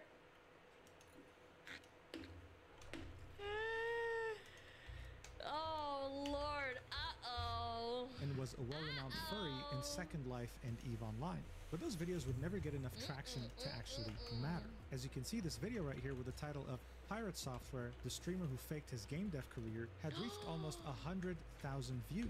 From the like and dislike ratio, we can see how Pirate Software had somehow, either directly or indirectly, sent his community to brigade this video, and just like Joker D's video, it was taken down by abusing the copy strike system and inciting harassment and cyberbullying. So essentially, if you were an early hater of Pirate Software, if you had something to say, well, chances are no one heard you. This is how for a long time he was able to sweep all the hate, feedback, and criticism under the rug. Yeah, and imagine all the people that didn't even talk about it. This is just one guy who publicly posted about it. Except this time, after all the events that we just saw unfold, he had way too many eyes examining his every move, and he couldn't just sweep criticism under the rug anymore. For example, around the end of January 2025, Pirate Software had DMCA'd an indie game and threatened to sue its developer.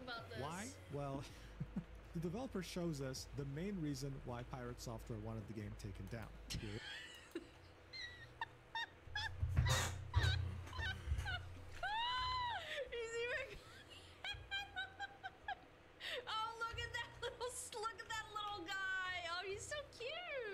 It is. It's this roach wearing the same wizard hat that he was wearing during World of Warcraft while mimicking some of the things that he was saying. Watch. As much as you're angry, right? Of course I ran.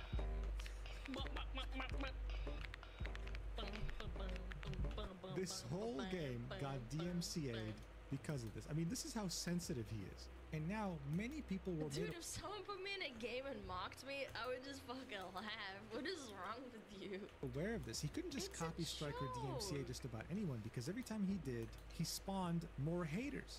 His strategy was now outdated. He's Streisand affecting it. He's putting a Streisand effect onto his content, onto his persona. Yeah, you can't just let it go. Everyone was made aware of what had happened to this indie game. And speaking of indie games, there was renewed scrutiny over Pirate Software's indie game called Heartbound, with many wondering why it's been in early access since 2018 with no release date in sight. Give it 3 more years, it'll be a decade. Some people... Bro, Yandere Dev is actually better than Pirate Software. Like, even though his coding is dog ass, at least he got the game out. People were comparing him to Yandere Dev, a very well-established lolcow who hadn't released his game in over a decade. And when people actually analyzed its code, they found some of the worst written code known to mankind. Seeing all this scrutiny and criticism catch up to his own game development must have hit one hell of a nerve, because very shortly after he announced that Heartbound would start receiving monthly updates. And all that's convenient. It's a little bit telling, no? it took was people going there and reviewing it negatively. He was hoping that this would steer off the criticism and the scrutiny, and that things would eventually finally go back to normal, but the haters weren't really done just yet. People were putting into question his entire identity. The fact that he worked at Blizzard for 7 years, but worked what exactly? Blizzard. As well as him claiming that he was... I watched the whole video. I don't know if he brings it up, but basically there's a video out there and someone actually looked at his job history and all he did was QA stuff. Yeah, he was just like a guy that worked for QA. One hell of a hacker who had gone to the yearly hacking conference, DEF CON, and won some pretty important events there with the help of his team that he never mentioned, of course. Always taking credit for this by himself. I mean, at some point he was invited... I would love to talk to these people. Like, what's he like to them as a person, as like a team person? ...to a podcast called Dropped Frames. This was a clip from it, and here's the title. Pirate Software on how he became a hacker for the government. These were the stories that he was telling people. Watch this.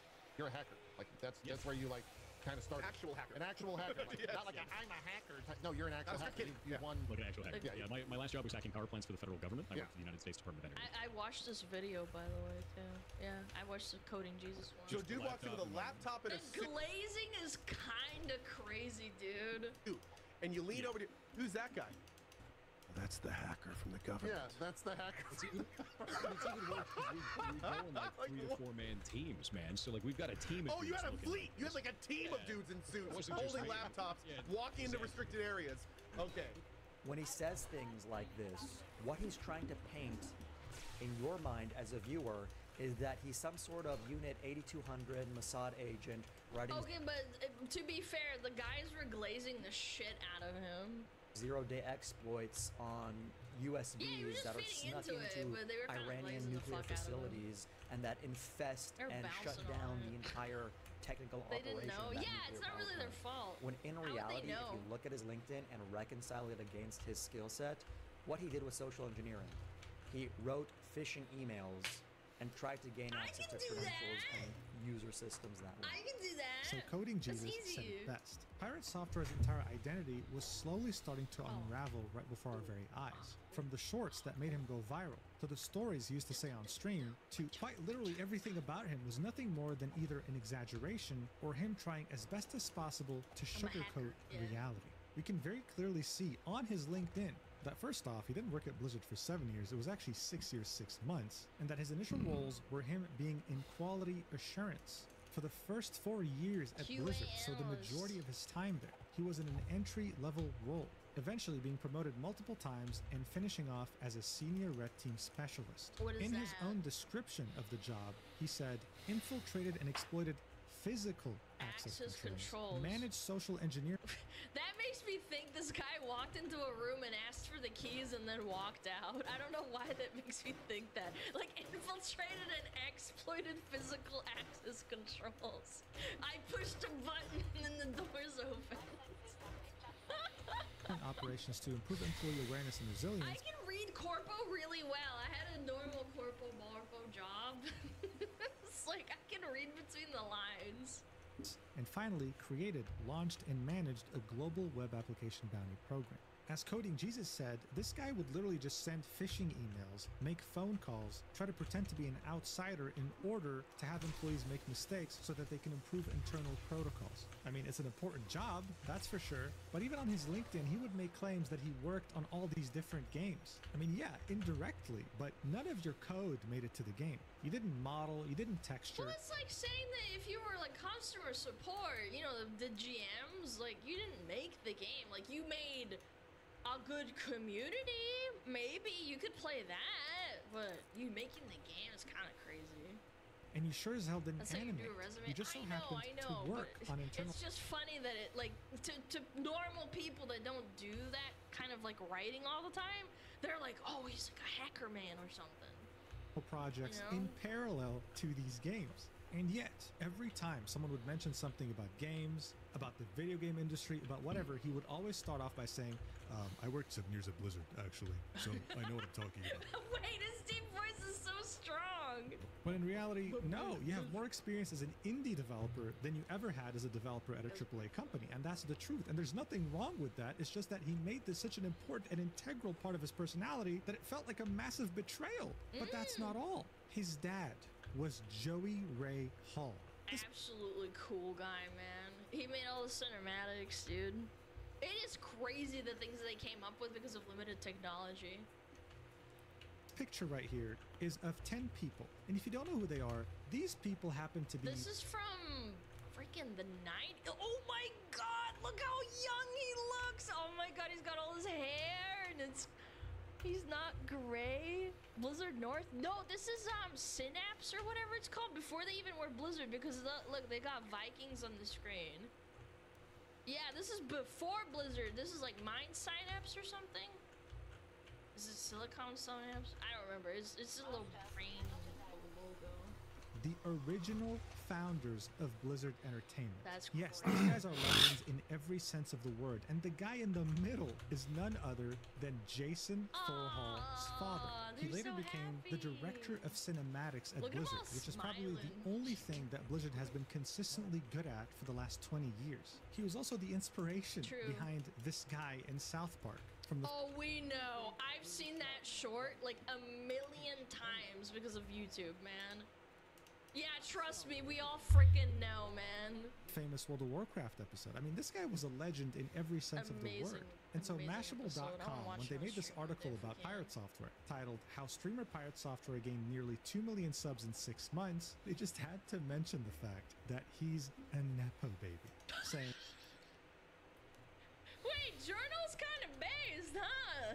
When he was 16, he landed a dream job as a game tester at Blizzard Entertainment, which, before the bloated loot boxes and corporate acquisition by Microsoft for $68.7 billion, was considered one of the most respected companies in the video game industry. It helped that he was a Nepo baby, since his dad, Joey Ray Hall, had spent over 2 decades at the industry titan since almost the very beginning. It's true. Like, that's just kind of how it works sometimes. Just own up to it. Yeah. Now, of course, after 6 months, he would leave because he felt that the corporate life wasn't for him, and many years later would reapply by himself without the help of his dad, landing a QA role, which I believe, because if he had the help of his dad, no way he would end up in an entry-level position. But still, just them including this sentence, calling him a Nepo baby, truly triggered him beyond belief. I mean, look at what he had to say. Yeah, really not a fan of that. I bet not. Not a fan of that. It's just, it's one of those things that I've been trying to fight my entire career. It's one of the things that I've had to argue with people in chat about. It's one of the things that we ban people for here. Anytime people say shit like that, because it's deeply disrespectful and it completely overwrites any of the things that I've done throughout my career as something that is somebody else's success. Which Why didn't you just admit that when you were 16 that your dad said, "Hey, do you want a job?" and then say like, "I worked on my own merits"? I feel like you can downplay it, and you can downplay it pretty reasonably. You got ads? Okay. Are you sure you got ads? Hold on, let me refresh. I want to chat to get his ad. No. This is 7. We got 7 minutes. Why do you lie to me? Why do you lie? Yeah, not yet. It's a bad little chat that said ads. they have not been in any possible respect. And it's just rude as fuck. So, No, I'm ban him. I'm kidding. what do you say? In the thing, he said it was, he called me a Nepo baby. In his article. I mean, you are. Like, technically, I got a job because my mom worked at a job and she knew the director. Like, I got a temporary job even though I didn't deserve it, and I worked there for 2 weeks and then I quit. Like, you are the definition of a Nepo baby. I didn't deserve the job. You didn't. You might have worked your way to the top, sure, but like, was it Blizzard though? No, it was not Blizzard. It was not Blizzard. No, that's dog shit. Really gross. In any case, let's go find somebody to raid. I mean, you heard him, right? He would ban people in chat if they called him a Nepo baby. It's the easiest way to trigger him. And yet, at the same time, the same guy who's acting triggered... There are so many people in my chat probably that have been Nepo'd into a position when they were like 16 or 18. I was 17 when I got my job. I didn't deserve it, but I got it because of my parents. Like, yeah, I feel like it's a pretty normal thing. I'm not saying it's a fantastic thing, but it's just like, it happens. For being called Nepo baby, said this multiple times on his stream. That's crazy. Watch. So I'm second generation Blizzard. I'm the first second generation Blizzard employee that ever existed. I'm also a second generation Blizzard employee. I was a second generation Blizzard employee. I was the first second generation Blizzard employee ever. I was the first second generation Blizzard employee. And I love that shit. I love that company. Working for Blizzard sucked. Again, a lolcow is someone who is unintentionally hilarious when being 100% serious, and I just can't stop laughing at this guy. I mean, seriously? I was the first second-generation Blizzard employee? What is this, the Chinese dynasty? Like, what are you even talking about? And let's be real here, the only reason you were the first second-generation Blizzard employee was purely because of your dad. Because back then, they didn't even have a recruiting team. You were just the easiest hire. And I think one thing he has to... Yeah, obviously, too. By the way, if you're, like, working at a job and say, like it's hard to trust people, like, with, like, something as important as, like, I don't know, working at Blizzard, I guess. Like, it kind of works. Understand is that being a Nepo baby isn't a bad thing. I think like most people, if they had a dad or a mom who worked a really cool job, they would... Mods do this too for stream. You vet people based on like how well you know them. You don't want to just get a mod that's like a random guy or whatever and having to like train them or whatever. I get it. Would love to take advantage of that, and they do. For example, Jack Quaid is an actor that was called a Nepo baby multiple times by fans. That's because his parents are both Dennis Quaid and Meg Ryan, two very successful actors. His response was very refreshing for fans, agreeing with the Nepo baby label and saying, "I'm an immensely privileged person. I don't think it undermines my talent." Wow, crazy. What an appropriately emotional thing to say. Even if you don't believe, like, let's just say this guy's lying for the sake of lying and playing it down so that the public doesn't get backlash. I think that's like a normal thing to say, and I think it quells the public.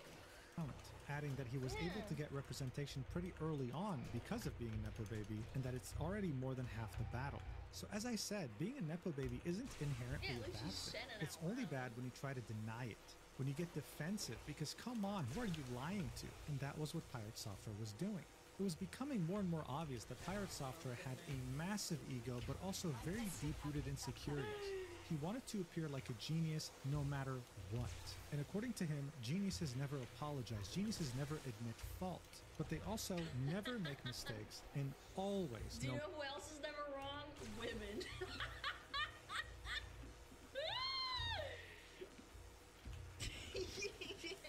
no matter what, figure things out on stream.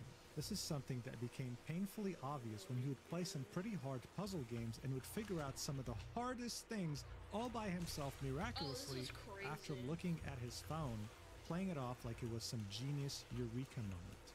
Outer Wilds is a critically acclaimed, story-rich space exploration game that just so happens to have some pretty complex puzzles.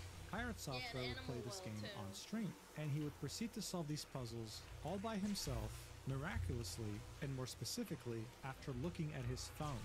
In the VOD of his gameplay, look, all I'm saying, the pattern of behavior makes me think. Around 8 hours and 7 minutes, he gets stuck in an area and he needs to get out somehow. This is one of the many puzzles in this game. Now he would struggle to find the solution, deliberate with his chat, talk a bunch, and then at around the 8:20 mark, he would pull out his phone right here and continue talking to chat.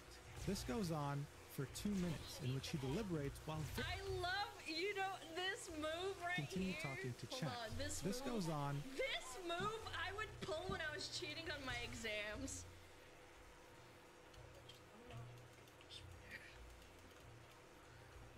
You guys pulled this move too?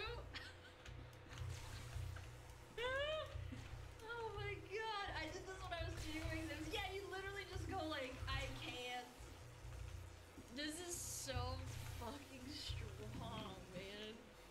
For 2 minutes, in which he deliberates while very clearly looking at his phone. And then eventually, at around the 8-hour, 22-minute mark, he would get a eureka moment. Maybe it's not with the scanner. Maybe it's a different way.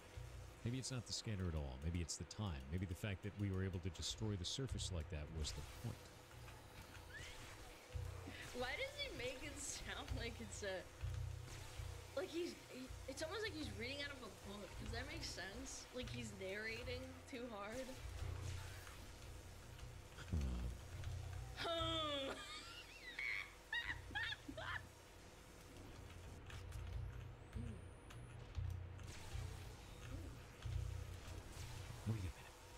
Wait a minute. I have an idea. Theater kid? Oh my god. Wait, that actually kind of... Wait, you're kind of cooking with that. That was kind of crazy. Guys, wait a minute. Oh my god, I have an idea. Guys, oh my god. This just came out of nowhere. My brain just works differently. Did I mention that I worked 7 years at Blizzard? This would spread like wildfire on Reddit. This guy is faking... Let me enter my mind palace and piece this together. Wait, that sounds so good. That sounds like something that he would say unironically, dude. What a first-time chatter. His Outer Wilds run in order to appear to be a genius to his community, that's crazy. It's so ridiculous you can't even believe it.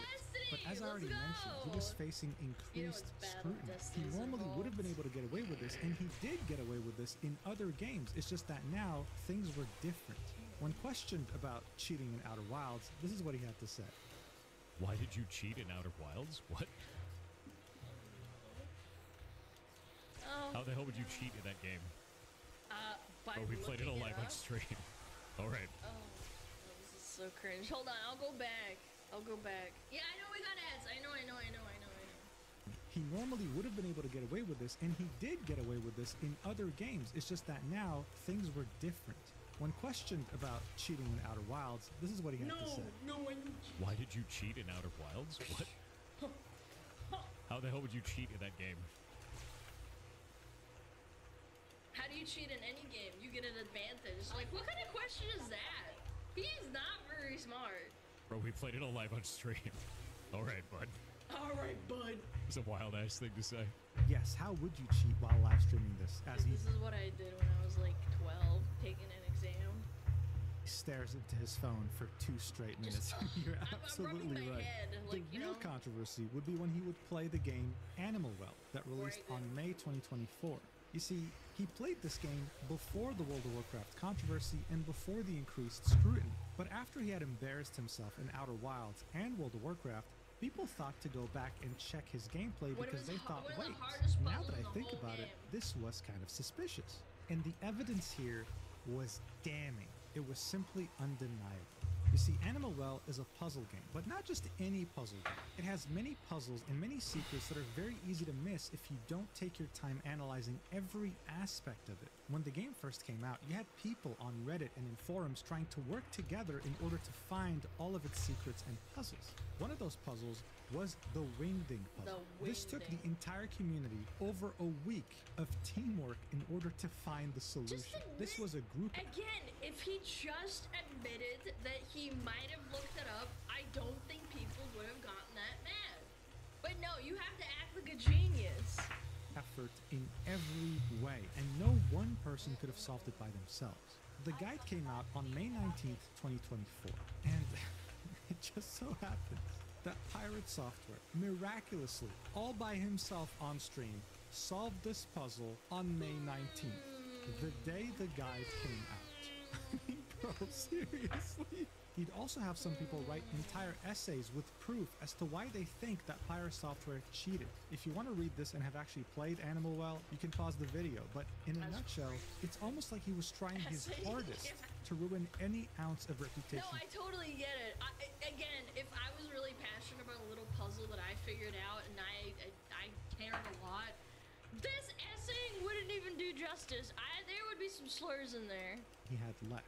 I mean, seriously, are you that insecure that you would cheat in a fucking puzzle game in order to appear to be a genius to your community? Really? It's insanity. But this was reality because, as I said earlier, this scrutiny was disassembling every aspect of his brand and personality, even down to his most fundamental traits, like his own voice. People would somehow unearth this old clip of him at a convention. I still don't know if this is like...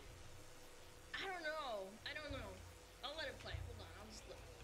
She sounded completely different than how he sounds today, leading many to believe that he's either faking his voice or simply using a voice changer on his microphone. Listen to this. Show been so far? It's actually been amazing. It's our first time out here at Denver Comic Con, and there's so many people, and they love the games, so it's been awesome. So speaking of games, what do you have for us today? So we have Champions of Breakfast, which is a twin-stick shooter that we made in 24 days from concept to release on Steam. Blew up. It was really awesome. And that game is pretty difficult, so if you're into really hard arcade games, that's the kind of thing for you. You know what, though? To be fair, he sounds like such a pleasant person here. This is someone I can see myself being friends with. Look, people want to theorize and say that he has a voice changer or is faking his voice. I think he was just killed by an evil clone. I think that's a better explanation. This, of course, wouldn't be the only clip where you'd hear him have a different voice. Oh, no, Quinn. This one, for example. I'm gonna have to peel my hot dog. I have to peel it. Every good hot dog needs to be peeled. Every good hot dog needs to be peeled. You see, now that I've peeled the hot dog, it's ready to eat. That's right. It's ready to eat. Okay, look, if you're not convinced yet, here's a more recent clip of him playing Animal Well. This was around a year ago, back in 2024. Look. I don't know what that gives me, though. What is that supposed to do? Wait, hold on. I've never seen this. What? Wait, go back. What? It gives me Animal Well. This was around a year ago, back in 2024. I never saw I don't know this. what it gives me, though. What is that supposed to do? How am I gonna put that shit in there? Oh, god damn it. I've been streaming 2 fucking years. Sometimes when you laugh, your voice gets higher, but you can hear the distortion. You can hear the distortion in the voice. Nah, I think it sounds weird.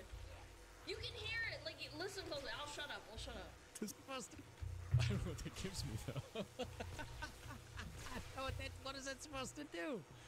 How am I gonna put that shit in there? Oh. You can hear the crackle right there. God damn it. To some people, this was his voice change. Lana, can you turn off your voice changer? Hey guys, we're gonna watch pirate software crashing out. Hot mods, ban that guy! Glitching. To others, this was him mistakenly getting too comfortable with his real voice. What does Pirate Software have to say about this? Well, apparently, according to his doctor, his voice went through a second puberty in his 30s. That's right. I don't know if that's real. I'm not a doctor. I can't criticize that. I don't know if that's real or not. Genuinely, I have no idea. When I started hearing about that, I was like, what? Is that a thing? Apparently your balls can drop twice. But I could What? Where are we talking about balls? What? 2 sets of balls? Oh my god. Bro, I'm gonna crash out. What do you mean 2 sets of only find a handful of sources on this, and this article from the BBC pretty much sums it up by saying that as we get older, the larynx gets stiffer, making the vocal cords less flexible. I mean, this isn't new. When you talk to someone who's 90 years old, they'll sound different than what they used to sound like in their 20s. But to have this much of a dramatic change, that's crazy. Regardless though, I mean, the pressure was getting to Pirate Software. Not only was his game getting scrutinized, not only was his past out in the open, but people were criticizing his gameplay, the way he played games, and even his voice. Things were getting out of control. So the next thing you know, he was on stream with a psychologist. This is what genuinely what kind of cooked it for me with Dr. K. I watched around about, it's 3 hours long. I skimmed through it, and the whole time, like, I don't know, I feel like I'm a pretty sensible person most of the time, and I just felt really uncomfortable and strange. By the name of Dr. Yeah, like K. he had a Paulo Canosia, otherwise known as Dr. K, runs the HealthyGamer.gg organization. He's a clinical psychologist who founded this brand in order to be able to reach the very big and growing demographic of gamers, a group of people who very often will struggle with mental health and not really seek out therapy when they should. Do you get like a therapist yourself? I should sign up for it. Content is mostly educational, drawing parallels between video games and what you go through mentally, and overall, he's been quite successful. Now, of course, that's not to say that he doesn't have his fair share of haters. Some people, for example, have criticized the fact that he does these therapy sessions with streamers in public. Yeah, I think that's a big, valid criticism. I always thought it was a little bit strange because I would never open up, like, even a modicum of the amount that he's done in the past with people, and I think that's a little bit weird. But if they're both consenting, I guess it's like personal preference, I guess. I think it normalizes it. Yeah, but like if I'm going to a therapist, I want to unload like my whole hog, you know what I'm saying? Like I'm not gonna hold back. Like if I'm on stream and there's like recording it, it's not private, like I'm holding back, obviously. Even though the person in question consents to it. Yeah, from Dr. K's perspective, though, he wants to show people that streamers are humans too. And if someone like those streamers that they idolize is brave enough to get therapy, then they can do so too. Sure. His conversation with Pirate Software would last over 3 hours and a half. It would get viewed by almost 1 million people, and having watched a good chunk of it, I can tell you right now, regardless of what you might think about Dr. K, I think this stream truly shows his incredible skill in being able to converse with such an obvious narcissist without having him rage quit the call, while still trying his best to give him a reality impressive. check. Yeah, there's so many times where I thought that he was gonna just like be like, nope, I can't do this. But he's gonna do the thing that he did with OnlyFans. His public comments of the viewers, as long as they consent, I think it's cool. No, I mean, like, for me personally, I think it's weird. But if you want to do it, that's cool.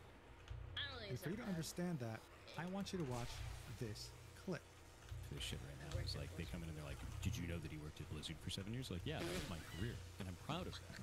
So of course I'm going to talk about that because it gives context to talk about other things around the games, which is what we do on the stream. Yeah. So I think sometimes the things that I talk about in regards to those types of things is misconstrued as arrogance or boasting. When in reality, I'm just trying to give context.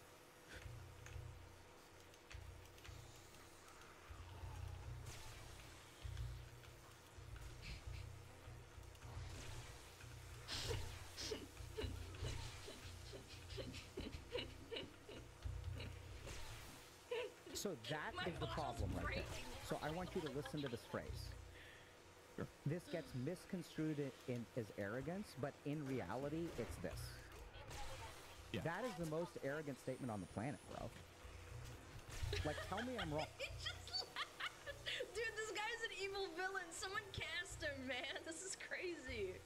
I mean that in a funny way, not in like, oh my god, he's a monster. Okay. It's just funny. I don't see it that way, but all right. God, it must be so hard talking to someone like that. Anyway, in the next clip, you'll be seeing the logic behind Pirate Software's attitude when it comes to never apologizing. Like not give any context whatsoever?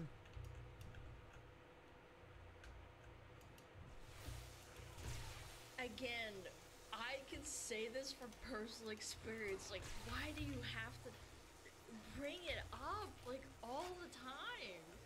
Did you not work at any other company? Like, did you work anywhere else? Like, I don't know. Yeah. Let's say yes, that. I think that's a bit of hyperbole, but... Just an emotional response? No, just say, hey, guys. So basically, you know, when you tell the narrative, you start with, like, I made a mistake, everyone made mistakes, I was smug. And then there's a lot that comes after that. How would you feel about just ending it after that first paragraph? I can't do it. I hate that.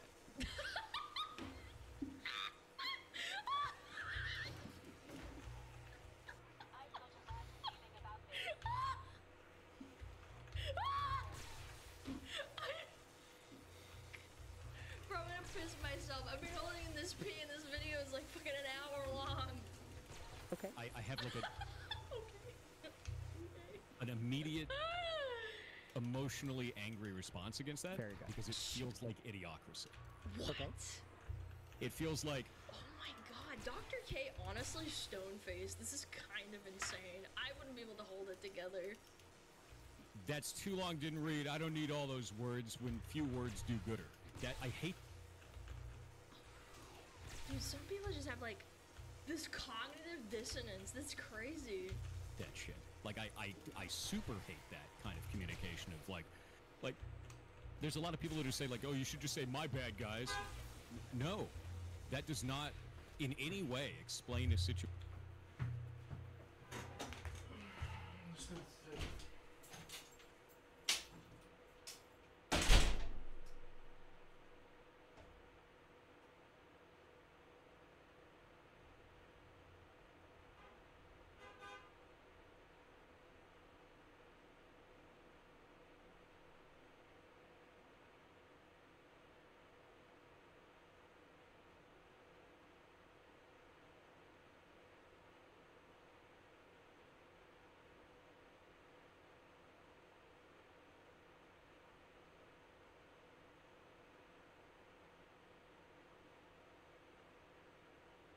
Deuik. Thanks for following.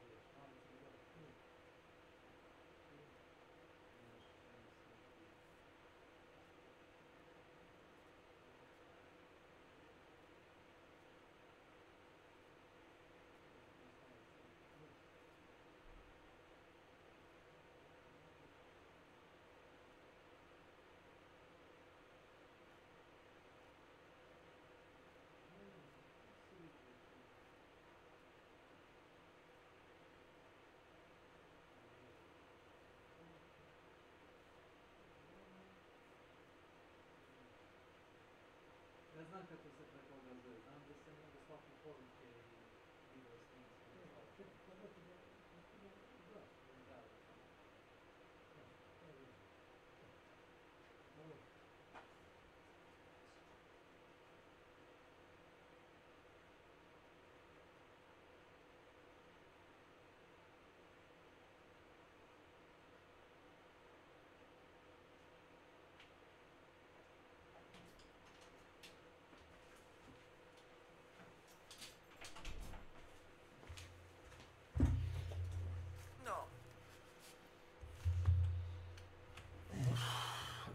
Situation that doesn't tell you any information that is real.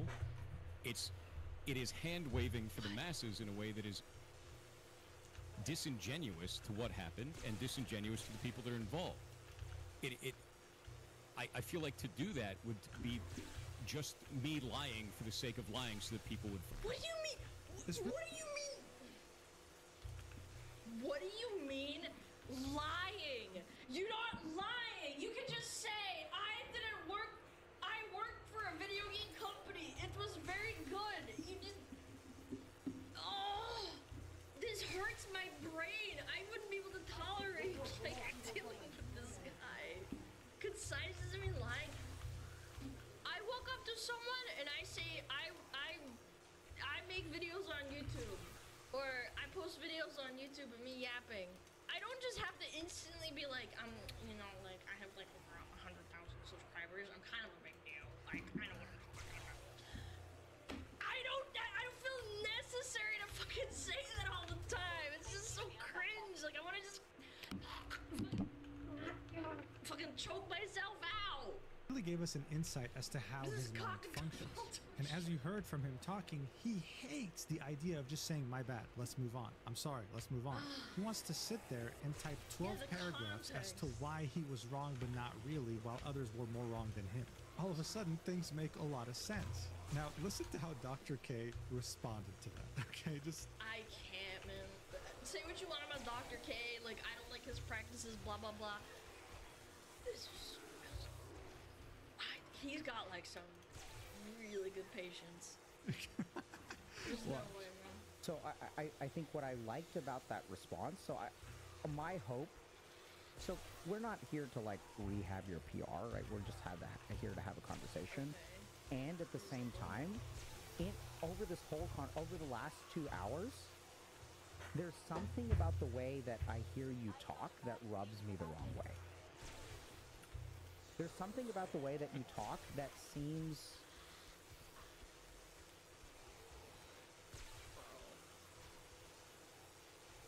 dismissive. So I'll tell you where that. No, I agree with that. Right. So it's like I made a mistake. We all made mistakes. Okay. Right. So there's something about your sentence construction. It's like, oh yeah, Thor, I'm sorry I cheated on you, bro. I really do love you. You know, we both have flaws in this marriage. I think the funny thing here is that Dr. K is known to be very caring, very nice, and not confrontational at all when it comes to streams like this. But in this case, seeing that he's an experienced psychologist, he knew when to become confrontational. He knew when to call out Pirate Software on his bullshit, and this is what it was, bullshit. In just a span of like 20 seconds, I'm surprised he didn't leave the call. I ain't gonna hold you.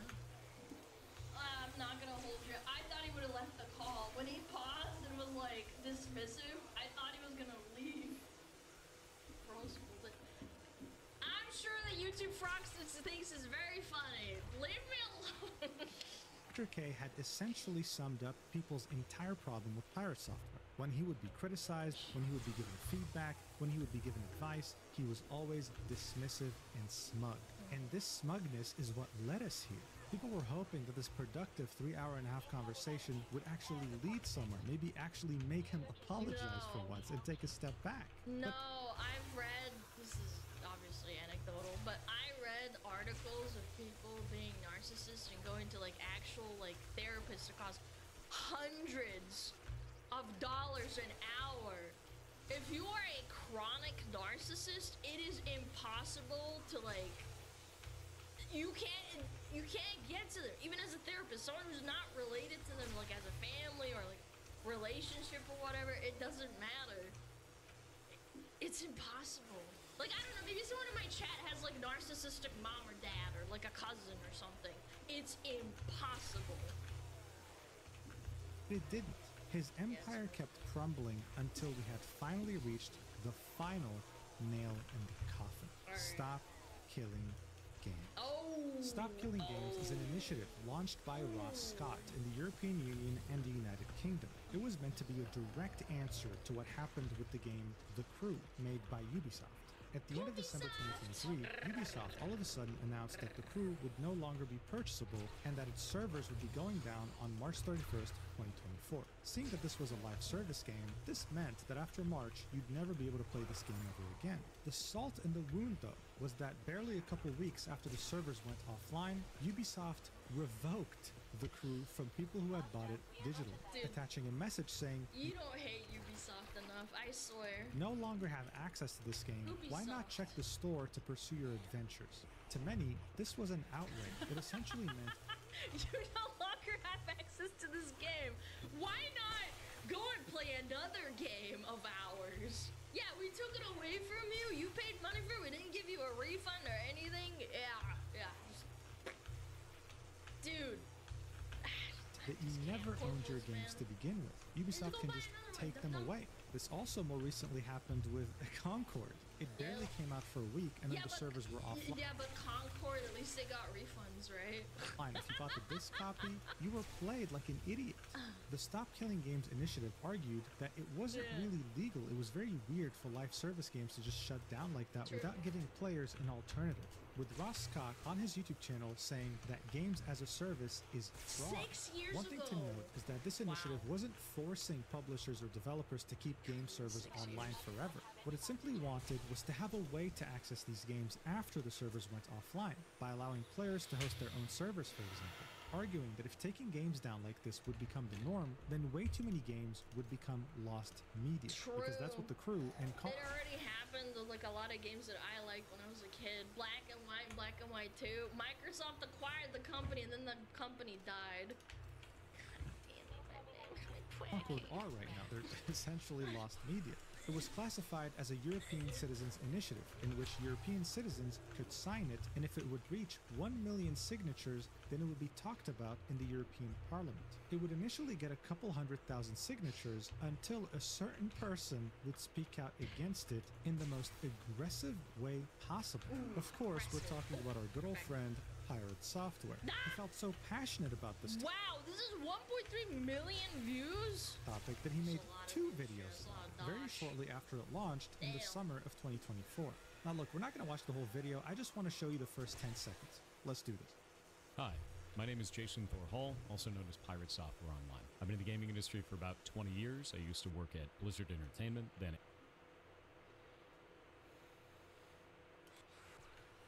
Say the line, Bart! Say the line! Say the line, Bart!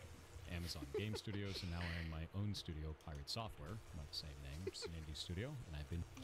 There's just something about this guy, man. I don't know.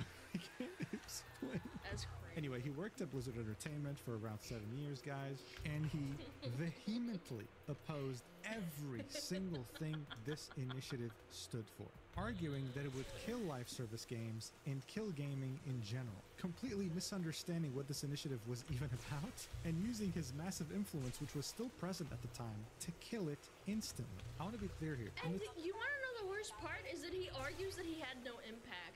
1.3 million views. That's insane. Okay, let's say because a lot of people probably watched it like right, you know, after the whole drama happened. Let's just say half of it, like just straight up. That's 600,000 views on YouTube. That's pretty fucking mainstream, if I would say so. This video, he tries his best to appear level-headed, professional even, echoing the genius that you first saw in his YouTube shorts at the end of 2023. But on his stream, oh my god, this guy was a mess. These are the very nice things he had to say about this initiative. Watch. Shit, now this is actually really dumb. It's used car salesman garbage. This is shit. It's shit. Not only do I not want to back this... Why the ad hominem? Why the ad hominem? Why did you just say it's bad? I'm going to actively tell people not to. That is awful.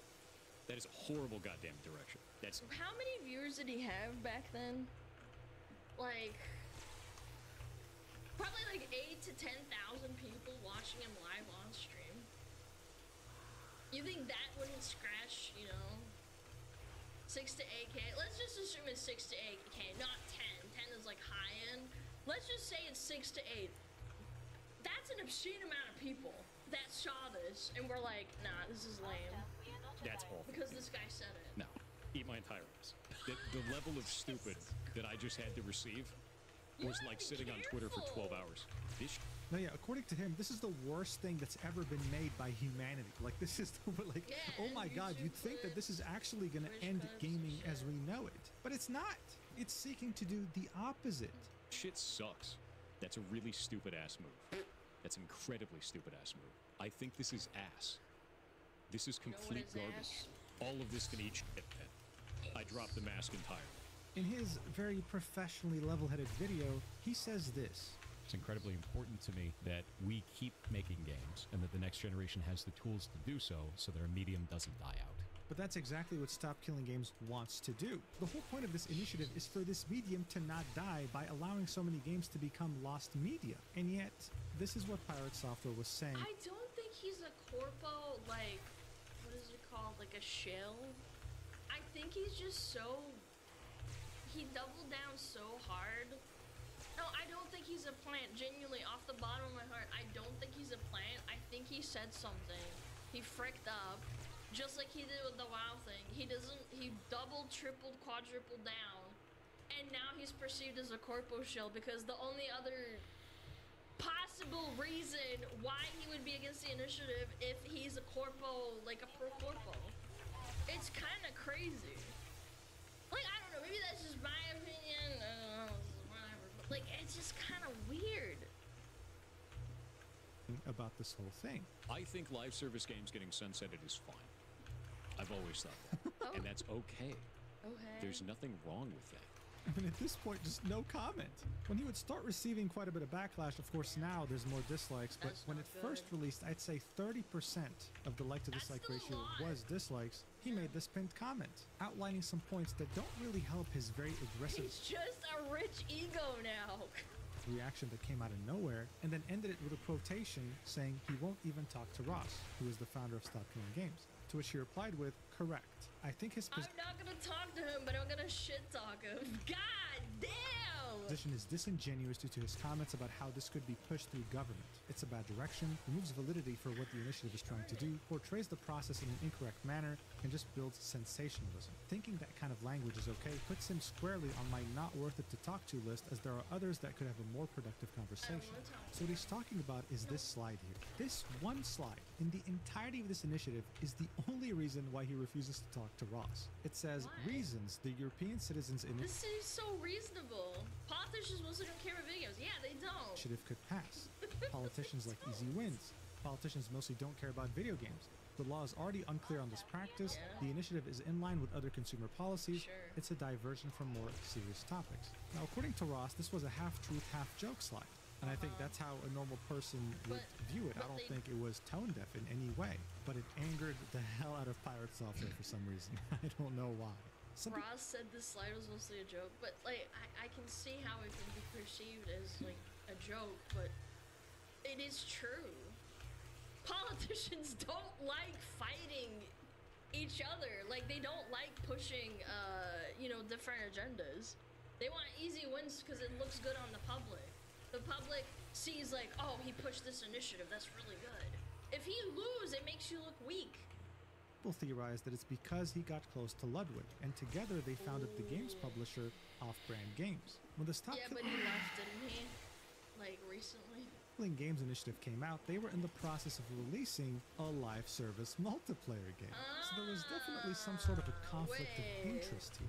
Regardless, this European Citizens Initiative had a 1-year deadline. It would be automatically closed on the 31st of July, 2025. And by the end of June, it barely had 500,000 signatures, which meant it had no hope of ever reaching 1 million. Or so it seemed.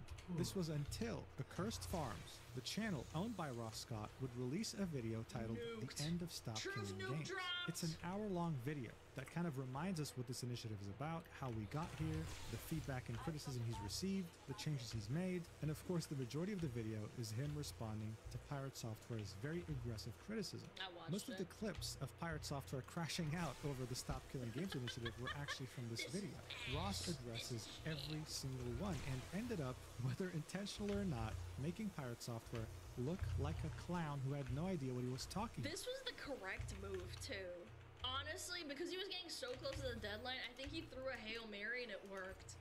And he took the bait. He took the bait. Maybe he knew, like maybe like Ross is like that 4D chess like step ahead. Because if he was gonna lose either way, right? Because he's fighting for this cause, right? I think he might have just said fuck it, like threw a Hail Mary and he just was like boom. This video almost has 1 million views, and many people watched it. Some of those people happen to be way bigger content creators than Pirate Software, and seeing that this very important initiative was very close to failure, tried their best to bring as many people as possible to sign it. For example, Moist Critical talked about it in his videos at over 3.5 million views. Hell, even Jacksepticeye talked about it on his second channel, and the video sitting at over 1 million views. People understood that this initiative wasn't just a good thing for video games, it was integral to ensure its survival for the future. Hell, even Minecraft creator Notch had something to say about it, tweeting, "Hey guys, just got back to gaming after a brief break. Wait, why is there a Nepo baby doubling down over?" Wait, I didn't see this. He actually... The guy that made Minecraft, who sold Minecraft to Poopysoft, Microsoft.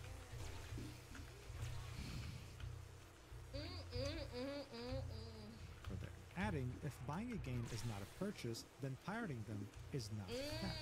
This truly solidified the position of Pirate Software in the Hall of Fame of lolcows. It was undeniable at this point. His stupidity had made an entire movement succeed, just purely on the basis of him being so unaware of what was going on. He lacked the most basic form of self-awareness. And thanks to that, the Stop Killing Games initiative not only reached 1 million signatures, but is currently at over 1.3 million in overdrive, about to reach 1.4 million any time now, with the UK petition reaching double the signatures required.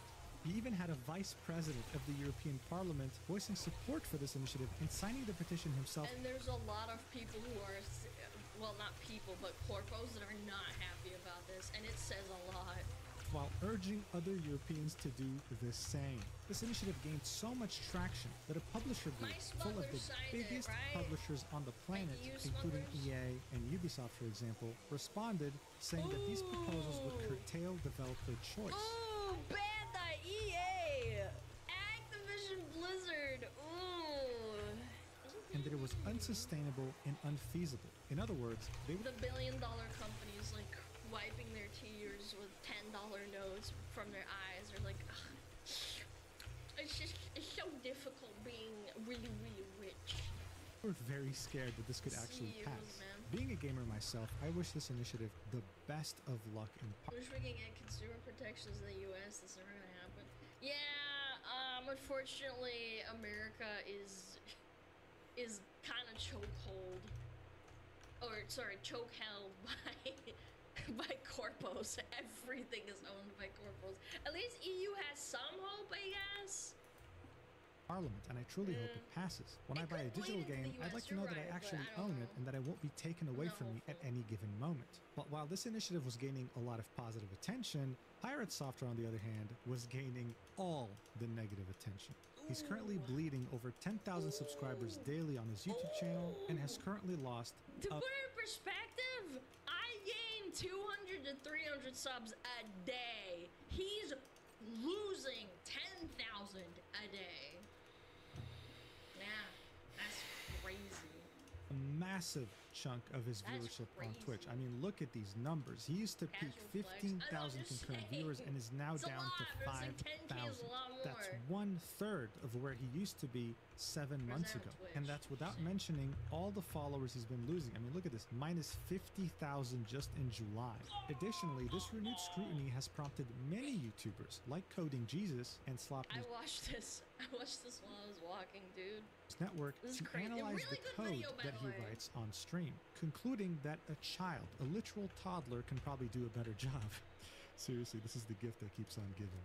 Because, of course, I don't know anything about coding, but Coding Jesus actually broke it down enough where I could kind of follow what was going on and understand. Yeah, it's insane. instead of just apologizing, taking a step Off to back, make taking bread. the L for once, admitting you made a mistake.